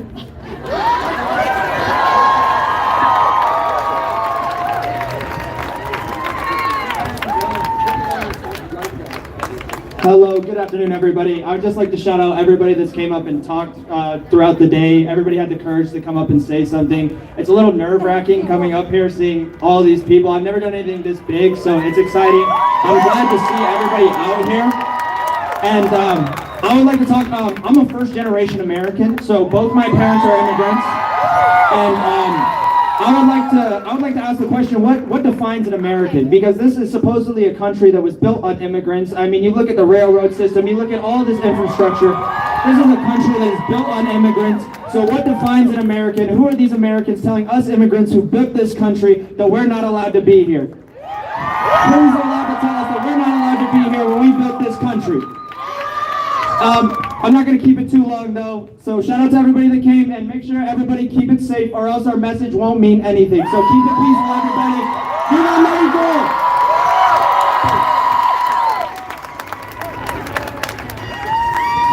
Hi, my name's Carrie, and before I start, I'd like for that lady with that sign that says the power of the people is stronger than the power of power. Could you come up here and bring that sign? Come on up here. I have something to say, and it ties into that sign, so I'd like her to stand right next to me. Again, my name is Carrie. I'm visiting. I'm an attorney. And I met Becky in the line. We've been waiting for about an hour to speak. And I'm here to offer you encouragement and support. And I want each and every one of you to know that you have superpowers. I don't know if you know that, but you do. And you know what they are? Your voice. Yes. Being here, this is our Constitution at work, by the way. Your voice and the Constitution of the United States of America, specifically the First Amendment. And I want to read that First Amendment to you because it ties in with this sign. And then I have an announcement to make.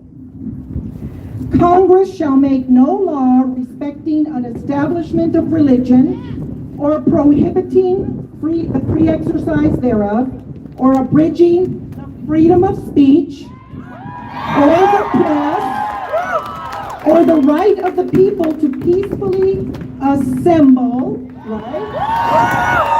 And to petition the government for redress of grievances. Remember that. That is one of the most important things for you to remember. You have those two superpowers, don't you ever forget it. Wear a t-shirt that says, I have superpowers. They are my voice and the First Amendment, the right to peacefully assemble and free speech. And, see, it says it right here. And I want to make an announcement. When Trump came into office, the first thing that he did that you know about is that he issued these executive orders. And one of the executive orders was to end birthright citizenship. How many of you understand that? Right. Well, I have an announcement to make. I don't know who's been following, but a second federal judge on Wednesday blocked President Trump's executive order that sought to end birthright citizenship, saying it's unlikely constitutional and runs counter to our nation's 250-year history of citizenship by birth. Yes, you scored a win. Now, we all feel helpless a bit, but let me tell you as an attorney, we can challenge those executive orders, and I've made it a point in my office to follow those challenges, to follow all of those challenges. And I hope someday I'm arguing in the United States Supreme Court against one of those executive orders. The judge also said, let me tell you this, the order conflicts with the plain language, that means it's written in the Constitution, of the 14th Amendment. It contradicts a 125-year-old binding Supreme Court precedent and runs counter to our nation's 250-year citizenship history of citizenship by birth. And she said, no court in this country has ever endorsed the president's interpretation, and this court will not be the first. So, I offer you encouragement, strength, and use those superpowers. And now I'm going to let Vicki talk. I just met her here. She's my new friend. Hi, my name's Vicki, and I'm a retired, I guess, educator of over 30 years and a coach. I was out there with you guys about an hour ago, and I thought I need to get up here and say some things because I'm hearing a lot of things that are, people are frustrated and they're worked up and they're fired up, and I love that, and I love seeing all the young people out here today. That's exactly what we need. Carrie and I are Xers, we're Gen Xers, and we won't tell you our age, but anyway, we were just talking and we were like, we love that so many young people and people are out here representing this today. And I'm just going to give you a little bit of insight on some things that I've discovered as I walk through this and navigate this time in our period of our history. Every 250 years, there's a reset on humanity. I don't know if you guys know that, but the last reset 250 years ago, we saw the American Revolution, we saw the French Revolution, we saw the Haitian Revolution, and we saw the Industrial Revolution, but technology. So what we're witnessing right now, it's much bigger than this election. This is about humanity. This is way bigger than what we think it is. And the fact that you guys are out here today, this is just the beginning of the movement right here today. You guys are witnessing something that is new in history, and we also, if you study astrology, we're moving into the divine feminine. That's what's happening. The divine feminine energy is freaking here, okay? And gentlemen, you're going to have to get ready and move aside because we're here and we're going to help take us to the next place. All right?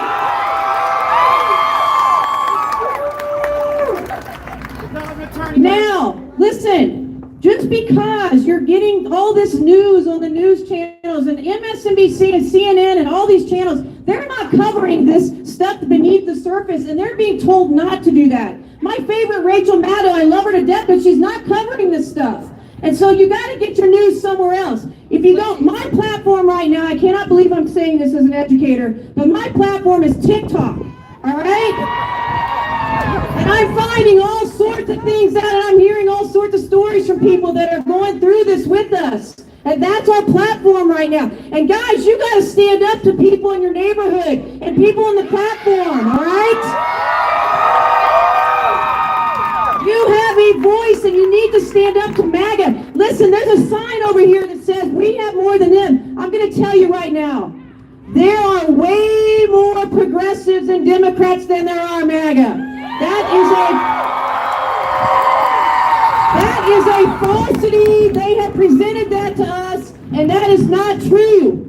They're making us think that, and we have the power. And I'm going to say this, and you might not want to hear this, but in order for humanity to ascend, okay, to a higher consciousness to solve all this stuff that's going on, you guys are going to have to open your hearts. When those MAGA friends come around and they admit that they were wrong, you are going to have to open your hearts and let them in.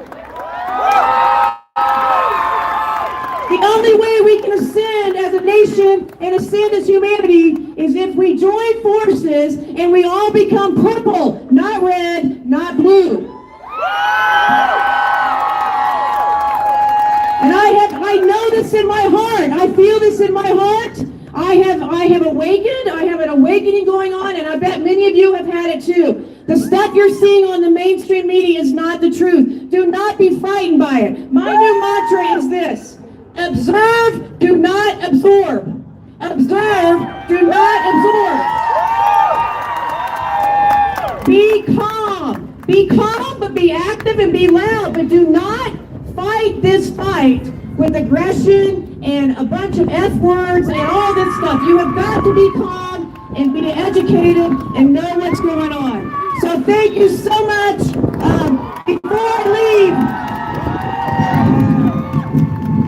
Before I leave, I want to do a cheer with Carrie. This side. Oh,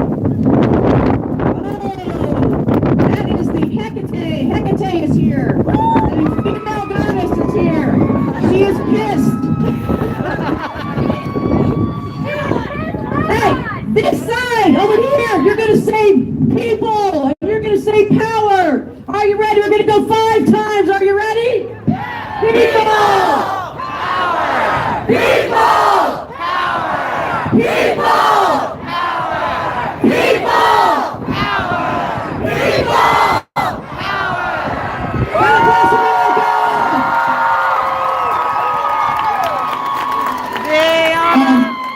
America! She brought up lawsuits, which is a very important issue. There is a group here in Colorado that helps immigrants at the deportation centers called Remain. The Trump administration tried cutting their funding. They won in court and they're going to go back to jails. They, instead of you going buying a coffee at Starbucks, take that money for one day, donate it to Remain, donate it to the ACLU, donate it to Cobalt, donate it to SERP, donate it to all the nonprofits that are fighting the good fight.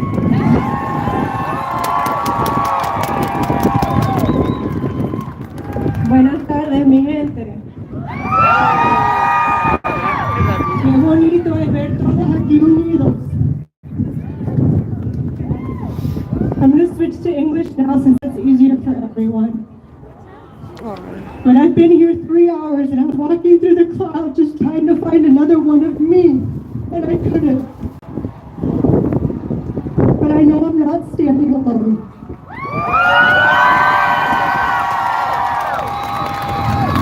My people aren't here because we are afraid. ICE is active in Denver right now. Our colleagues at the Colorado Rapid Action Network are there right now defending immigrants.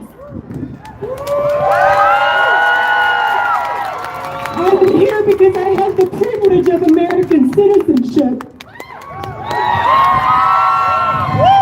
I am grateful to see all these young people here. There were a lot of people who came up to speak who said this was their first time. I went to my first march with my uncles in 1980 in Venezuela.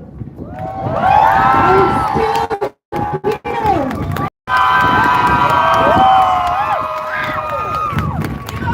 The point is for you to be overwhelmed. The point is for you to not act. Don't stay there. Find your neighbors, get to know them.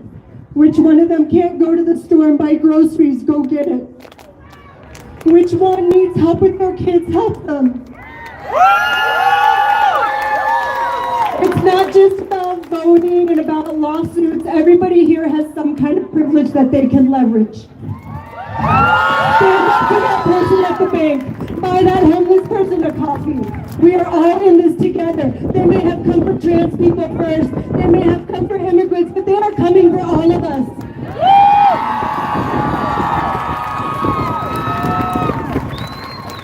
Right now, this week, TPS was ended for Venezolanos. That's temporary protected status. 350,000 Venezolanos in this country are going to be without status at the beginning of April. Right now, the actionnetwork.org is mobilizing to write to all of our representatives to keep TPS open. Please go there and sign, write letters, and keep that open for Venezolanos. 8 million of us did not leave our home because we were safe there. It is not safe to return.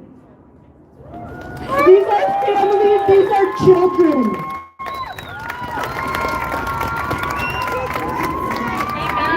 I want to end up hopeful because this view gives me a lot of hope. Love your neighbors. Reach out to your community. We are bigger than they are. We are the people. We have the power. It is time to call it back. Viva Venezuela, and let's all fight for collective liberation.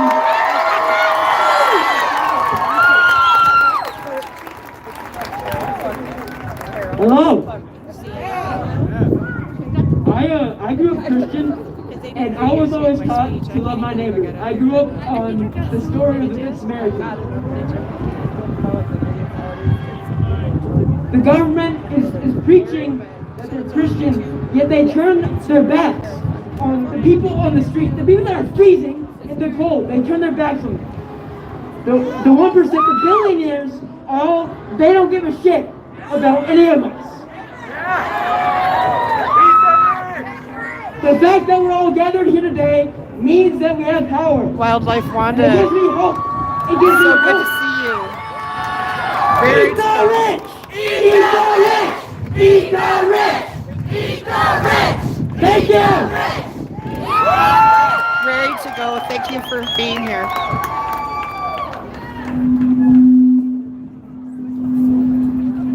Hey everybody, I just came up here. Wow, it's a little bit nerve-wracking, but I feel like being up here, there's not much of a point of being here because a lot of people have already said many of the things that I see on the signs over here already, and I am just absolutely amazed that so many people here share the same feeling of empathy and the same feeling of togetherness that we need to be together in order to have power, and that is 100% true. I want to say that although, and I want to go back to a couple of the points that some people have made before, I am a white male. I am a perpetuation of the status quo that is created by capitalism and this country. However, I believe, and this quote comes from an old comic book you might know as Spider-Man, with great power comes great responsibility. And I have the responsibility to you to end the status quo. The bourgeoisie are not human. They are demons in human skin. Thank you.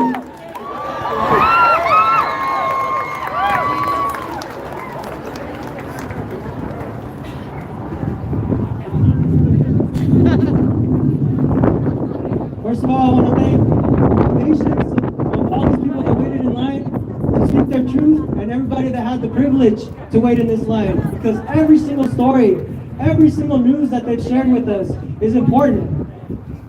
All of it is important. That's right. It speaks so much truth. It speaks so much truth about the people and how we can unite. This is actually my first time protesting. First time.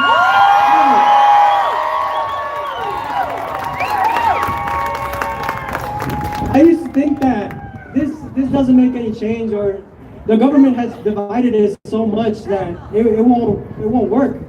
But to see all the people from different backgrounds come together and really stand up for each other, this unity is unbelievable. Unbelievable. This is the unity that the government needs, that the people need, that we as a country need.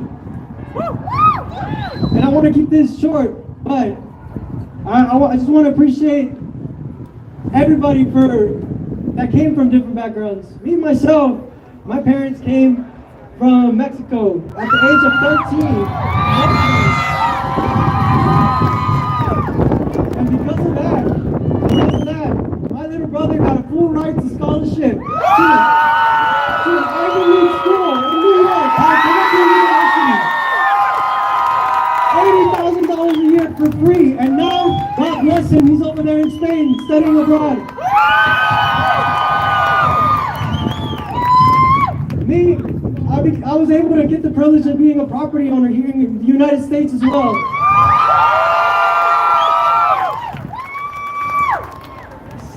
I have so much respect for the immigrants. Unfortunately, my dad has also been deported as well.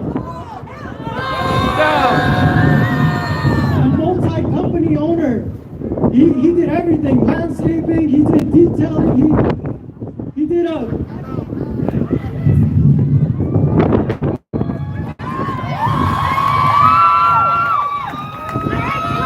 This is a right of opportunity. It should be given to anyone that wants to fight for it. And one last thing, the United States representative filed for Mexico's corn GMOs, and with that, it restricted Mexico to use GMO on their corn. And I don't know about you, but I like my tacos. I don't want them to be filled with diseases and cancer-ridden. This is unbelievable. But thank you to everybody.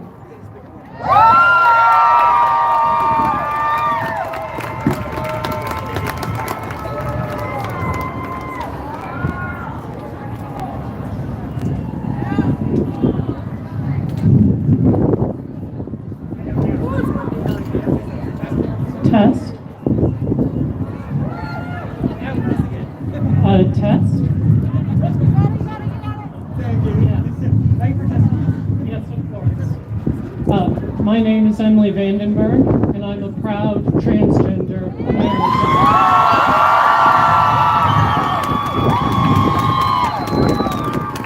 Since November, I have been in a bit of a state of despair because everything, but today I don't feel despair. Today, I made a choice, and we all made a choice, to recognize that we can either view ourselves as being brought down by the boot of fascism, or that we can stand on the shoulders of the giants that came before us. The giants who began the abolitionist movement of the 1800s. The giants who fought in the Cold Wars in West Virginia and Colorado in order to bring us the right to organize. The giants who went to Stonewall and when they were being assaulted by police, demanded it ends. Today, we have made a choice to not sit in despair. I ask that you make that choice every day because it is a matter of life and death for so many of us in our communities.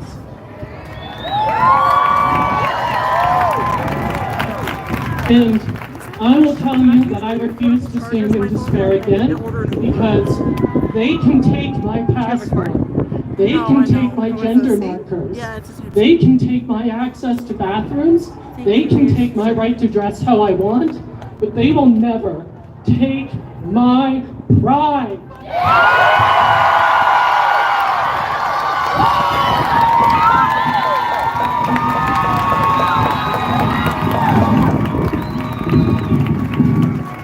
Hey everybody, my name is Melissa. Sure, thank you. My name is Melissa. I am engaged to a woman right now. Very exciting time to be engaged.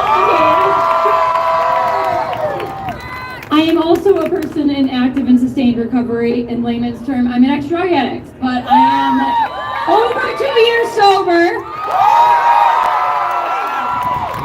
But man, the 16 days this man has been in office, and yet only 16 days, has been the hardest on my recovery. I have, man, it's tested my limits, but coming here today and seeing everybody show up has given me reason, given me purpose, given me another goal to continue showing up to these things. I have so many things I want to say, but I want to keep this short as well. I appreciate everybody showing up today, and to the women out there, remember, we may be fragile, but not fragile like flowers, fragile like bombs. Thank you. Go to the side, I just want to say one thing. If you guys are Native Americans, you know what's happening right now? Yeah. Do you know what we call the spring winds? Chinook winds. You know what they mean? The winds of change. They need to come. And they need to go.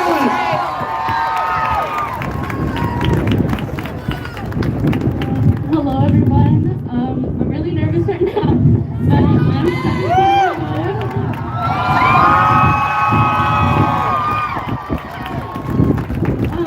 I'm a senior in high school. I'm a proud Mexican American. And I just wanted to talk about how I remember when I was 9 years old, I found out about Donald Trump. I remember I was living in fear. I was, really scared for what was going to happen. I'm now 17, and that fear has turned into a weapon that I will use against the I want this message to go to every kid that's around my age, or even the younger ones that are in here right now. Don't let that limit your capability of being able to protest, to be able to speak out. Use that power. Remember, education is power. Stay in school. Stay in school and remember to educate yourself so we can have this fight and so we can beat the 1%. This isn't just about minorities anymore. It's about the working class. We're all fighting the same people. What we need right now is unity. It doesn't matter what race we are, what gender we are, what we identify as. We just need to unite against that 1%. ¡Viva México, cabrones!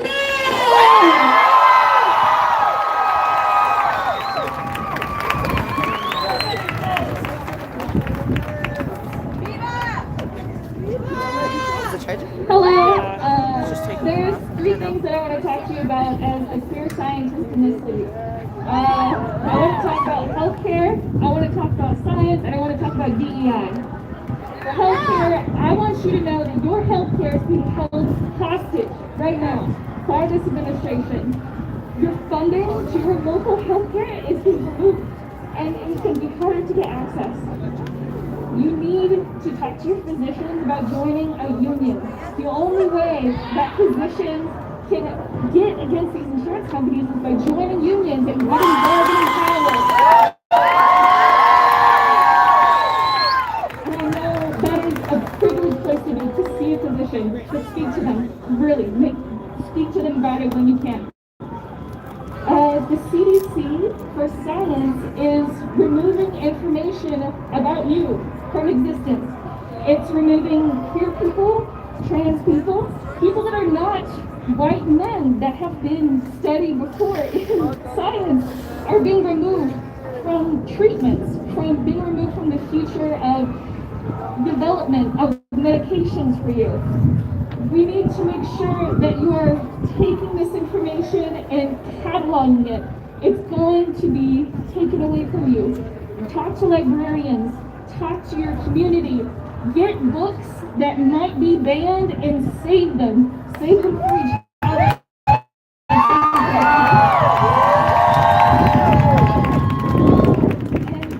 the last thing I want to talk about is DEI. Diversity, equity, and inclusion is something that has been so difficult to achieve, and is so worth defending. And I want to just say really quickly about one of my classmates when we were learning how to be scientists. She's a beautiful, smart, funny, intelligent black woman. And when we went to go use the restroom together, she couldn't wash her hands because the sink couldn't see her skin. And that is because there wasn't a black person in the room when it was made. We need to demand better from each other, and we can't let these programs go away. Make sure that if they tell you to remove the programs, you say, fuck you.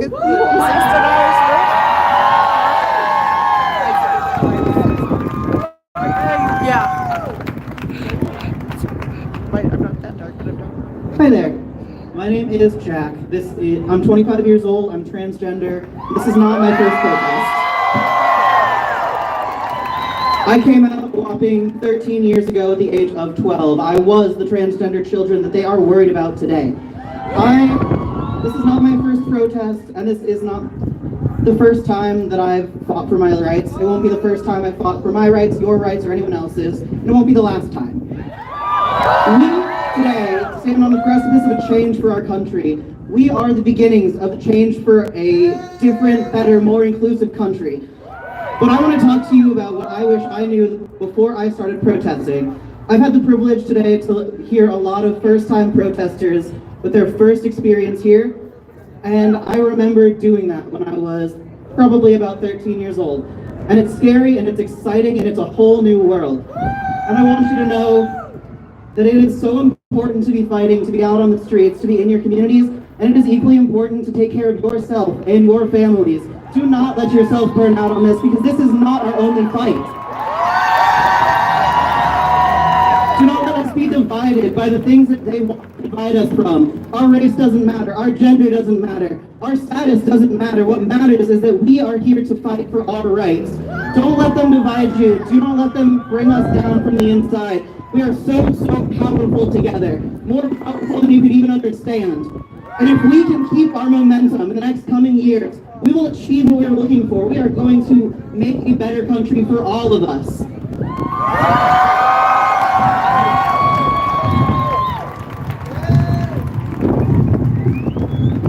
I wanna be free. Thank you. For hope and unity. And I wanna be free. For hope and unity.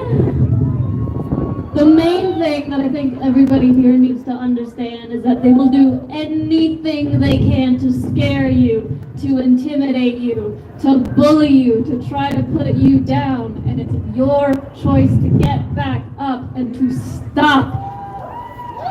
Stop letting them take things that matter to you. Everybody here is important. Everybody has a story. Everybody has a voice. And we can all work together to save our community, because they have done damage to our community. They're hurting your schools, they're hurting your buildings, they're hurting my family too.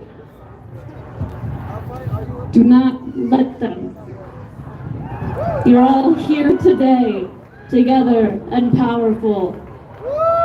You matter. Don't let them fool you into thinking that you don't matter. Don't take their shit.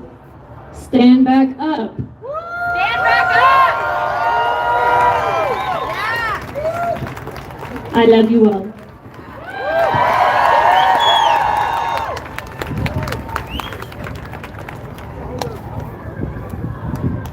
Hello everybody, I'm not going to tell you my name because it doesn't matter. This is not about me. This is about every single one of us.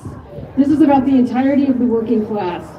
We are all here today because we are pissed off about something. It could be deportations, it could be trans rights, it could be the erosion of our constitutional liberties before our very eyes. And I'm here to tell you right now, that is a distraction. That is all, this has all been an engineered distraction to keep you from the truth. And I've prepared a statement if you don't mind. That'd be great. The squeeze that we're all feeling right now is intentional. It can be really difficult to figure out where you need to be focusing your energy and your outrage. That is on purpose. That is to keep us fractured. That is to keep us tending to our pet issues instead of getting to the root of all of this and understanding that this is top versus bottom. Many of us understand that fanning the flames of state-sponsored racism, sexism, scapegoating, and stigma is a manipulation tactic exploited by the ruling class to distract us from the truth that is found in our common humanity. Their ongoing dedication to destroying any sense of unity underscores exactly how fearful they are of class solidarity. This latest bullshit crave of executive orders is extreme because it needs to be, to captivate your attention. But the truth is, the ruling class exists because we allow them to. Their power is on our backs, their wealth stolen from our labor, their control maintained through manipulation, distraction, and division. We create, we produce, we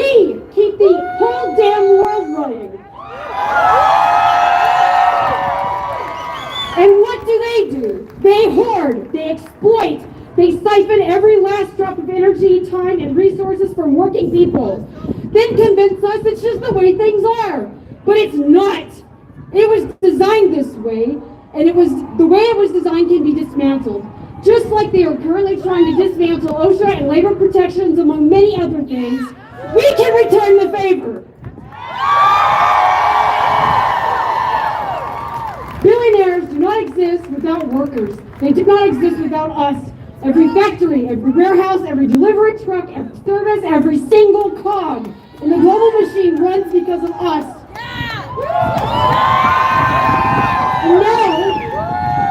Now they want to strip away our safety nets that keep millions of Americans fed with a roof over their head and keep them fed with a roof over their head to squeeze every drop of vitality from the people to line their already obscenely large pockets. We do not have to accept this. And the second people realize that, the second that we stop buying into the lie that this is normal, this is just how things work, the whole damn thing collapses. The ruling class doesn't fear elections. They don't fear politicians. They don't fear words. What they fear is solidarity. What they fear is a workforce that refuses to play their game anymore. What they fear is us realizing our own power. Because once we do, they lose everything. A large-scale, coordinated labor strike across the workforce has the potential to bring the system to a halt until our demands are met. Our numbers are growing, and when we are fully assembled, we strike! When the working class is under attack, what do we do? Stand up, strike back!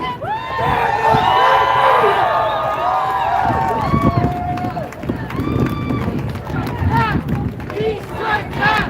We strike back! We strike back! We strike back! We strike back! Folks, it's a fucking scary time to be alive right now, isn't it? The richest man in the world has hijacked the U.S. Treasury. He controls $6 trillion of spending. Everything you can think of, Social Security, Medicare, Medicaid, food stamps. They have already tried to freeze all the federal spending, eliminating entire departments of government. FEMA, OSHA, the EPA, USAID is gone today. The people on the right are dismantling our federal government from the inside. Every day that passes, they're trying to solidify their power. Their plan to get away with it is to divide us through shock and awe. How many of you are feeling overwhelmed right now? Me too. That's their goal. They're trying to divide our focus. They're trying to overwhelm us, to make us scared, more fearful by the day. And it's scary to be alive right now. But we can come through this. Don't let them win. Remember who the real enemy is. The unelected oligarchs. Musk, Bezos, Zuckerberg, eat the fucking rich. There's a little coup going on right now. Class consciousness is the number one thing that you can be aware of right now, and to spread that message for people in your lives. Do what you can to encourage everyone you know to participate, to make real change. Fuck the rich. Stay strong, everybody. Thank you.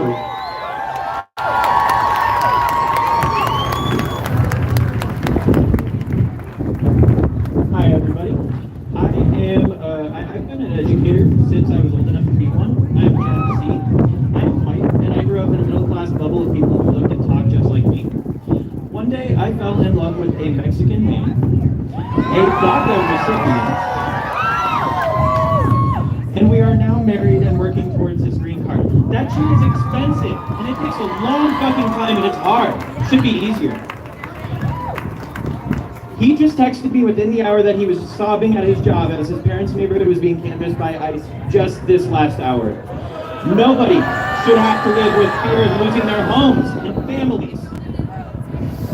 I was born and raised in Colorado, and so were both of my parents. Over a century that we had family here. I believe in a future where the children of every immigrant standing here today can say the same fucking thing. Fellow white people, we have the power to vote, to block doors, to embrace everyone as friends, family, and neighbors, to make our shared communities richer and more vibrant. Old white people, I see you here today. I love your wrinkles, you're beautiful. Keep up the good fight, educate your peers, please. Fellow Gen Z, do not sell yourself out for fucking TikTok. And I'll end with this. You know that poem that begins with, first they came for the communists and I did not speak out? Here is the American version. First they came for the immigrants and we all screamed.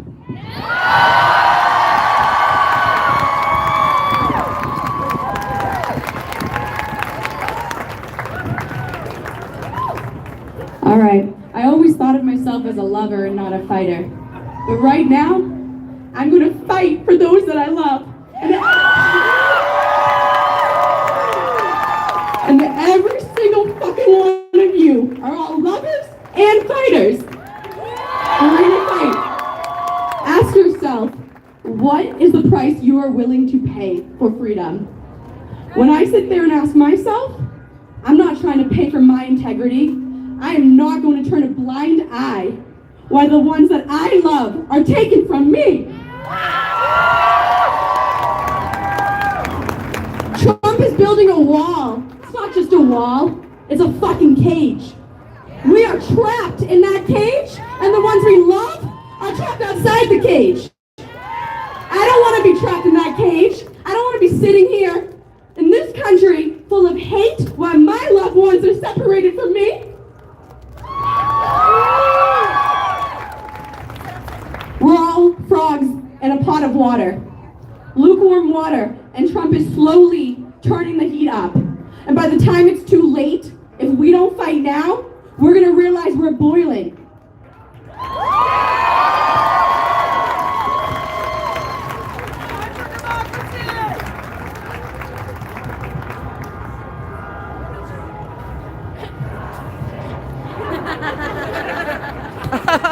I usually don't do public speaking either, and I was very afraid to do this, but my grandma and my great-grandma fought in the Mexican Revolution, and they would turn in their graves if I was afraid to come out here and talk and speak my truth. Yeah. They are telling us lies. In fact, they have been telling us lies our whole lives. They keep telling us that for us to win, somebody else has to lose. In a world of plenty, in a world of abundance, in a world that prefers to throw away food than give it to the homeless, in a world that is trying to pin us against each other so our morals become their twisted morals, where we allow others to lose in our behalf, where they are called sinners if they love in a different way, when they are called criminals if they look a different way. In that world, we need civil disobedience.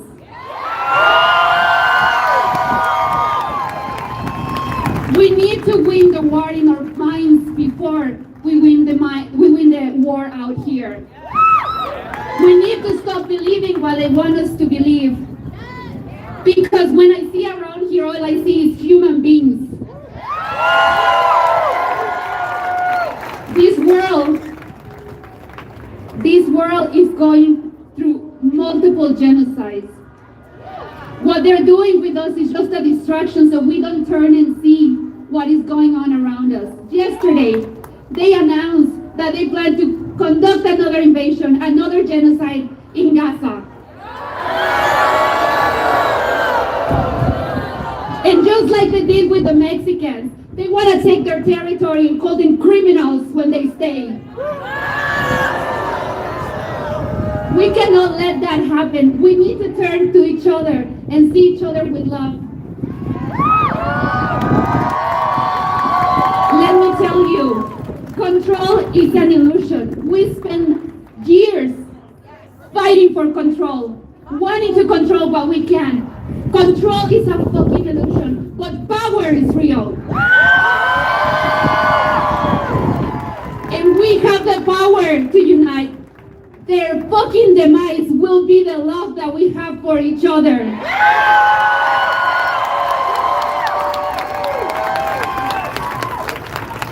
Love each other and love this land, this planet needs protection. Let the love be the death of the oligarchy. Viva México.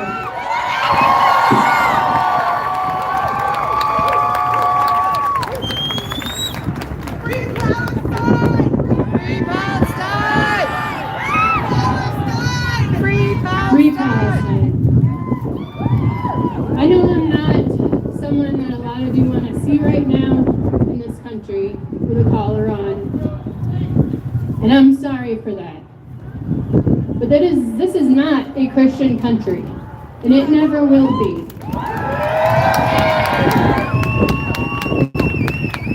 Thank God that we have the amazing diversity we have in atheists and agnostics, and indigenous spiritualists, and Muslims, and Jews, and Baha'i, and Hindus, and every manner of belief. That all humans are imbued with dignity and worth. And in my tradition, we are imbued with the Spirit of God. We are holy and we are sacred. Every single one of us.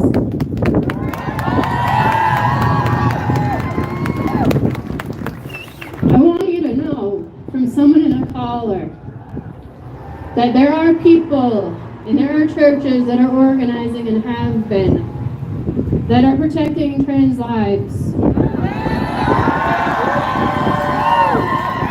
that are providing safe haven for immigrants, that are fighting to free Palestine and care for Palestinians,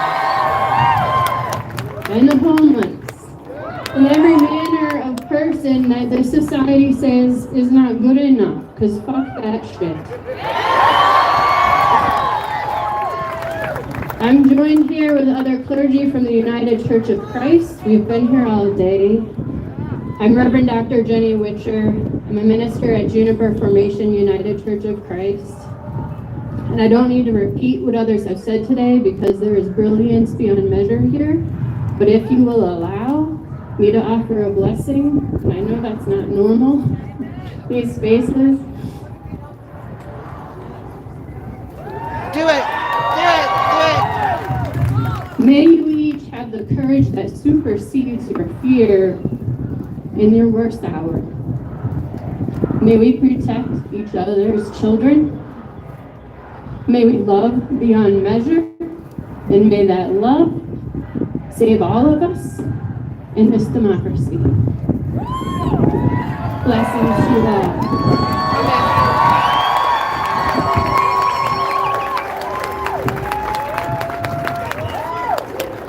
Hi all, my name is Ellie. I am the granddaughter of a Nicaraguan immigrant. I stand here for my Cardinals family, and I stand here as an educator. I am from Colorado Springs, born in Texas. I am an educator, and every day I hear my students who are afraid. Got it! Who are afraid for themselves and their families. Protect the kids! We are trained to take bullets for them. And I will be damned if I let ICE take any one of them.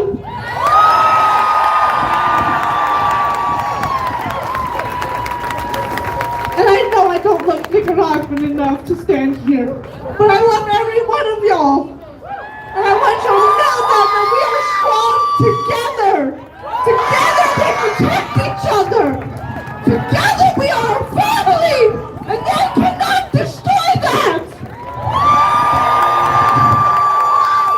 Thank you all for coming out here today.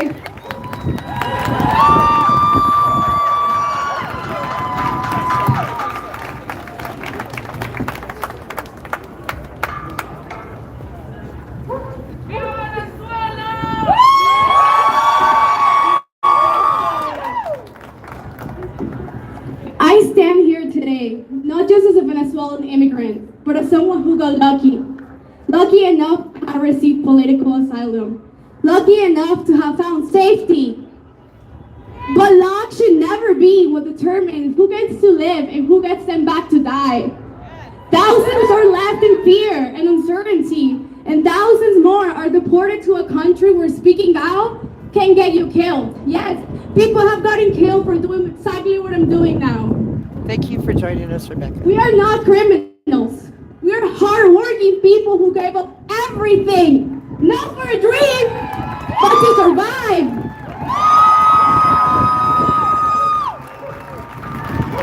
My neighbor was a neurosurgeon in Venezuela. He saved lives, but when he fled to keep his children alive, the only work he could find was cleaning bathrooms. And he took it, because even scrubbing floors in a foreign country is better than being silenced on your own.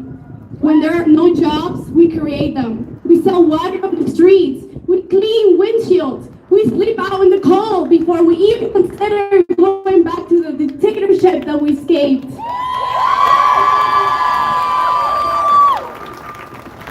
To those who say, send them back, I ask you, send them back where? To starvation? To a collapsed economy? To a regime that jails, tortures, and kills its own people? Venezuelans didn't leave for a better life. We left to stay alive. We left because there was no food, no medicine, no future. And now, after risking everything to get here, to work, to build, to contribute, this country wants to throw us away? You can't claim to stand for human rights and send back people to a dictatorship.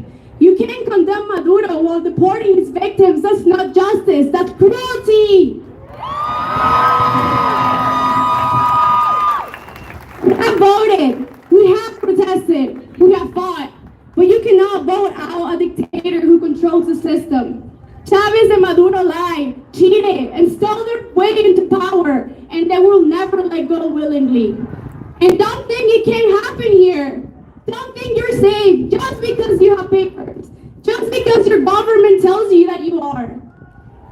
Because rights are not taken overnight. They're stripped away piece by piece. But people are too afraid or too comfortable to fight back. I have seen this before. I have lived through it. And I will not comply. I'm almost done. I'm here today because I had a chance. But this fight is not about me. It's about the families still in limbo. The asylum seekers waiting for protection, and the million who, if sent back, may not survive. So we say no to deportations, no to tearing families apart, no to sending back people to suffering and death. We demand dignity, we demand protection, and we demand action. Because migration is not a crime, but turning your back on human lives is. Resist, speak out, do not comply, because once your rights are gone, they do not come back. ¡Que viva Venezuela!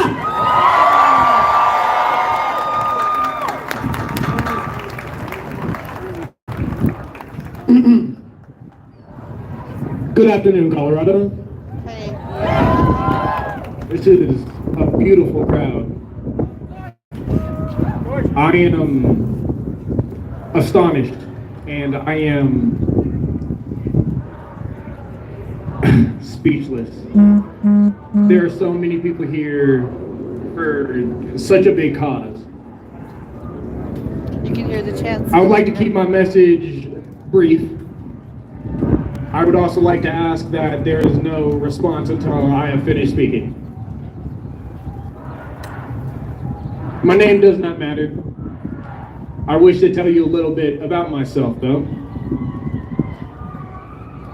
I am Native American, I am African American, I am Jewish, I am Irish, I am Polish, and I was born on the street of Colfax. I tell you all this information not for sympathy, but to inform you that since I was born, my mother informed me I was born a sin in the eyes of America. I grew up. I met many people. I've done many things. Some things I regret, but many I am very proud of.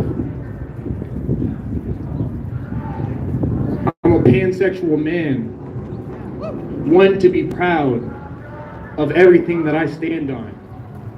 And I know every step I take is upon the grave of millions. It took millions for me to be in this exact location in which I am speaking.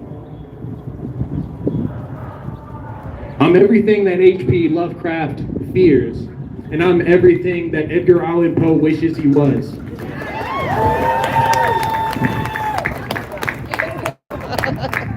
I am everything that Frederick Douglass aspired for us to become. So, when I say what I say, I want you to know that this is important. But we must do more. Throughout history, things have only changed when there was a halt within time, within the economy, within everything that everyone does. A moment of peace and or a moment of violence.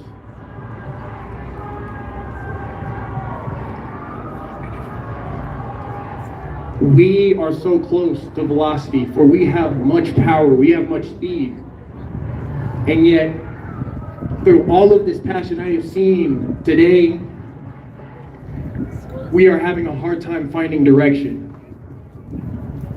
Finding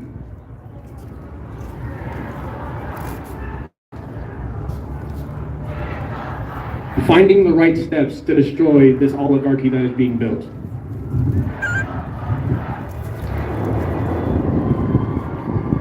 I thank you all for coming out tonight. You are all beautiful, amazing. And I need everyone to know that if I'm willing to sacrifice everything in my body, my blood, my tears, my hair, my family, my money, my home, I need everyone else to be willing to stand on the same level. I've been fighting since I was born. I ask everyone to fight just as hard now. Thank you.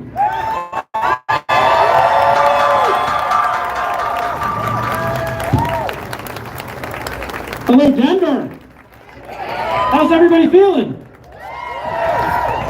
So we've been going strong for 4.5 hours. Yes. So let's round of applause for that.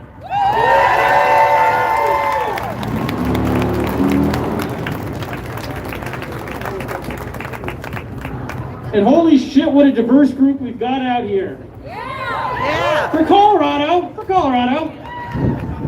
So we see a whole lot of folks with pride flags. So can we get a round of applause for the?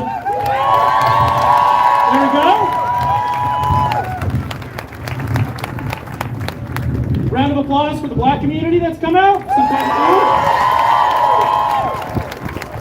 Lots of Latin Americans. You guys. Clearly, I'm not those things, right? Boring white dude. Well, oh yes, and the indigenous. I do apologize. However, I'm standing here as a product of Irish and Slovak immigrants that moved to this country to work in coal mines back in a time when it was not uncommon for kids to die in mines. You check the news and now we have companies like BlackRock employing kids in meatpacking factories overnight.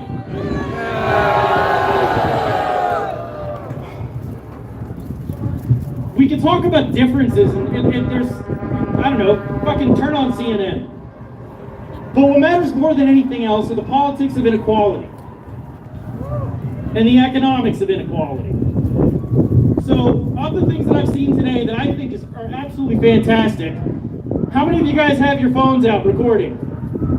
How many of you guys have just been snapping pictures, getting as much as you possibly can? That's how this gets remembered. That's what's important. All of those incredible stories that you've heard so far today, That's how they reach beyond the scope of these stairs of this lawn. I also think with that we owe ourselves to take an additional step. So it's one thing to have all of this wonderful energy here. Like, let's give ourselves a round of applause because everybody's been fucking fantastic.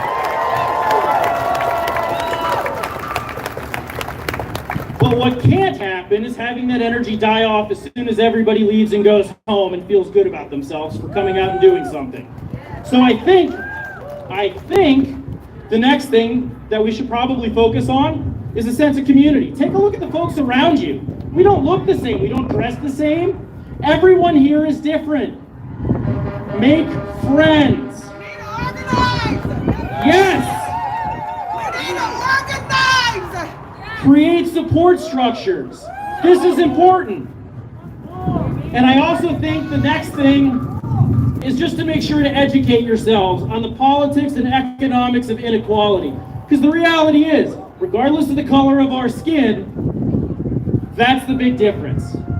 If we've got a whole bunch of billionaires that are going to keep people fighting amongst themselves, they're going to do whatever the hell they want. If you can educate yourself, and if you can unite behind that, well, that's a little bit of a different story. So, those of you guys with your phones out, keep them out. Anyone who doesn't have their phone out, I would suggest taking it out. A few things that I would recommend. Pick up some literature on the politics and economics of inequality. If you haven't read Gary Stevenson, for fuck's sake, go out and buy the trading game. If you don't know who Yanis Varoufakis is, find out. Go right to YouTube. If you don't know who Robert Reich is, that's probably the best place to start. But if you guys are going to carry this on and have this be more than just a memorable afternoon that we all spent together, gathered at the Capitol, that's the call to action. That's what you guys need to do. Thank you all for coming out. Thank you for listening to all of these amazing stories. Fuck Trump!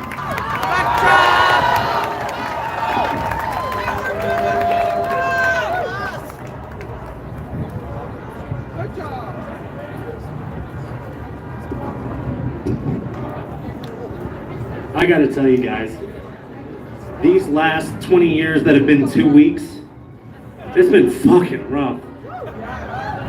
November baffled me. The days just keep getting worse and worse, and I almost didn't make it out of my fucking bed today because once the news started, it was like, Jesus Christ, let me go back. But being here and seeing all of you, seeing this crowd and feeling what I feel, and let me tell you, I can feel your anger. And I'm angry too.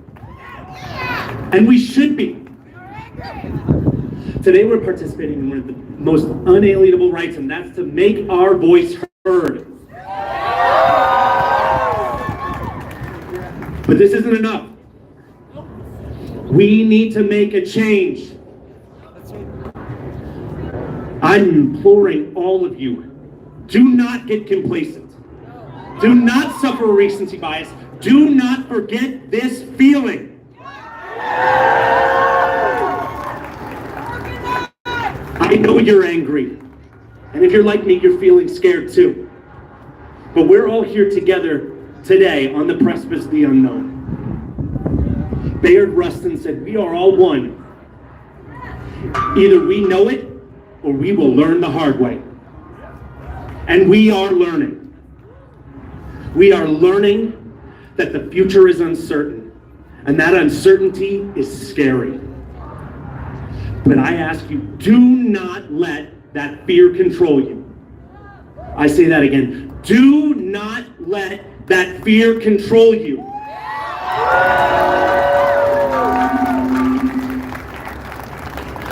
The president is trying to take your rights, our rights.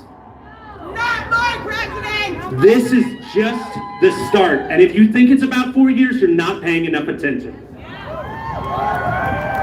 Remember, your voice, your vote is your voice. And it's time to tell these elected officials, enough is enough. Thomas Jefferson once said, if you want to know who you are, don't ask, act. Action will delineate who you are. Right now, our Democratic officials are sitting by idly while we scream for action.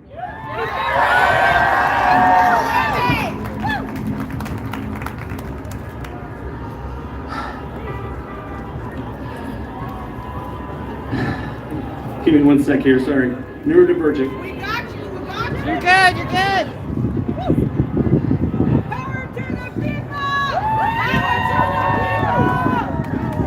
It's time to get rid of the old guard.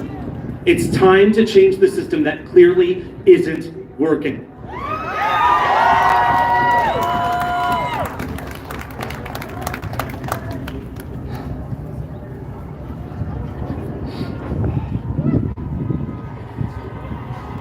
It's easy to fall back. It's easy to fall back into systems because we know what to expect. But it's time for change. True change. And I get it. True change is truly terrifying because it's unknown. But together, we can face that fear, that unknown. Together, we can take the power back.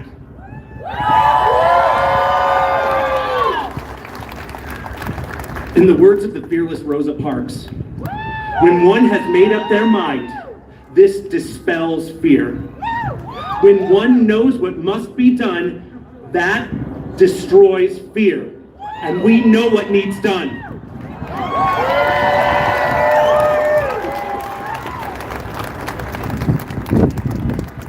There's a time for compassion, there's a time for kindness, and there's a time for tolerance. But tolerance of intolerance is always unacceptable.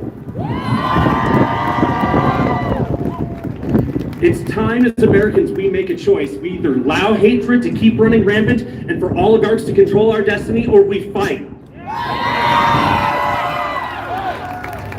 Will you vote to backslide? No! Will you allow the "at least it's not me" mentality to rule the day? No! I know you won't. I know you won't. This is not about Democrats versus Republicans, Americans versus non-Americans. It's about humanity. Friends, we're in an unprecedented time when checks and balances are almost all gone. When our three parties of the government are controlled by one. It's time to make our voices heard. I leave you with the words of Faulkner. Never be afraid to raise your voice in honesty, truth, and compassion against injustice, lying, and greed. If all the peoples of the world do that, we can change the world. Let's start here. Let's start now. Thank you all. Hold strong. Hey guys, I have one good piece of good news. Today there was an anti-trans bill that hit the floor. We just heard it got defeated.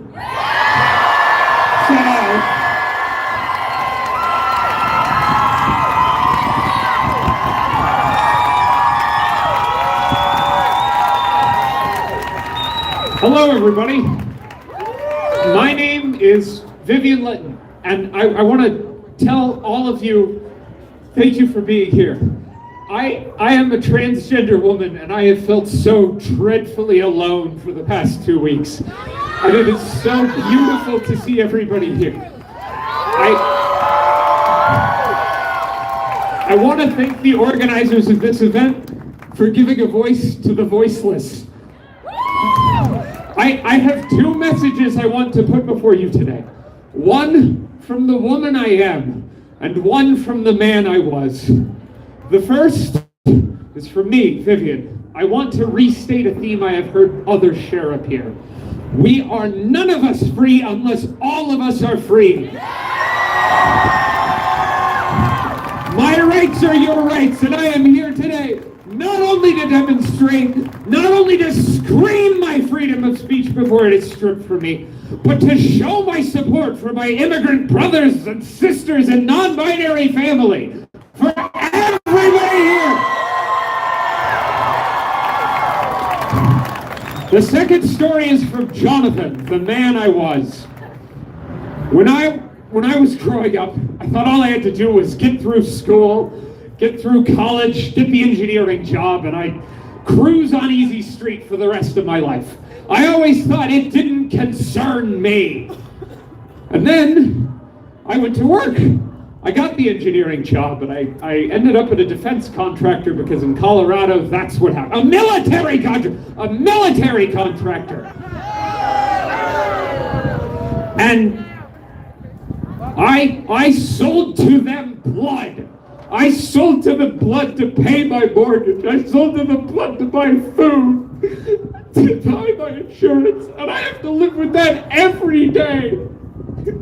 Know this if you were like I was and you are not here. Your happiness rests on the blood of countless thousands of people, and you yourself are not safe.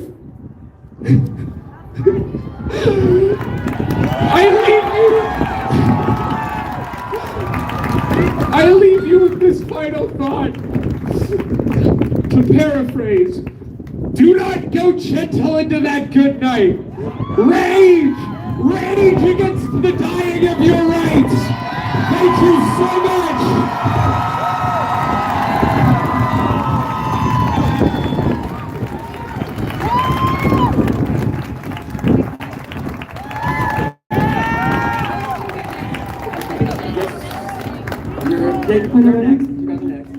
Oh. Hola, hola. Buenas tardes. Buenas noches. Good evening, everyone. Good afternoon. Yo soy Lucy Molina. I'm Lucy Molina, and I am from Commerce City, Colorado. I'm gonna bring it down. I'm gonna bring it to locally. Okay. First, I'm gonna start with this. There's a total of 468 seats in the U.S. Congress, 33 Senate seats, and listen to this, all 435 House seats are up for election on November 3rd, 2026. One of those is mine. One of those gotta be yours, y'all. One of those seats gotta be y'all. So I am gonna ask y'all, step it up, y'all. Okay, this is where we can make changes in this house here. And I do want to ask the Democratic Party, grow some fucking balls. Grow some fucking huevos. Okay? Necesitan huevos, cabrones. Okay? Grow some fucking balls to defend humankind. I am fighting environmental racism. Where I live, we have no drinking water. Our air and land are contaminated. Okay? More fracking, more refining. Our American corporations are fucking the shit out of third world countries, and now they're complaining for my immigrant brothers and sisters that are here at the border when they're the ones that fracked us out of there. Frack out of our yards, frack out of our countries, okay? Two things I want to say. Justice is not charity, y'all. Justice is not charity, and this is what we're here. We're not asking for a favor. Yo no estoy aquí pidiendo un favor. Yo estoy aquí por mis derechos humanos y los derechos de ustedes. I'm here to fight for human rights, for mine and yours. I'm just a mom, you guys. I'm just a mom. I'm a single mom in Commerce City fighting at the local level for clean water, clean air, and clean food. Okay? There is a climate crisis. There's a fucking climate crisis. You guys saw what happened in LA? Didn't that just happen here? Didn't we just go through that shit here? Okay, we're next. Okay? There's a climate crisis, and everybody's fighting a battle. Every single one of us is fighting local battles, state battles, federal level battles. But guess what, guys? Without this planet, we ain't got nothing to fight for. Okay? In 20 to 30 years, there's not going to be any water. Guess what the elite are doing right now? Privatizing everything from our education, water rights. You're going to have to buy fucking air later, you know. You imagine we're going to have to go, you know, where now we go to 7-Eleven to grab some Coke. We're going to have to go fucking buy oxygen. And, you know, aren't you guys has anybody bought a bottle of water? We're bottled water, right? Plastics, right? Come on, we also need to protect the planet that we're in. Okay, we need water, we need air to survive, all right? And to fight all these battles that everyone is fighting for. I want to also thank the organizers for this platform, for giving us a voice, for allowing us to stand here. And again, I want to ask the people in this house, throw some fucking balls. Gracias.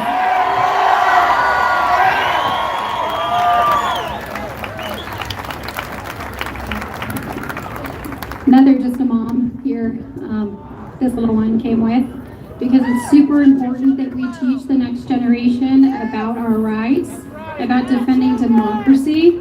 I see you out there, kiddos. Everybody raise your hands and cheer if you're a kiddo, or if you're not. But I think when I was growing up, I had an incident in my neighborhood where somebody decided that because we were Jewish, they wanted to draw a swastika on our house. And I was a whole 14 years old and didn't understand it. I don't want my child to ever go through something like that. It's terrifying what's happening in our country. So please, if you see it, stop it, right? The land of the free and the home of the brave. We all have to be brave right now. And if that means bringing your kids to things so they understand our rights and talking to your kids about the tough stuff so they know what to do, we do that. So my child is your child. If you don't have a child, this is your child now. You are responsible for all the children, right? The Native American philosophy of 7 generations. Our 7th generation is what we should be thinking about. This shit is not okay. And everybody, this is my daughter. She recently did a play at Roaming Gnome Theater, and it was Schoolhouse Rock. They learned all about this. So she had something she wanted to say. I'm Ada, and I think everyone should stand a chance to be able to learn how to fight for themselves. We should not have people, so bring your children. We don't want people who are, like, don't know what to do with the people who are not nice. So, we want to bring our children. Go children! Thank you for your kindness and your support, and for all of you that set this up, and all of you that came here. We need you. Thank you.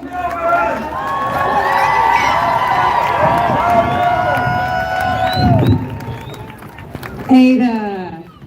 Ada, good job. Can we please give another round for Ada?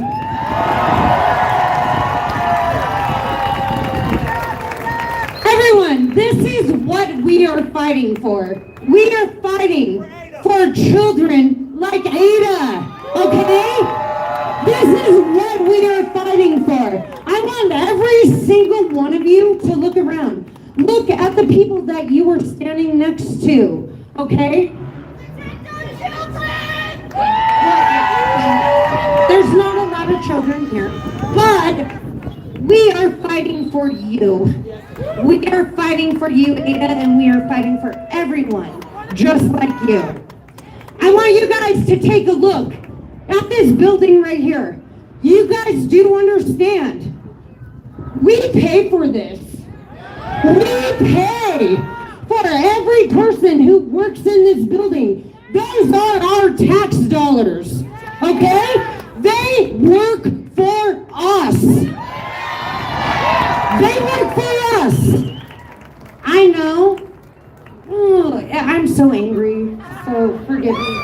But all of these people work for us, right?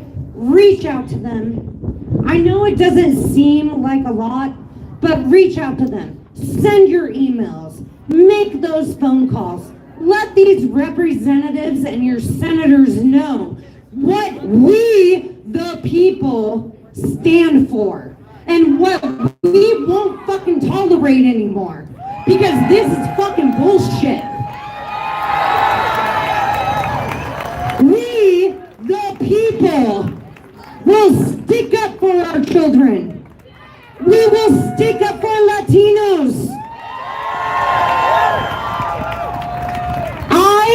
Personally, fuck Nazis. Fuck Elon Trump. We did not elect him. Did we? Did we? Fuck Elon? Fuck Trump. We need to stand together, y'all. And looking around you. I'm sorry. Okay. I thought I was getting cut off there for a second. Sorry for the cuss words, y'all. Fuck Donald Trump. Fuck Donald Trump. Fuck Donald Trump. Fuck Donald Trump. Fuck Donald Trump. Fuck Donald Trump. Fuck Donald Trump. Fuck Donald Trump. Fuck Donald Trump. The best way that we can get through this together. And again, I want you all to look around at each other. Everyone who is standing here today, everyone who has been here since noon. We gotta stand up together. We have this. It is we the people, not the oligarchy. Let's stand up, y'all. Whatever, Dave. Teach your children well. Please. Hey, Colorado! Hey! Okay, we've been standing for a while, so I'm going to start with the chant. The people united will never be defeated! The people united will never be defeated! The people united will never be defeated! The people united will never be defeated! Thank you. So my name is Rima Wadan. I'm a member activist for over 40 years. I was protesting on these steps when I was 3. So I come to you guys from the Palestinian community because we've been protesting for over 76 years. And let me just tell you, I'm so proud that you guys are standing for all rights. All people from all backgrounds deserve human rights. So when we're standing here for immigrant rights, let's be honest. If you are not an indigenous person of this land, you should be deported. That includes our president. So I'm standing here to be clear, to our idiot in chief. Okay? So for decades, I've stood on these steps. And I'm talking to all of you guys and the members that we've lost. Our community has lost over 350 people from Gaza in the last year.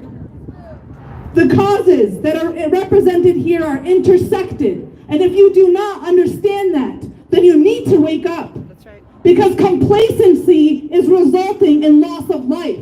That's right. Whether it's our immigrant brothers and sisters, our trans brothers and sisters, whether it's LGBTQ rights, climate rights, everything is intersected, and we all must be united on those same goals of human basic principles.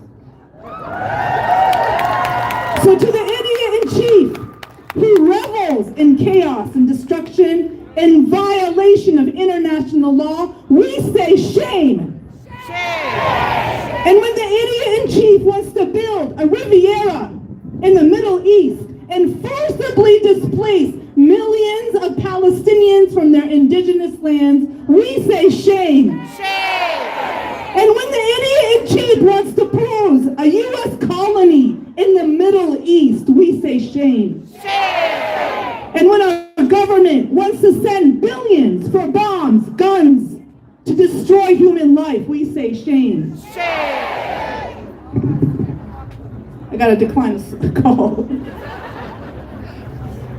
And when we say that our support, rather than spending the billions of dollars to Israel, why not support our homeless here? Why not support our teachers here? Why not support free education here? You guys question $14 billion. We say we have no money. We need to cut spending. Cut that spending. Cut real spending. As we're united today, let us stand in unison with one another to protect our neighbor.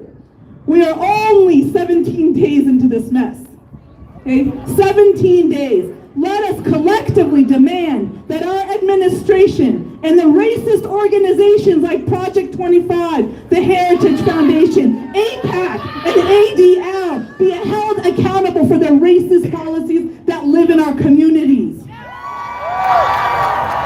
And let us all rise up for dignity, equality, and an end to the structures that perpetuate oppression and exploit across borders. These intersecting struggles remind us that justice for one is tied to human rights and justice for all. So free Palestine.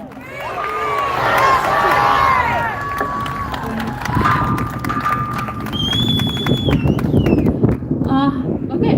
Hi everyone. I'm Alex, and I just wanted to say that first off, I am a proud member of the queer community, and I am a proud member of the Jewish community. However, I have privilege that other people do not have, and that can be, you know, the color of my skin, whatever it is. But I stand here with privilege to be able to stand with all of you right now.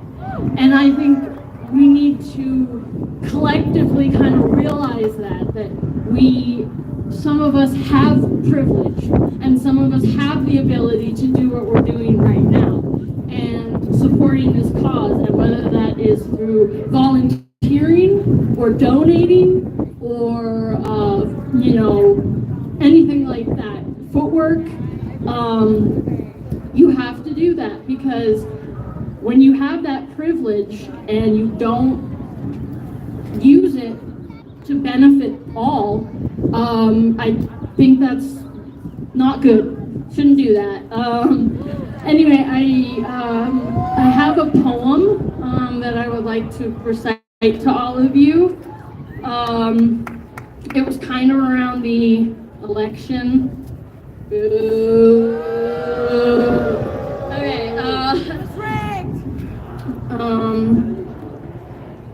of course it wasn't. Oh, okay. No. Sorry, folks. Thought it was right here. Oh gosh, this is embarrassing. Oh wait, I know what I was doing. I'll do a little dance. I thought it was in my photo file, but it was actually a text message, you know.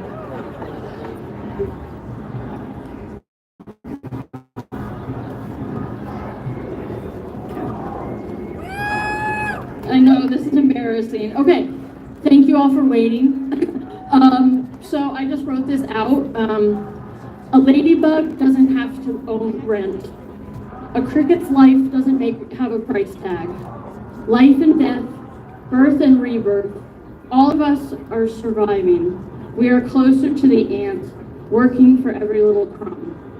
But we are not ants, and whether we live or die, thrive or despair, have a roof over our heads, have food in our belly, have our basic fucking needs met, are healed or turned away, should never be based on a dollar sign in a billionaire's eye. And coming here together with this, absolutely, like, if you haven't turned around yet, like, this is so beautiful. And like, this is what matters, like nature and taking care of our planet. And it's just so beautiful right here. Last comment I wanted to say is, it was another little thing I wrote. They turned our bodies into battlegrounds, so we will bring the fight to them. Thank you all.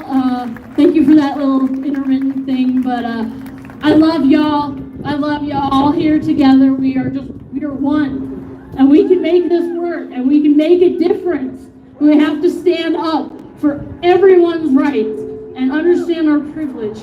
Thank you.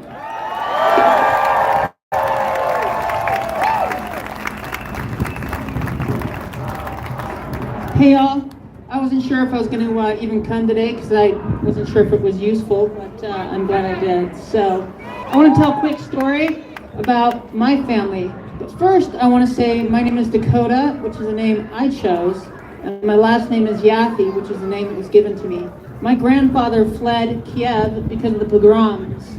My father, as a first-generation Jewish American, fought in World War II. I was raised with the idea that the only difference between me and the Hispanic people, by my father who spoke Spanish, somebody asked him once, why do you, as a white Jewish man, speak such good Spanish? He said, the only difference between me and you is timing. And I was raised with that ideology, that the only difference, it wasn't our skin, it wasn't the way we were raised, it wasn't even what we believed, it was just timing. And I never thought that the fight would be relevant to me personally until one day, randomly, I had a dream that I was a woman. I decided, why the fuck not, I'm gonna do this shit. And I transitioned, and I chose my own name, which is Dakota, and that just means loved. And the reason I gave my full name wasn't because I think this is about me, it sure as fuck isn't, it's about all of us. But the reason I did it is because when I told people I was gonna come, they said put your phone in airplane mode. And maybe that's wise, but fuck it. I wanted people to know where I was. So much so that I was told by a friend today that apparently Nancy Mace, who's a fucking cunt, called me and the people I love a tranny. And that's fine. I don't really care what somebody that stupid feels. But it's fun to say cunt on the Capitol stage, so I wanted to take that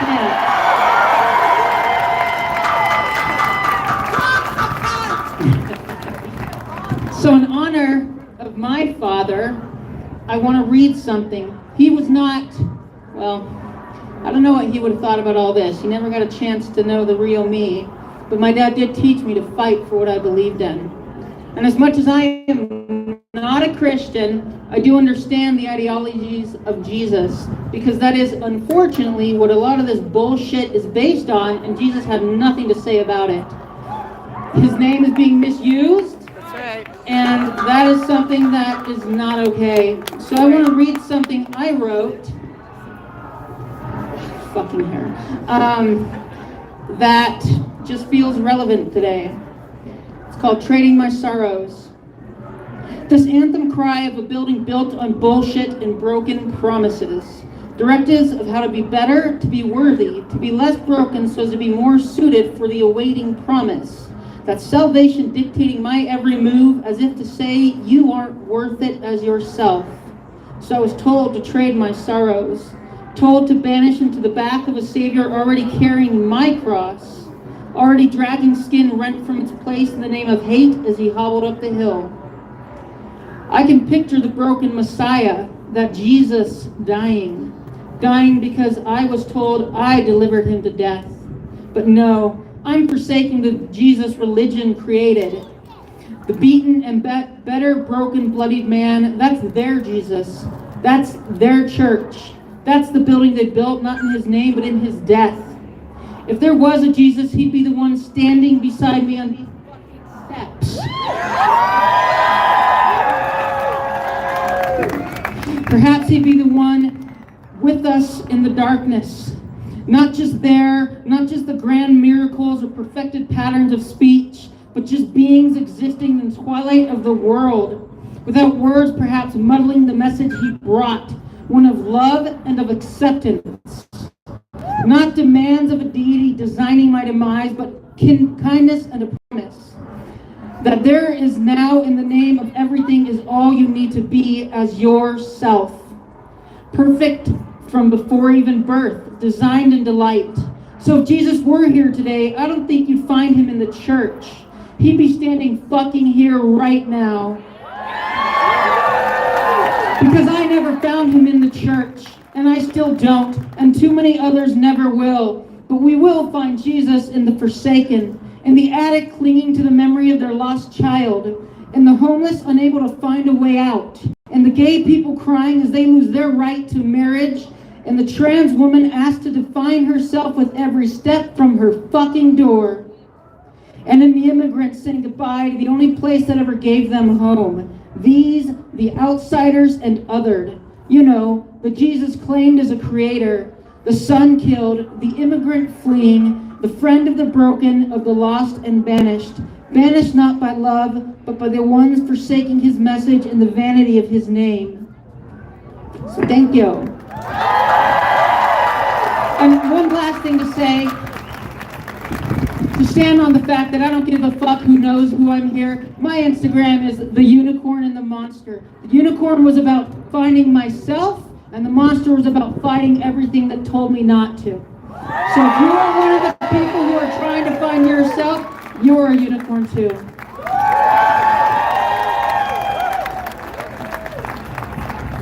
So, my name is Pierce, and honestly what I have to say goes really well with what Dakota has here. So, I'm from South Carolina. I grew up in a very Christian nationalist household, and I had to deconstruct myself. I had a stepmom who's a choir director, and a dad who is still MAGA.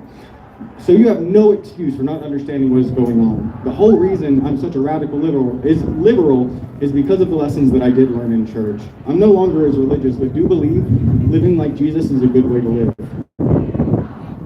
This is why I'm appalled that the Christian nationalist alt-right is why we are where we are. We are living the definition of fascism, both by the physical definition and the 14 tenets. We are actively watching a coup in our government by the world's richest man who has ties to South Africa and the apartheid, whose grandfather was a literal fucking Nazi, you guys, like he was. Now is the time to fight for what our founding fathers have set up for us. We can't let this great American experiment go to waste. To not be absolutely angry and mortified right now shows your lack of empathy and knowledge of history. Complacency is compliance, and as a straight white man from the South, I will not comply. Fuck ICE, fuck Trump. Immigrants built this country on stolen land. I love all my brothers and sisters, regardless of the color of your skin or your sexual orientation. You don't support Trump, I love you. And if you do support Trump, go fuck yourself. Impeach Trump. Deport Elon with the Green Day shirt on. I have to end by asking you to join me by saying, no Trump, no KKK, no fascist USA. No Trump, no KKK, no fascist USA. No Trump, no KKK, no fascist USA. Seriously, I love all of you. We have to fight for this fucking country right now.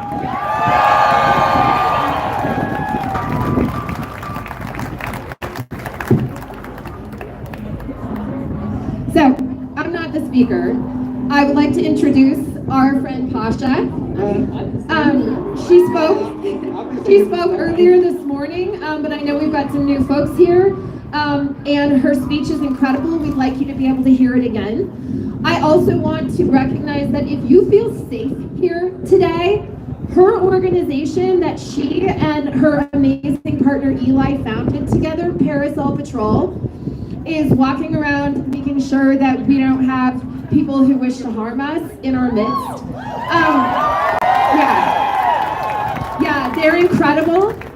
Parasol Patrol, please look it up on the socials and everything, because this group has literally, gone to other cities to fight against Westboro Baptist. The best. And as we know, Westboro Baptist used to be sort of the most extreme, scary fringe of the Christian nationalists, and now they are everywhere, and they are in Project 2025 and the Heritage Foundation. Pasha is also, she has been behind the some of the bills in this building that have gone to protect our queer community and sex workers, and she is just about. So please give it up for Pasha.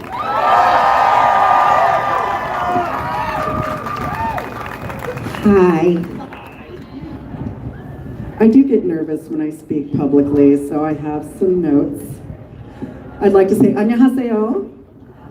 My name is Pasha Ripley. I am a proud, queer, disabled, Asian American woman standing before you today fighting for my right to exist in my own country.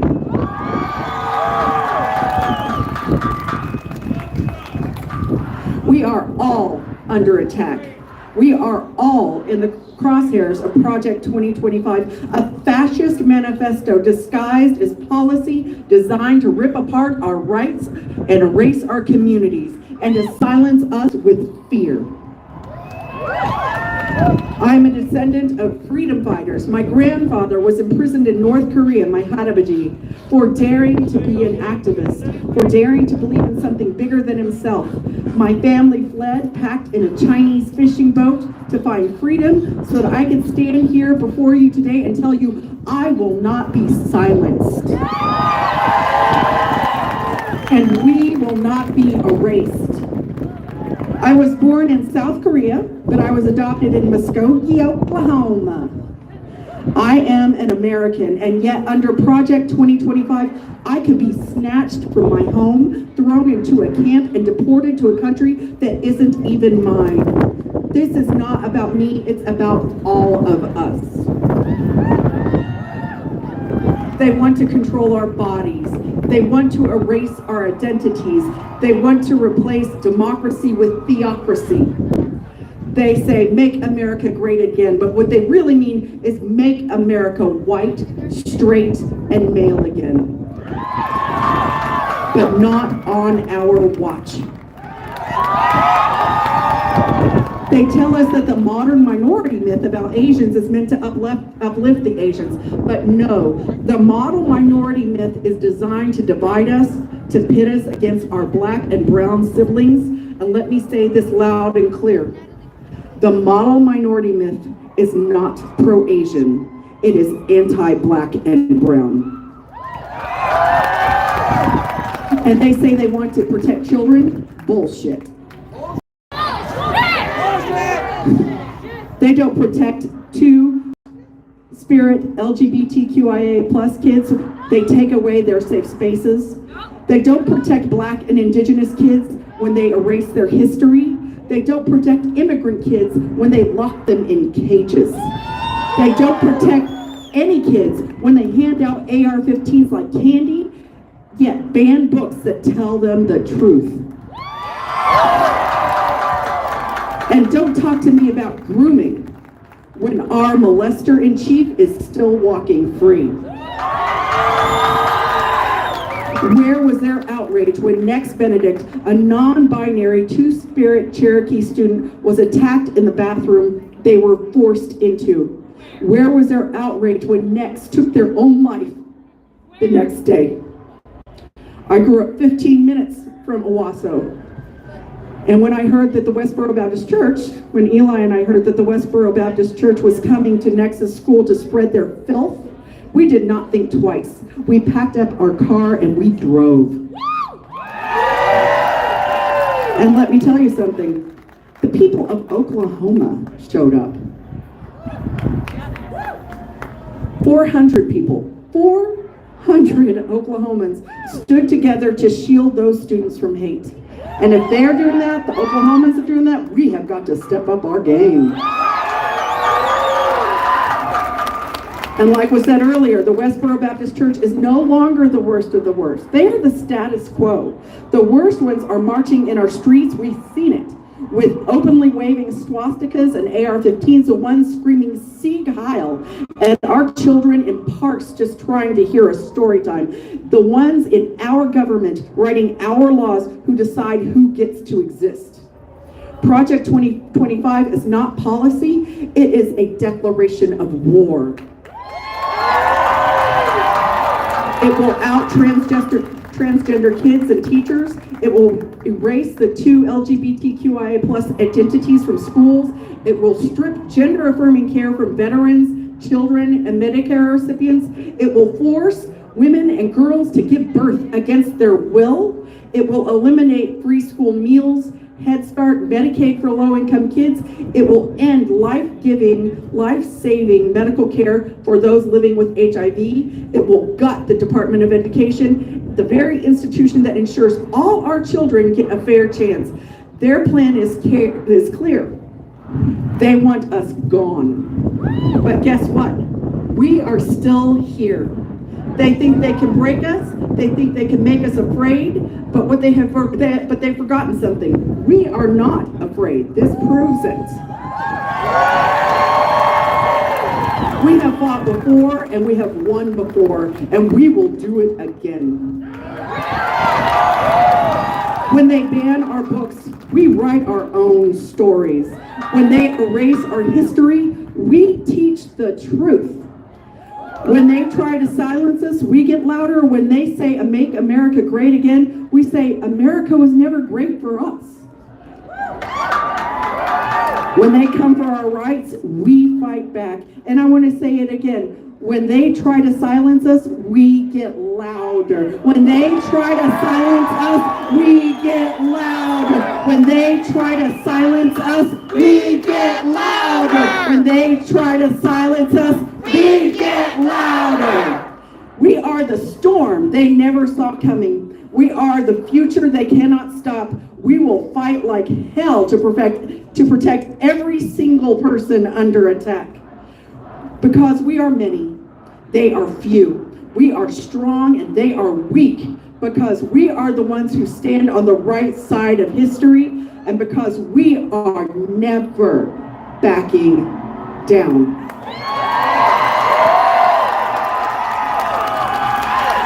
Louder than hate, stronger than fear, and united in love. Now go out there and fight.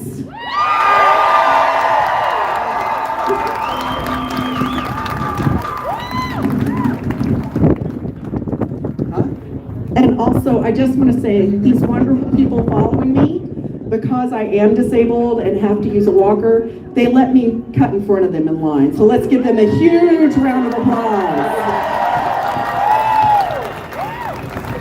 That was a pleasure to listen to. Thank you so much. Thank you, Pasha. Hello. Primero, quiero decir. Oh, what? Okay. Primero quiero decir gracias por tus corazones y sus culturas y sus corazones. Oh, I said that already. Thank you so much for being here. It really fills my spirit to see all these people gathered in the name of true liberty. And I wanted to say thank you especially for your culture. And if you do not know what your culture is, you need to find it and you need to hold on to it, because that is what they want to take away from us. They want to take away our culture. They want to cut our hair. They want to force us to stop speaking our native languages so that they can fucking assimilate us. And we are not going to let that happen. And they're fucking sneaky about it too. Trump right now, he's putting out all of these executive orders to make you scared and disoriented and fatigued and confused. And it is so easy to give into that, but I'd encourage all of you to find joy in everything you do, in every person you talk to, and in your Instagram feeds. Try to find local news that will tell you the things that are going right, because there are things going right. There is so much hope to be had amongst all of this disorder and all of this disarray, and I would encourage you guys to get educated and find the spirit within you to fucking fight back! And my best friend and I would like to ask you to find the spirit within yourself by joining us in a grita.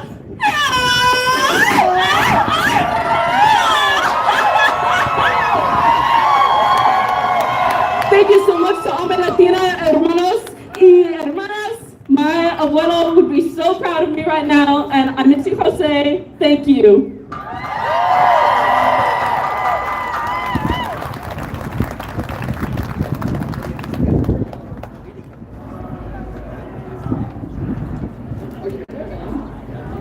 Hello.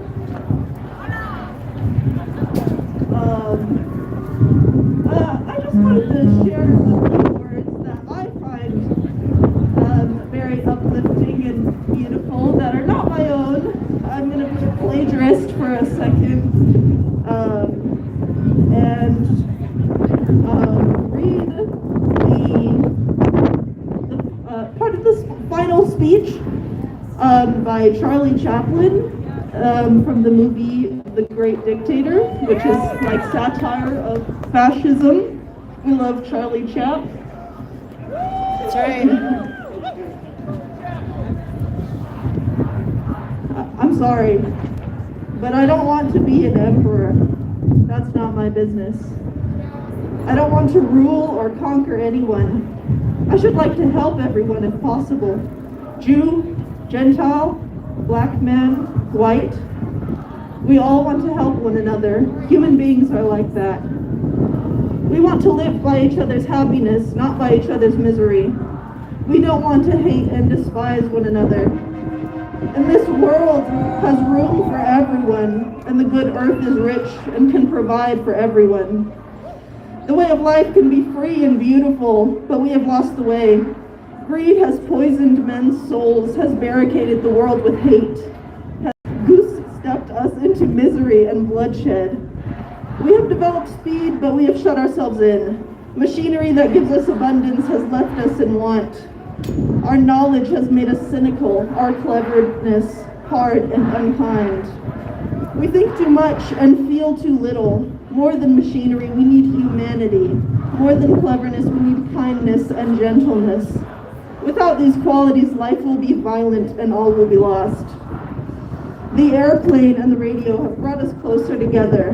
The very nature of these inventions cries out for the goodness in men, cries out for the universal brotherhood, for the unity of us all. Even now my voice is reaching millions throughout the world, millions of despairing men, women, and little children, victims of a system that makes them men, torture, and imprison innocent people. To those who can hear me, I say, do not despair. The misery that is now upon us is but the passing of greed. The bitterness of men who fear the way of human progress. The hate of men will pass and dictators die, and the power they took from the people will return to the people. And so long as men die, liberty will never perish. Soldiers, don't give yourselves to brutes. Men who despise you, enslave you, who regiment your lives, tell you what to do, what to think, and what to feel, who drill you, diet you, treat you like cattle, use you as cannon fodder. Don't give yourselves to these unnatural men with machine minds and machine hearts. You are not machines, you are not cattle, you are men. You have the love of humanity in your hearts. You don't hate, only the unloved hate. The unloved is unnatural. Holy fuck. Hold on, wait.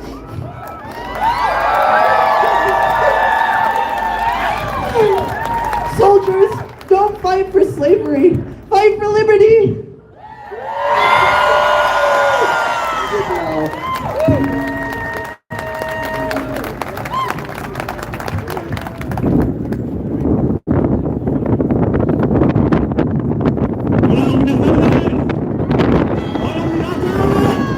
Aquí estamos aquí para unirnos, para la libertad del futuro. Today we are here to unite for the liberties of the future, my people. We have to unite and love each other in this hard time. Right now we have all this hate going around, and me, myself, I don't have any reason to love Donald Trump, to like him at all. But I don't know if the word fuck is the best to talk to him, guys. We are all human beings at the end of the day. The goal is for us to all look at each other as human beings, right? We have to start here, okay? Right? And I don't mean to drag this into the Bible or anything, but to Donald Trump I tell you, let my people go! Let my people go! Take care, guys, and if I challenge you guys all to do one thing today after this is love thy neighbor. Go feed the homeless. Don't be a hypocrite and love. Love.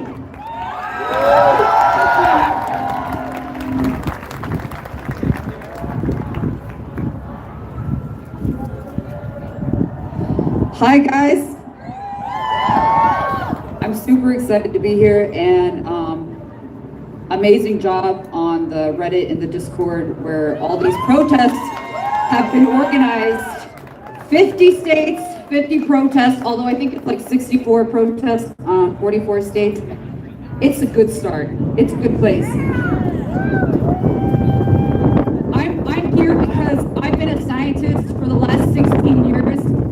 I work in climate science, and I actually study diseases. So there's definitely a target on my back, just like the rest of you. But I'm a free agent, and I know there are a lot of federal workers who would like to be here. And maybe there are some here in the crowd as well. But Trump has hijacked the Office of Personnel and Management at the White House level, has fired anybody who dissents, forcibly removing some FBI directors, all so that Elon Musk and Department of Government Efficiency, or DOGE, can have access to any people, all of their information online. Anyone who's associated with DEI, anybody who's associated with trans rights, anybody who's associated with climate change, anybody who's associated with, you know, anything that impacts all of us who represent the disenfranchised. And they have a list. They have a list. And they are putting people on administrative leave. They're furloughing them. They have removed jobs. They have rescinded job offers. They have fired people. Okay? No public land employees. There are no public land employees. They fired us all. So when you go and you live your life and you go to day to day and you go to work and you go to the store, know that there is a worker. There are thousands of workers who help run this state, who help run this country.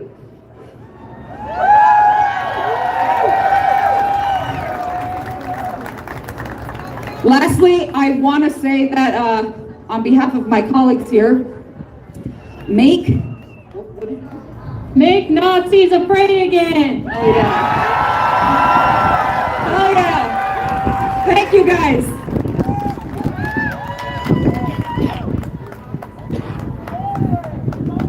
Hi. Originally I was going to come up here and do this anonymously, but I want to come out and be, more proud of myself. My name is Cameron Crandall. I work at the Target in Edgewater. Some of the people I met there are my closest friends. And coincidentally, some of the people I met there are Black, transgender, LGBT, so many different beautiful people. And right now, one of the hardest things hitting all of us is the sense of hopelessness.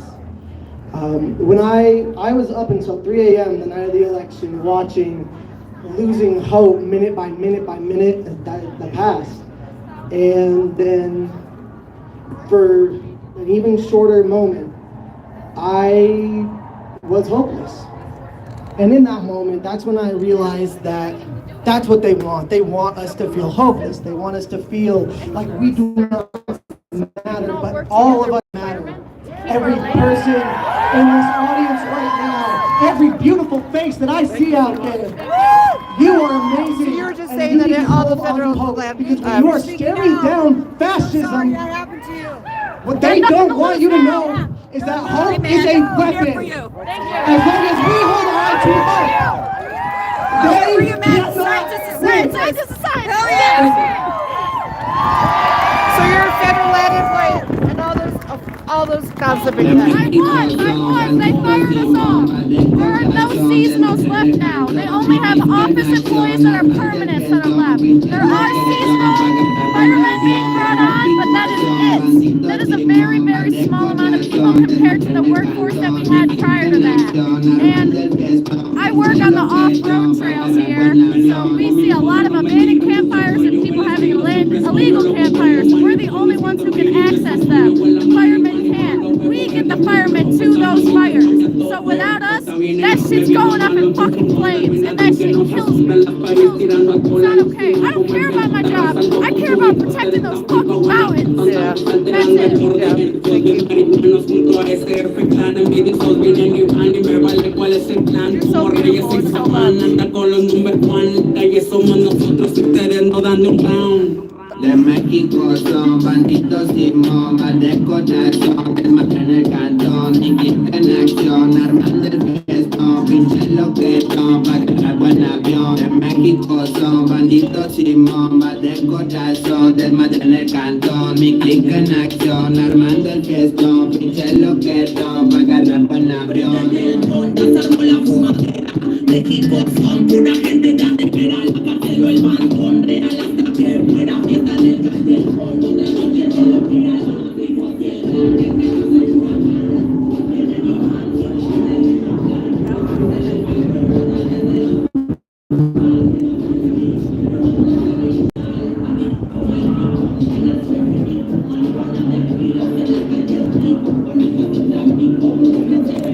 Yes, a good season too, Megan. Thank you.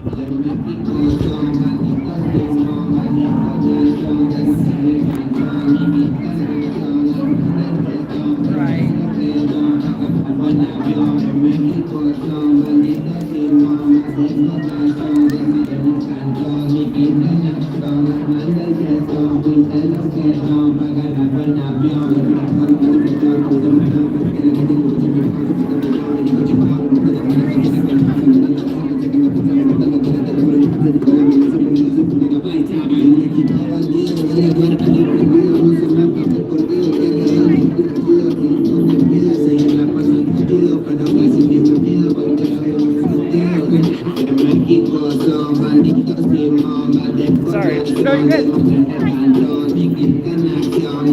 What a cute little teddy bear you have. What a cute little dog.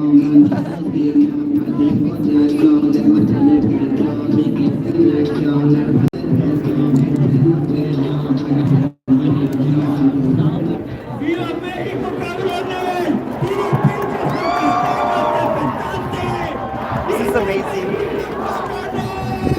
I wish that I wish you guys my video was clearer. I'm sorry about my service. It sucks. Don't ever get Mint Mobile.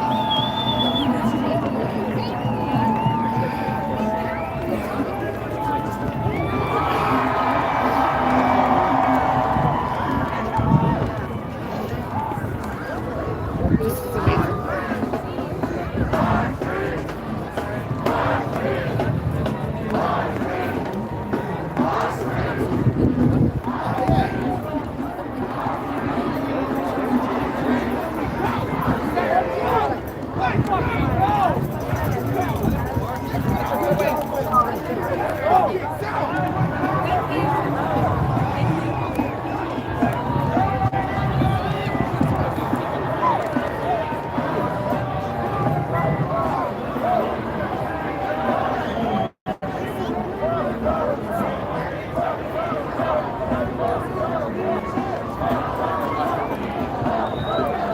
Video got clearer the later it got as well. Oh, good. It's fine. The sound is the most important part. I know. I'm so glad you guys were able to join us while the people spoke. Having the opportunity for people to get up and speak has been wonderful. Look at this. It's amazing.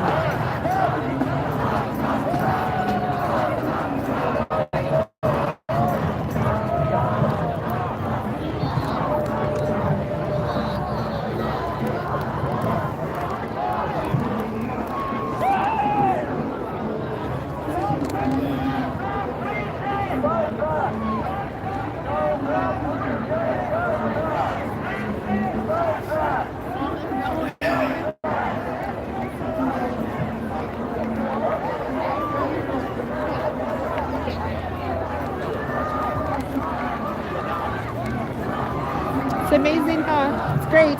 So many people showed up. It's wonderful. Yeah, it's wonderful. Yeah, can you imagine? It's only been 2 weeks. We got another 4 years to.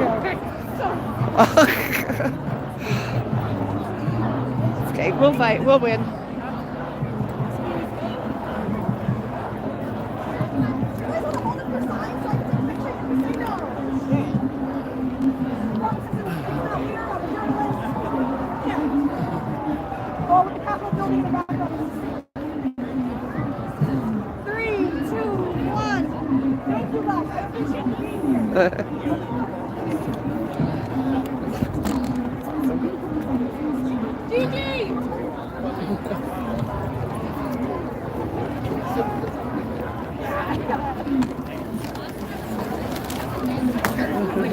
Sorry.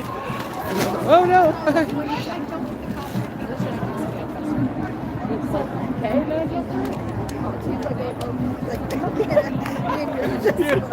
That's on national TV.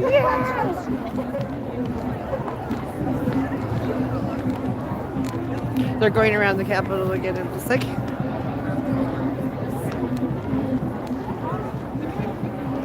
All the people. This is wonderful. It really is. I'm not ready to leave yet. So, like I said, thanks for joining me. It is up there in the queue.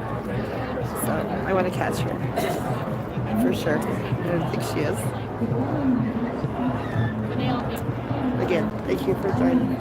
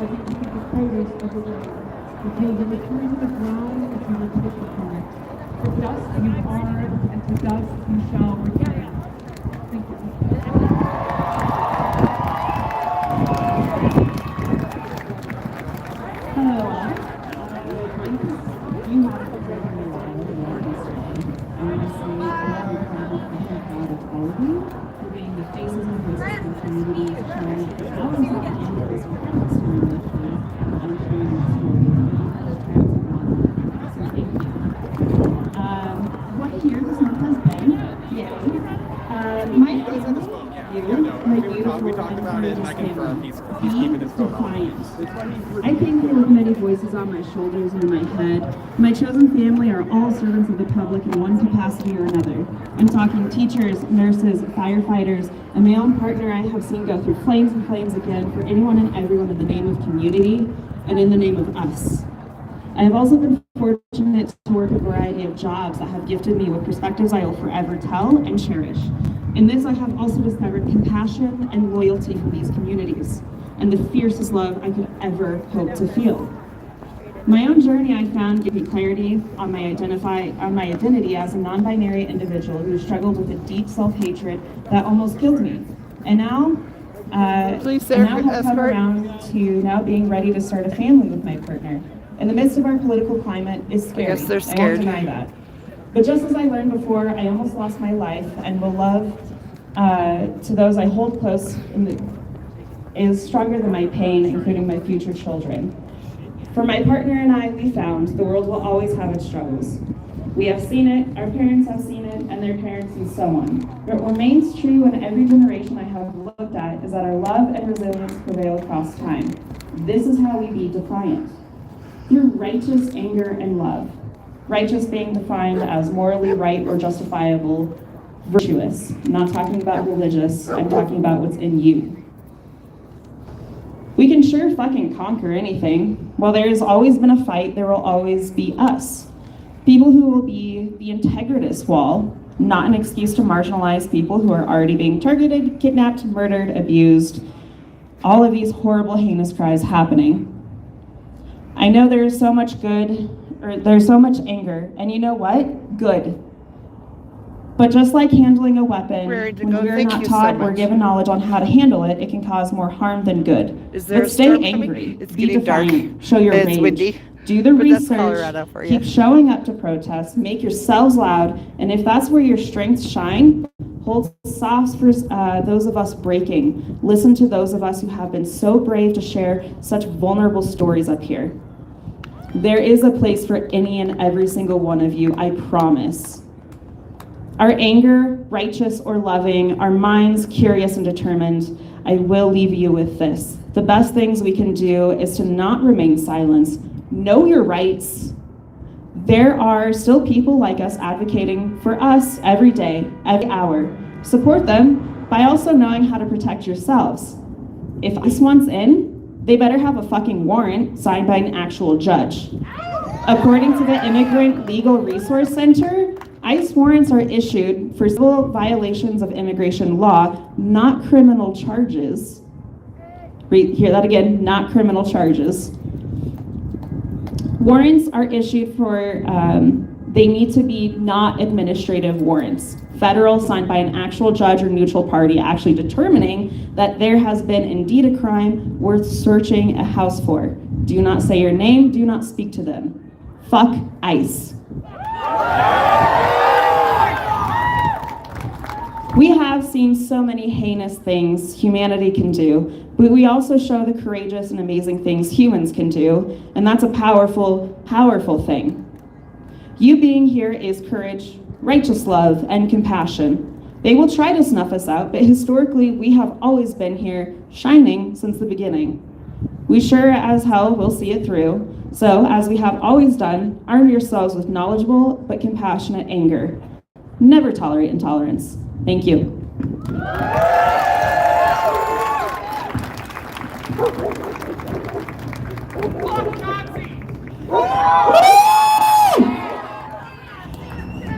Hi everyone.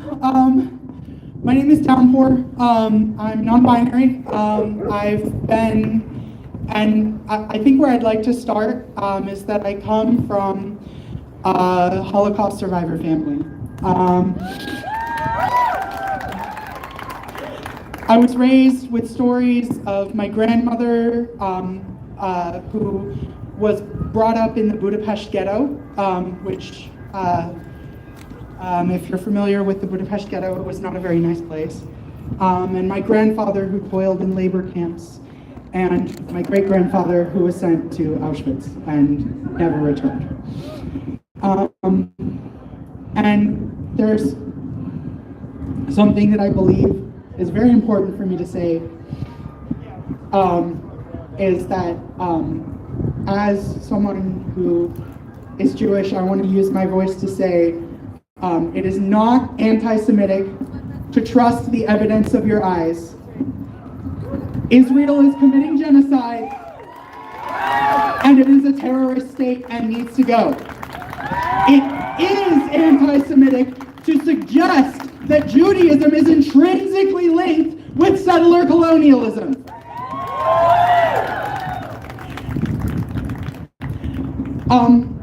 For the second part of this disjointed speech, which I do apologize for, I just wanted to encourage you all to look into the American history that school doesn't teach. I went to university and learned about all sorts of things. Like, did you know, for example, that George W. Bush's grandfather, George H.W. Bush's father, Prescott Bush, was in league with Nazi Germany to overthrow FDR and install Smedley Butler as dictator? It's called The Business Plot, and it's on Wikipedia. I just want to encourage everyone that history repeats itself when we remain ignorant. So please, do your best to educate yourself on the American history that is not taught in our schools. Thank you.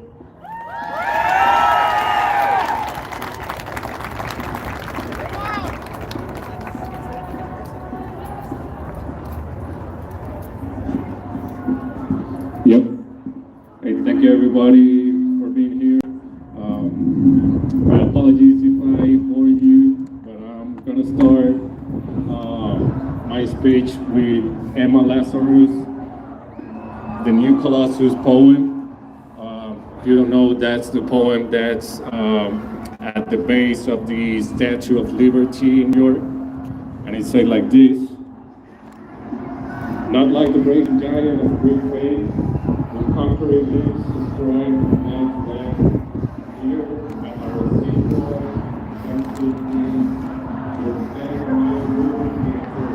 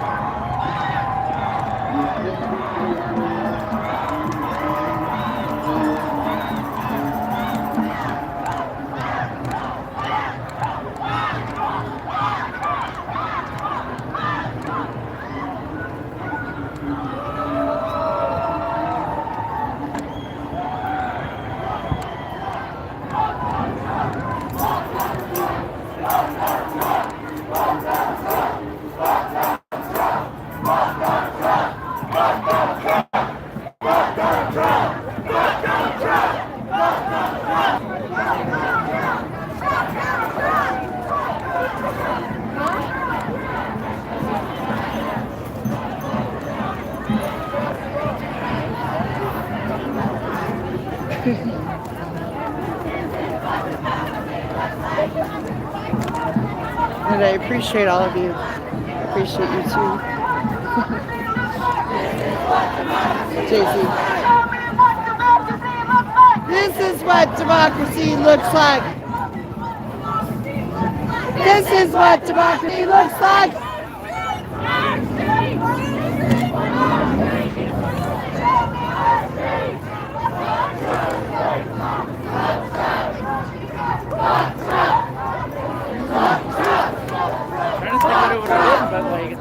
Fuck Trump! Fuck Trump! Fuck Trump! Fuck Trump! Fuck Trump! Fuck Trump! Fuck Trump! Fuck Trump! Fuck Trump! Fuck Trump! Fuck Trump! Trying to find.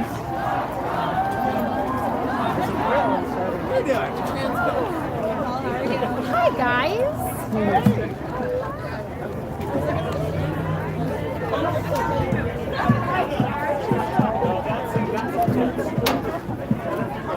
¡No pasarán!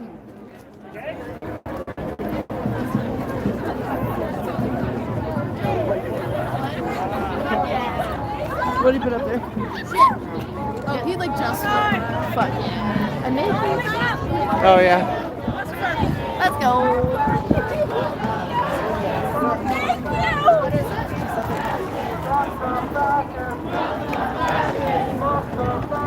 Fuck the fascists! Fuck the fascists! Fuck you, Elon! Fuck you, Trump! Fuck you, Elon! Fuck you, Elon! What democracy looks like! This is what democracy looks like!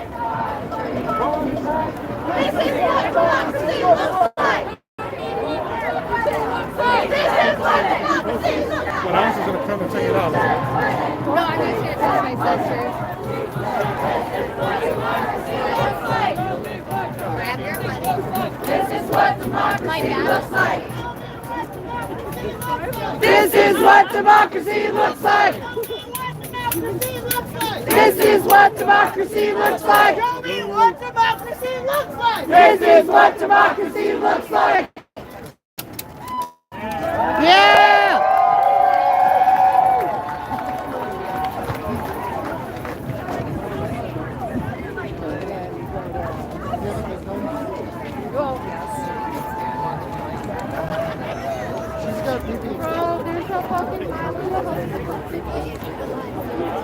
Free Palestine. Free Palestine. Would you like a pen? Yeah. Thank you so much. Do you want any stickers? Sure. Put them on my laptop. Depends what you want. I'll give you a few. Okay, that's good. Thank you so much. Free Palestine, guys.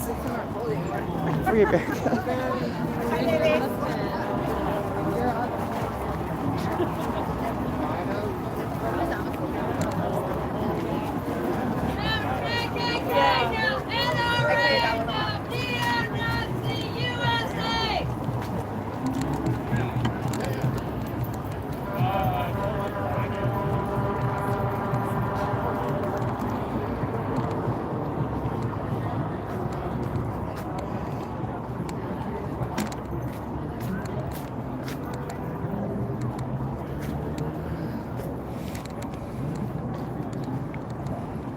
I can't lie to you, I really have to be.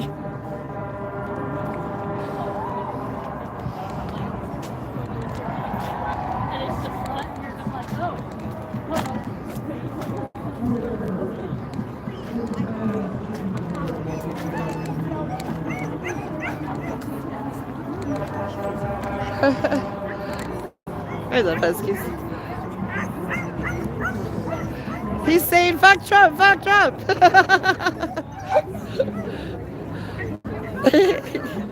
It does kind of sound like it. He's a fuck Trump.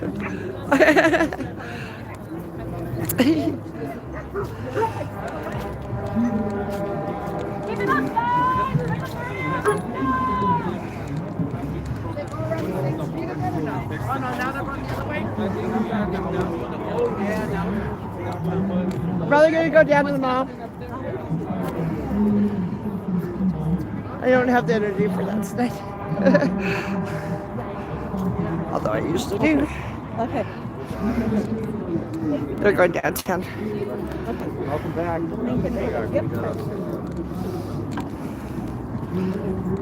Let's go sit there.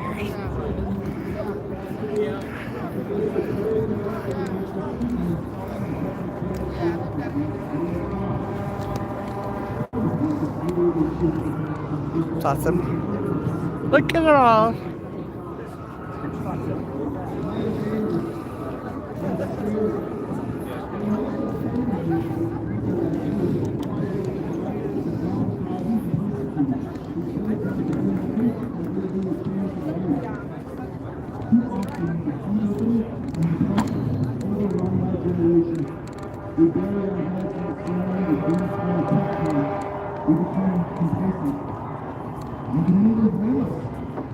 What the fuck have we inherited?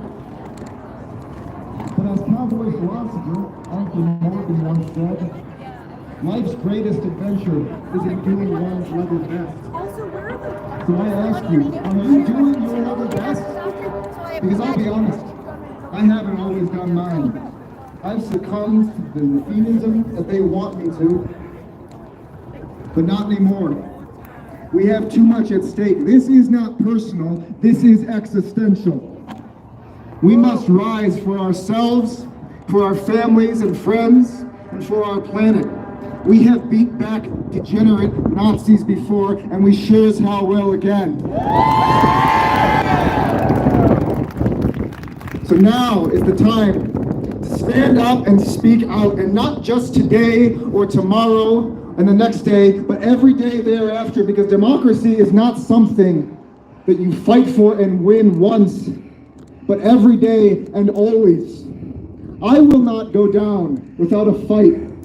I will not go quietly into our good night. Will you?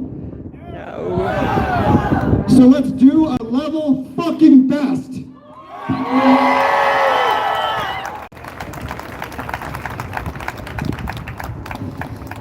Hello,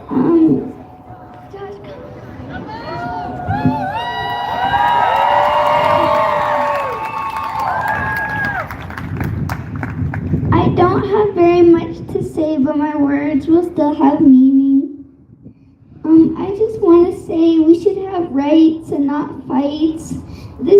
Our country was built on immigrants, and we shouldn't hate them. People are just being who they are, and they shouldn't be judged for it. And everybody who came out tonight being who they are, I respect you guys so much.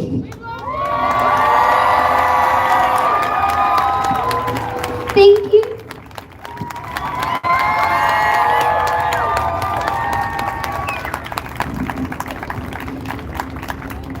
Sorry, I need a bit of a breather from that. So like many of you, I am also a first-generation immigrant, first-generation American from an immigrant family. The country that I came from is called Latvia. I don't expect you to know that, but all that you need to know is it was a country that was both conquered both by the Nazis and the USSR. So my family has lived through and understand what tyranny and dictatorship looks like. And that's why they moved here, so that they could give me a better chance in a country that represents freedom. But for how much I am grateful for I am to be here, there is one thing I'm pretty annoyed, and that's MAGA calling every single thing communist. And like, because my family really understands that. And communism is not teaching about the existence of gay and trans people. My mother and father did not know that gay people existed until they moved here.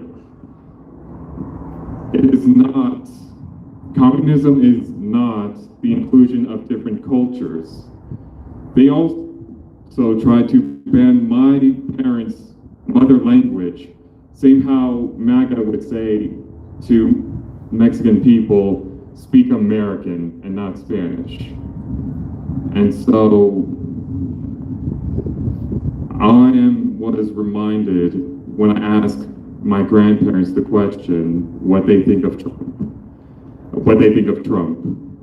And all that they answered was, he is no different from Hitler. He is no different from Stalin, and he is no different from Mussolini.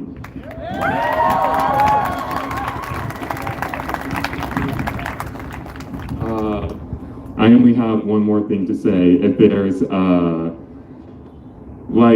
there is a lot of comparison between Trump and Hitler, but if there is one comparison that I want to make, is that both of them are dumbasses. They're both idiots.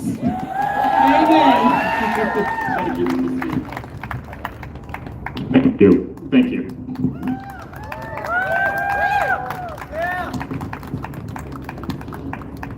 Since our country no longer seems to respect freedoms and amendments to the Constitution, what I'm about to say will most likely cost me my job.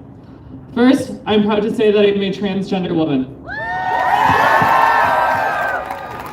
Secondly, I am proud to stand here today as a member of the United States Armed Forces,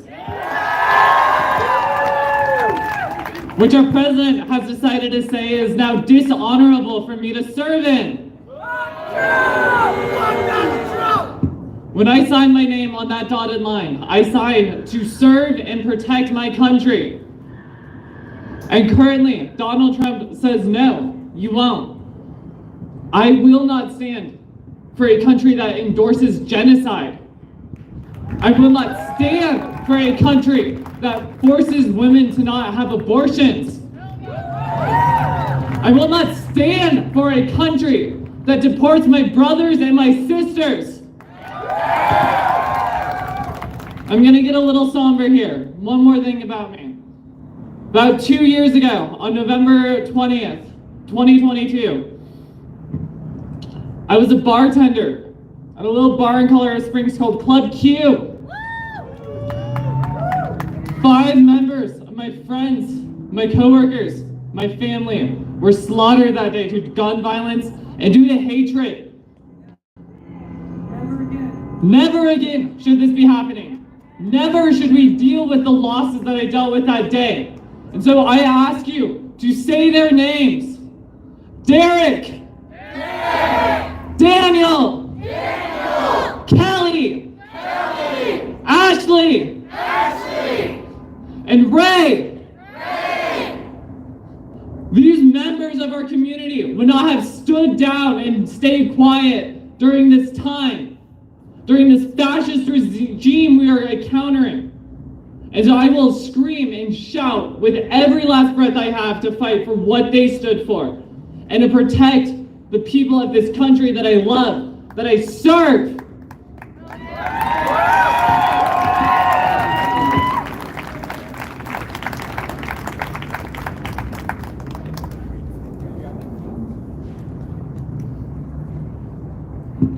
Hello everyone, my name is Carter.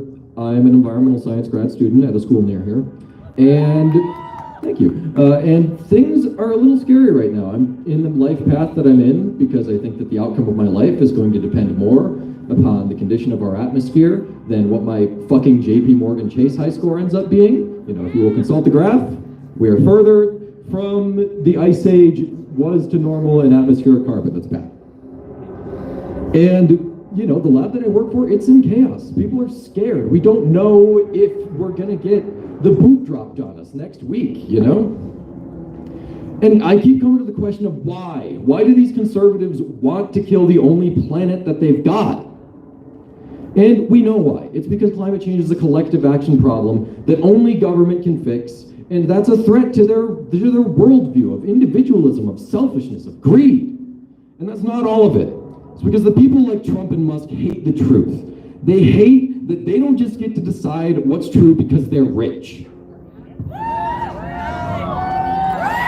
And that's the truth of it. It's the same old story that has been for decades, for centuries. The truth versus the lie. That's why they hate climate science. That's why they hated evolution. That's why they hated germ theory. That's why they hate that trans women exist. Because if all these things are true, it means that the rich and powerful don't get to control reality, and that terrifies them. I know this firsthand. You know the old Suncor refinery, that place south of 270, that when you drive by it, you know, it looks like there's a fucking Borg cube and smells like you're getting cancer, because you are. Yeah, allegedly, it's someone's job there to read month-old Reddit comments for contractors to whistleblower or retaliate against. Because they're scared. Because they know what they're doing is wrong. And to close out, we need to be treating the carbon crisis like an emergency because it is one. The fossil fuel lobby, the Republicans, and all of those that enable them are guilty of a crime without name. We've seen LA, we've seen North Carolina. How long until it's us? I did the math. Adjusted for inflation, LA caused as much property damage as 3 9/11s. Where's our $8 billion to fight a war on terror to save our only planet? They're not giving it to us because they don't care.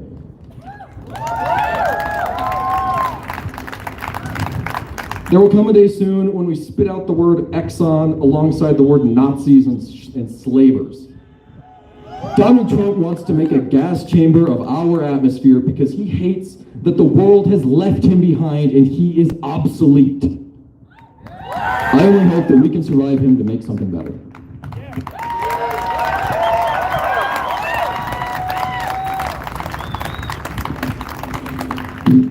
My name is Derek Sharp. I am a middle-class, straight white man.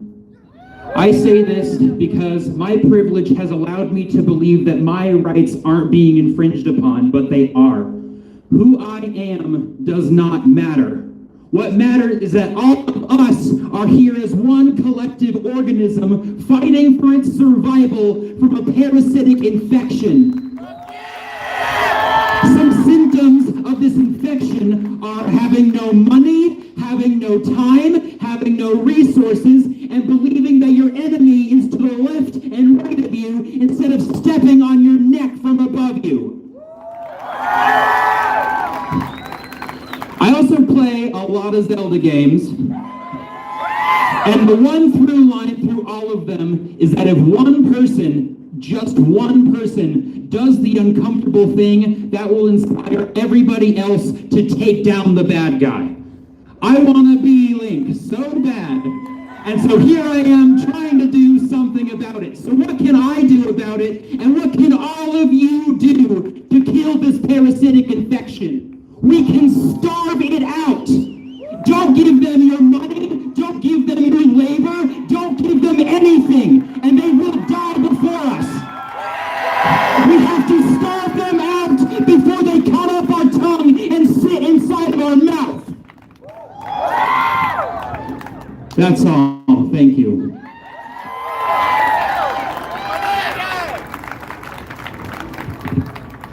Hi, Denver. I'm here as someone who grew up to an abusive family and was adopted by an amazing lesbian couple. And I grew up to respect women, and watching as our government steps over them and looks at them as just breeding pigs. I am disgusted by this country right now. Our government has no right to tell women what to do with their bodies. And as an LGBTQ person and a non-binary, you cannot erase me by saying that I do not exist. I am here, right here in front of you. I will not be erased. I will stand here and I will fight until I die if I have to. And I hope I don't have to. But if that's what it takes, that's what it takes. And to all of my Latino and Hispanic friends, I am here with you, and I may be white as a sheet of paper, but I will try to distract ICE if they come after you. Because you are not illegal on stolen land. Thank you. I don't know about you guys, but the last 2 weeks has felt like 1,000 goddamn years. It has been fucking insane. And the world has just gone completely whack. But we're not gonna stand, we're not gonna sit down, we're gonna stand up, we're gonna talk about what we believe in, and we're gonna get up and we're gonna show these people up here exactly what we're about. I'm gonna read you a poem that has gotten me through the last 2 weeks on more than one occasion. It's from the first Dune book, it's by Frank Herbert, it's called The Litany Against Fear. I must not fear. Fear is the mind killer. Fear is the little death that brings total obliteration. I will face my fear. I will permit it to pass over me and through me, and when it has gone past, I will turn the inner eye to see its path. Where the fear has gone, there will be nothing. Only I will remain. Fuck Trump! Fuck guys! Fuck Elon Musk! We're gonna stand up and we're gonna fight. We're gonna get shit done.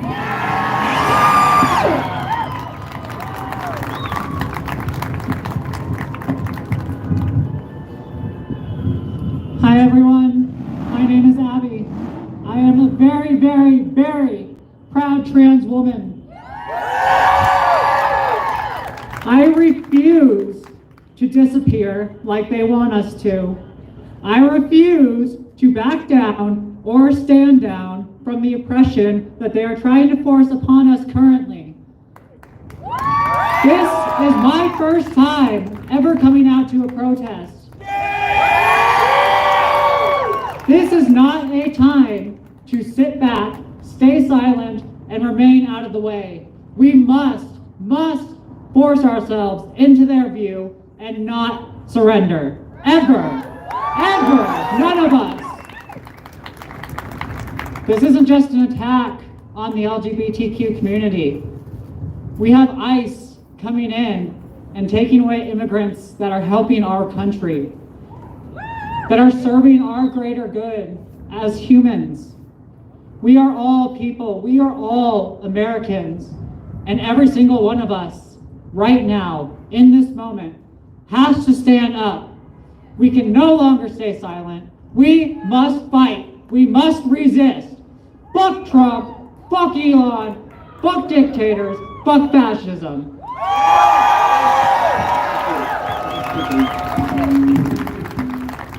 Hey, thank you. Who put this together? This is amazing. I thank you so much. Thank you.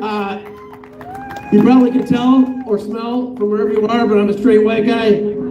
And got a little feedback. We need more straight white guys out here.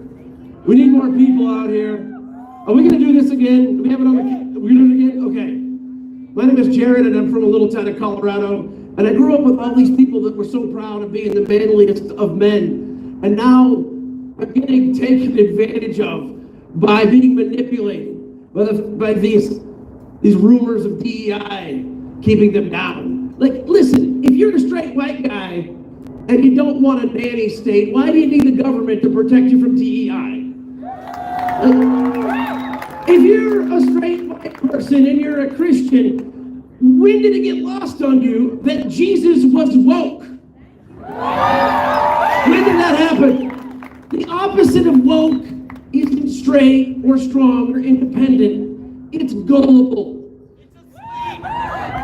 It's asleep. Very literal and very true. Thank you.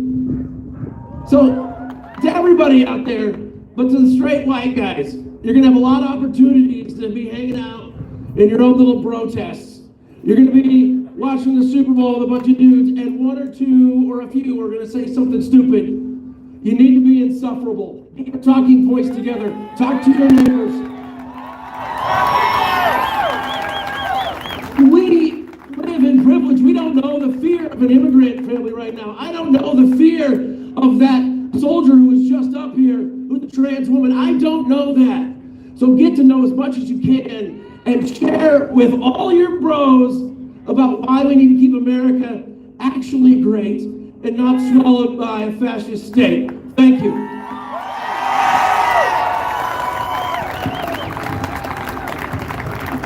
Hi, I'm Clint. I work as a security guard in our schools. I do my damnedest to keep our kids safe and pedophiles out of our buildings, which is pretty hard when our president is a predator himself.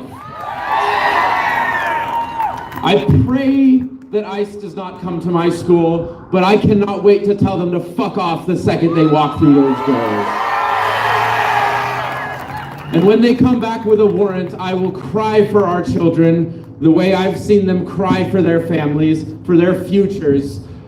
And the thought of going to a camp because our America has gotten so fucked up.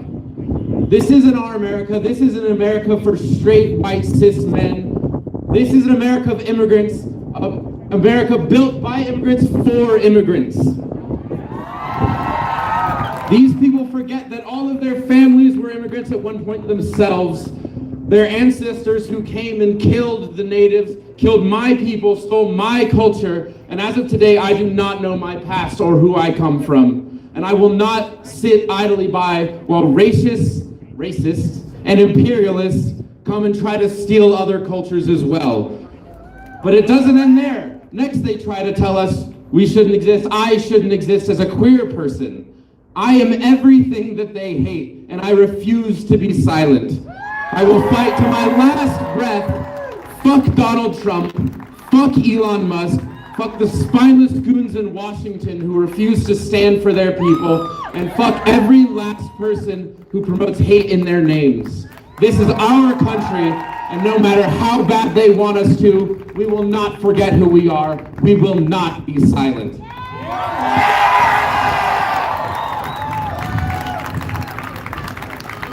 My name is Stephanie Severance. I started my transition about 12 years ago. I have been a very out and very public trans woman, a veteran, and I can no longer say that I am proud of the country I live in. I've had a lot of feelings over the last couple months, and I wrote a poem that I think really sums those up.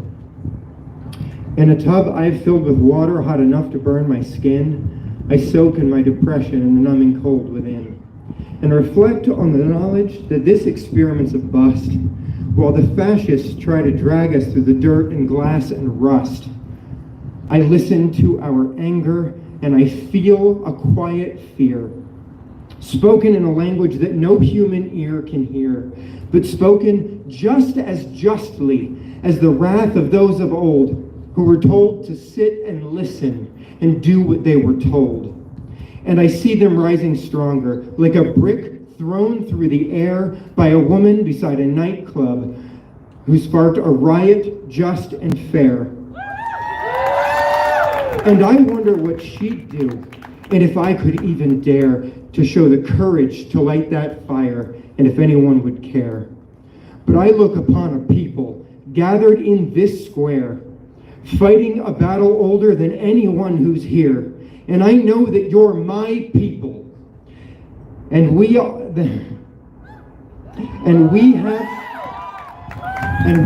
the will to share a burden thrust upon us that none of us should have to bear.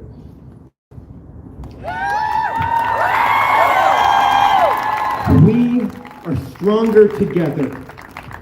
We have always been stronger together, and we will not go quietly. We will not step aside and let them come into our neighborhoods and take our friends and neighbors. We will not sit quietly while they try desperately to push us into early graves. We've been down that road before, and we will not do it again. Never again. And if the fascists want to try and push us down, we've shown before we're happy to punch up. And if the oligarchs in Washington and across this country think that they can walk in and take over, they can fucking oligobble our balls.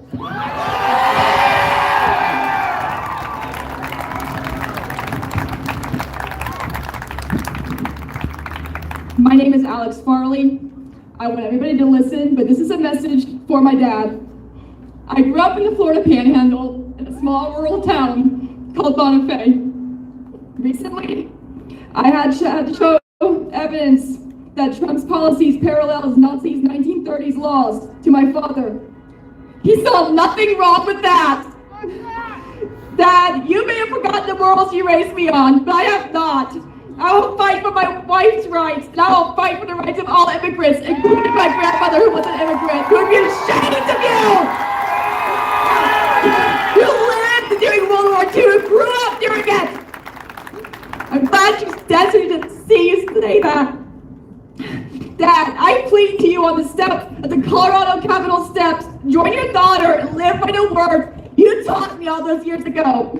You made me the way I am, and I need you to stand beside me.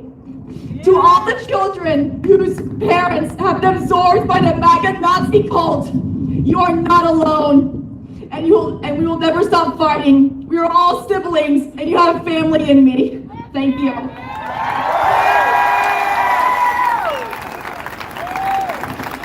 Well, how can you not cry after that, right? Some of you guys might have seen me walking around today. I've been helping out with the marches. I've been handing out water bottles, food. I've been doing everything I can. This started Sunday. I woke up and was like, hey, I don't see there's a protest going on. Maybe a Facebook page? So thank you all for coming out here. But I really want to speak about something that's dear and near to me, and that's the environment. So who am I to be speaking to you today? I am someone who wanted to make a difference. I am someone who, just like you, wants to see the world as a better place. While we all have our own paths that contribute to this everlasting goal, I have focused my contributions through education and science. Yes, I am a graduate student working towards my Master's of Science in Environmental Science. For 3 years, I was a math and science teacher. And over the summer, I worked on a project funded by the National Science Foundation to study the impacts of sea level rise on Arctic ecosystems. My thesis continues that work, investigating how climate change and environmental destruction are reshaping our world. I'm beyond passionate about the environment, and I'm here to advocate for nature, because without us, it has no voice. We must recognize that sustainability isn't just about saving the planet. It is about justice, equity, and ensuring that everyone has a future worth fighting for. Our planet is sick, and our society is the virus. The privileged in our world take from our planet without regard for its health. Large corporations and elites pilfer resources for profit while leaving destruction in their wake. In doing so, they steal from indigenous lands, poison our air and water, and leave communities, especially marginalized ones, to suffer the consequences of their greed. The signs of this sickness are everywhere. Catastrophic wildfires, deadly heat waves, floods that swallow entire communities, and plastic waste infiltrating our food and water. The scientific consensus is clear. Climate change, pollution, and environmental degradation are not distant threats. They are here now, and the clock is ticking. As if the environmental crisis weren't dire enough, the Trump administration is accelerating the destruction. The administration has withdrawn from the Paris Agreement, rolled back EPA regulations, and championed fossil fuel production while gutting investments in renewable energy. Boo, right? But it's not just direct environmental attacks. Trump's war on diversity, equity, and inclusion is freezing critical scientific progress. The National Science Foundation, a pillar of research funding, has been thrown into chaos. Grants are being suspended, funding is being frozen, and scientists are being scrutinized simply for researching issues related to race, gender, and marginalized communities. Let me make this crystal clear. If your research includes words like segregation, minority, male-dominated, polarization, racially, inclusion, historically, female, woman, diversity, or disability, you are at risk of losing your funding.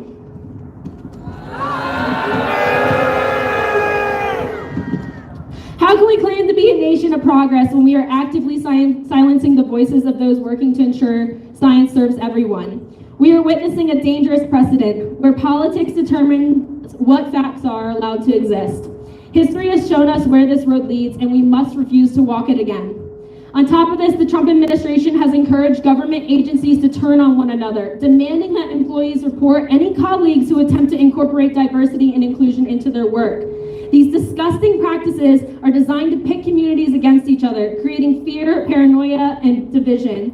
They want to drive us into chaos, to make us afraid, to make us hesitate, to make us despair. But we will not fall into that trap. We will not freeze. We will fight. We will continue to stand up for science, for justice, and for a future that includes everyone. Despite political divisions, there is one undeniable truth. We all rely on a healthy planet. Whether you are a Democrat, Republican, or anywhere in between, we all breathe the same air, drink the same water, and experience the same extreme weather events. Even Trump supports their safety and well-being. We all live in this beautiful state of Colorado, known for breathtaking landscapes, outdoor recreation, fishing, hiking, skiing, boating. These activities are enjoyed across political lines. In a time of such polarization, let this be an issue where we can find common ground. A living planet should not be a partisan issue. And we are not powerless. We are here today because we care and because we will not be silent. So what can you do? Call your representatives and demand action on climate and science protections. Fight in your everyday life, hold corporations accountable, boycott harmful industries, and challenge those who deny reality. Volunteer and donate to local environmental organizations. Groups like Groundwork Volunteer Denver, Volunteers of Outdoor Colorado, Wildlands Restoration Volunteers, and River Watch of Colorado need your help. Support sustainable businesses and demand responsible practices from the brands you buy from. And lastly, educate yourself and others. Knowledge is power, and the more informed we are, the stronger our resistance becomes. Yes. We cannot be everywhere at once, but that is why we must trust each other. While I dedicate myself to fight for environmental justice, I trust that my fellow Americans will stand strong in their fights for immigrant rights, reproductive freedom, LGBTQ+ protections, and healthcare access, and so much more. Because in the end, these fights are interconnected. Even showing up today is an act of resistance, so I thank you. I thank you so much for standing with what is right, for giving a voice to the voiceless, and for refusing to let greed and hate dictate our future. We are stronger together, and together we will win. Thank you.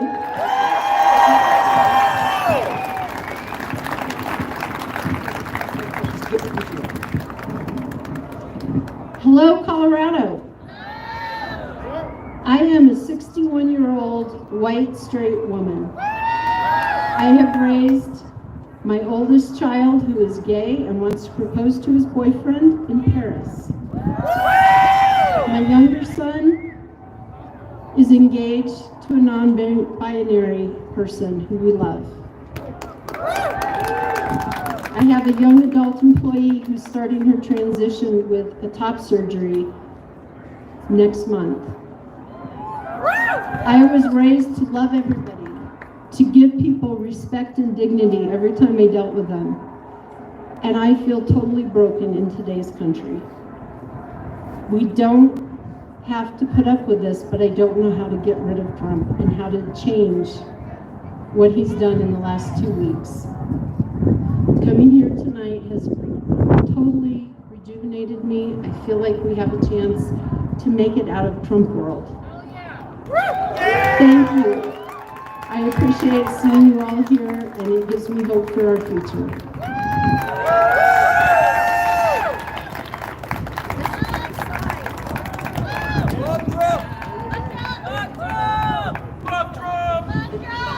Guys, we're going to have one last speaker before this, but I want to remind you all, two more speakers, sorry.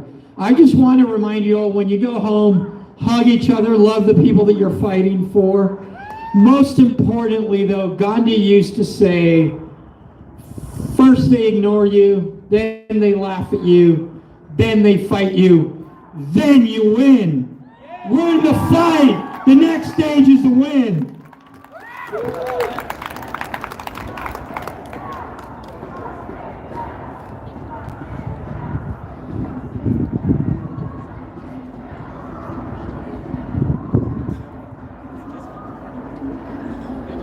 So I'm here as a first-generation Mexican-American. And I'm here because my grandparents did not come to this country legally to let me sit here and not do nothing about our raza. I am here for the raza.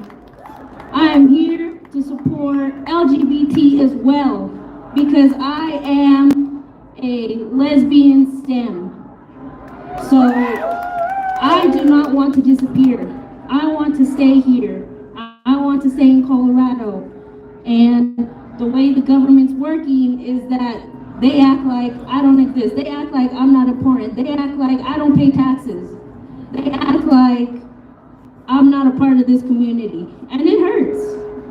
It hurts to wake up and think that, oh, you know, people that look at you, they look at you differently because of what you stand for. Now, I don't care how anybody looks at me, because I'm gonna stand for what I want and how I want this country to be. Because that's why my grandparents fought and did it the right way to come into this country, so we could help everybody legally come in and do the right thing.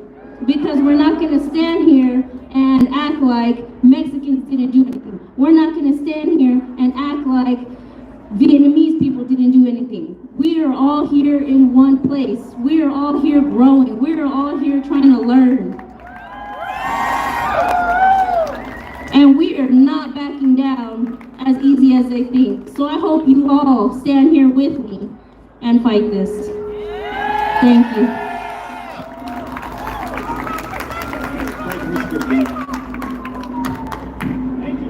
I would like to thank all of you for coming out here tonight. It takes a lot of gumption to shut up in a time like this. Each and all of us are the threads that hold up the moral fabric of a society. And unfortunately right now, the moths of excess and the hands of hedonism are destroying the fabric that holds this society. And there are unjust laws being forced upon us all.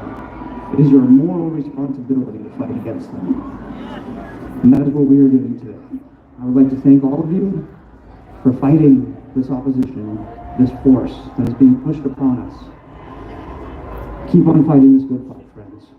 Thank you.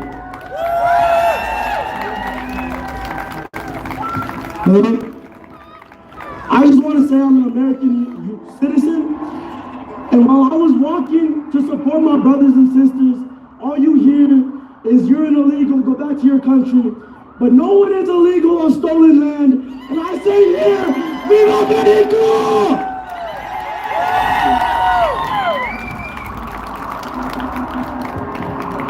What's up, y'all? I know some of y'all have been out here all day. I want to say thank you to Chris and Mike from Resistance 5280. They've been out here since 9 o'clock, out here for you guys. Where do I need to go? Right here? Okay, not moving. I want to come here and say thank you to my ancestors for guiding me here. I want to say thank you to all of you who showed up and didn't stay silent. I want to thank our brothers and sisters in the streets. I had to make a choice. Am I gonna march or am I gonna talk? And I've learned to talk to crowds. And I'm here to tell you all, we need to call this shit out. You heard it from the baby that was up here, crying because she was so emotional about immigrants. She knows this country was built on the backs of immigrants, black and brown. This land was stolen from my people, if we really want to talk about it. I don't know, girl. They want to go home. But anyway, no, so seriously though, I was on my way up here and I was right there on, where's that, Broadway right there? And there were two of our little wannabe Nazis walking away and I'm walking up and there were a bunch of people around and I'm like, is nobody gonna say anything? Flat out with a flag, they're little, I don't know, are there kids? Can I cuss? I'm so mad, you guys. I'm pissed. My parents are immigrants. My mother is Native American. I have gay family members. I know people affected by every one of these executive orders that this motherfucker is signing. We need to call it out. Our friend, the bro guy, or was the bro guy or the one before him that was like, what are we doing with our money? Why are we giving our money to the government? Why? Are we ready to talk about a revolution or no? Let's talk about it. Let's do it. We've got people in these streets. We have people in all 50 states right now standing together. We know the majority of the people in this country did not vote for that fool. So, you know, thank you all. Thank you for being out here and for standing for those who need. I'm gonna cry. I'm that mad, guys. We gotta be loud. When you see it, say something. When you see ICE, I think there was what, 6 or 7 raids today? Fuck ICE. Does anybody know where the detention center is out in Aurora? Why aren't we out there taking those fucking flags down and putting up the flags that we did? How many years ago was that? 4 or 5 years where that flag came down and Mexico's flag went up there. More than, oh, Jesus Christ. Destroy concentration camp! Yeah! Back to the money. We're giving them our money for a genocide that supposedly a ceasefire deal was signed. Yeah, fucking right. Gazans were going home and were bombed. Are y'all watching that or are you staying silent? This is what your tax dollars are going to. A genocide. Why isn't that enough? Why isn't that enough? You're a woman? Whoa, who's watched The Handmaid's Tale? We're living it. And if you haven't, I challenge you to watch it. My cousin watched it with her husband, who is from Mexico. And he watched one episode and was like, what the what is this? And she said, this is what we're going through. He was like, this shit's scary. Imagine being the woman walking on the street. I walked over here by myself and I was like, okay, don't let nobody come up to me because I'm gonna fight. You know, they rape us. They say we gotta keep those babies. What the fuck? What the fuck? Thank you. I said a lot of F-bombs, I'm sorry, but this is, I'm good. I just, you know, I'm proud as a Coloradan to be here standing with you all. You know, social media, we need to connect. We need to get off Meta. We need to stop using Amazon. We need to stop using these, giving them our money. We're giving them our money. We can burn it down, y'all. And when you're ready to have that conversation, find me.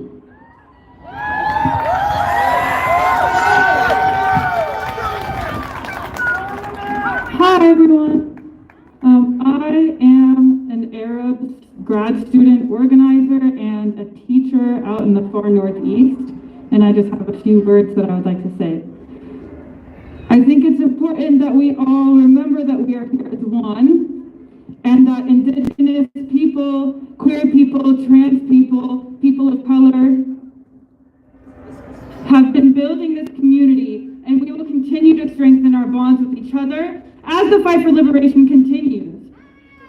We all keep our eyes on our neighbors, on our friends, on the working class, on Palestine. The fire in our hearts that is burning right now has to continue, and we should never abandon the cause for justice. I need you to take a moment and examine this shift that is happening right now. The conversation is changing, the political landscape across this country is changing. The facade that fascism and imperialism have tried to put up is falling, and injustice will follow suit if we stay committed. The status quo of being passive and uninformed and apolitical is crumbling. I urge you to keep this momentum going. Expand your solidarity, because that is what people of color, queer and trans people, that is what Palestinians right now are doing for the world. We, the people of this country, the people of the world that know no borders, are the cradle of resistance. We should never underestimate the power of taking education into our own hands. When masses started talking about Gaza, they also started talking about Sudan and the Democratic Republic of Congo, because we all recognize that our oppressors are the same. All of our killers out there are our friends, and they think that we are broken. But the thing that unites them is greed. But what is stronger than that is our love and our vision for radical change and a future beyond what we are living through. Radical love is the biggest threat to oppression everywhere. While we're outraged by the atrocities of bigoted, militant violence in America and abroad, our love for a better future is what keeps us going. Our dedication to liberation for all people is what grounds us and fuels us. We must continue demanding justice, and we will only get stronger and louder. To those who refuse to listen to us, to those who will never understand our vision for a future of freedom, to those who stand as enemies against the fight for liberation, I am here to tell you that it is not our responsibility to align our clarity with your confusion. We recognize that there is nothing confusing and complicated about decades of brutal displacement, discrimination, massacres, torture, and genocide. Our clarity is precise, and our solidarity is unwavering. We must remember that our Democratic and Republican representatives alike pretend to champion diversity or root against it, and yet they deploy militarized forces against us equally when we demand an ounce of real equity. They want us to crack, they want our community to crumble, but we cannot fear them. Our unity is stronger than them. It is stronger than it has ever been, and we must continue fighting in our commitment to justice. We can never waver, and this soulless institution of a country is devoid of morals, and it will never come close to challenging our movement, the people's movement, and the commitment to our liberation here on Turtle Island, as well as across the globe. I want to leave you with this message.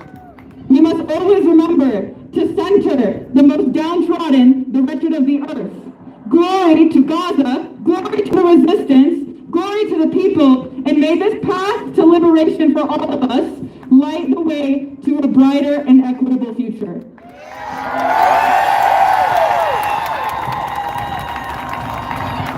Hello, ladies and gentlemen. I would just like to say one thing. If we want to fight for our government, we need to run for local offices, and you need to text our congressman up in there. Because if we don't, they're not going to listen. Even though we're all out here, they're going to see us, but they're not going to hear us if we don't say something. We need to email them, fill their inboxes with things to say. That's all I got to say.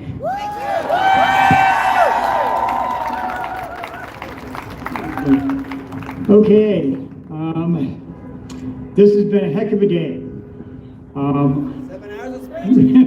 Yep, I thank all of you for your endurance, for your passion, and for your fire. This is just the beginning, folks. Look around. You are we the people.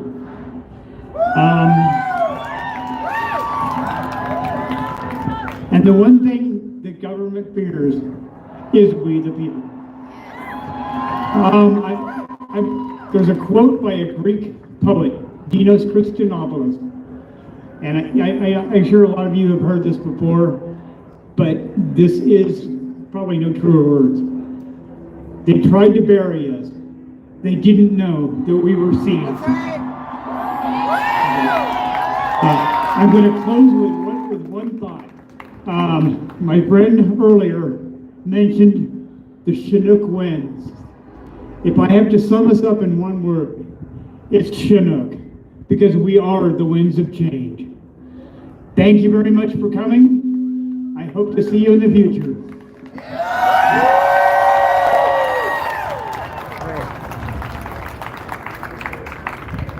Thank you for coming. Thank you guys. I don't know why it says that I've only been on for 2 hours. I've been here for 7 hours. What's going on? We're gonna play you a song for a second. But I love you. You're gonna love it. See you again sooner rather than later. Fuck Donald Trump. Fuck Donald Trump. Yeah, fuck Donald Trump. Yeah, fuck Donald Trump. Yeah, fuck Donald Trump. Yeah, fuck Donald Trump. Yeah, fuck Donald Trump.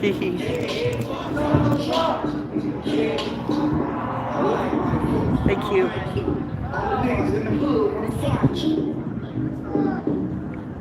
Sometimes the nation is not trying to find.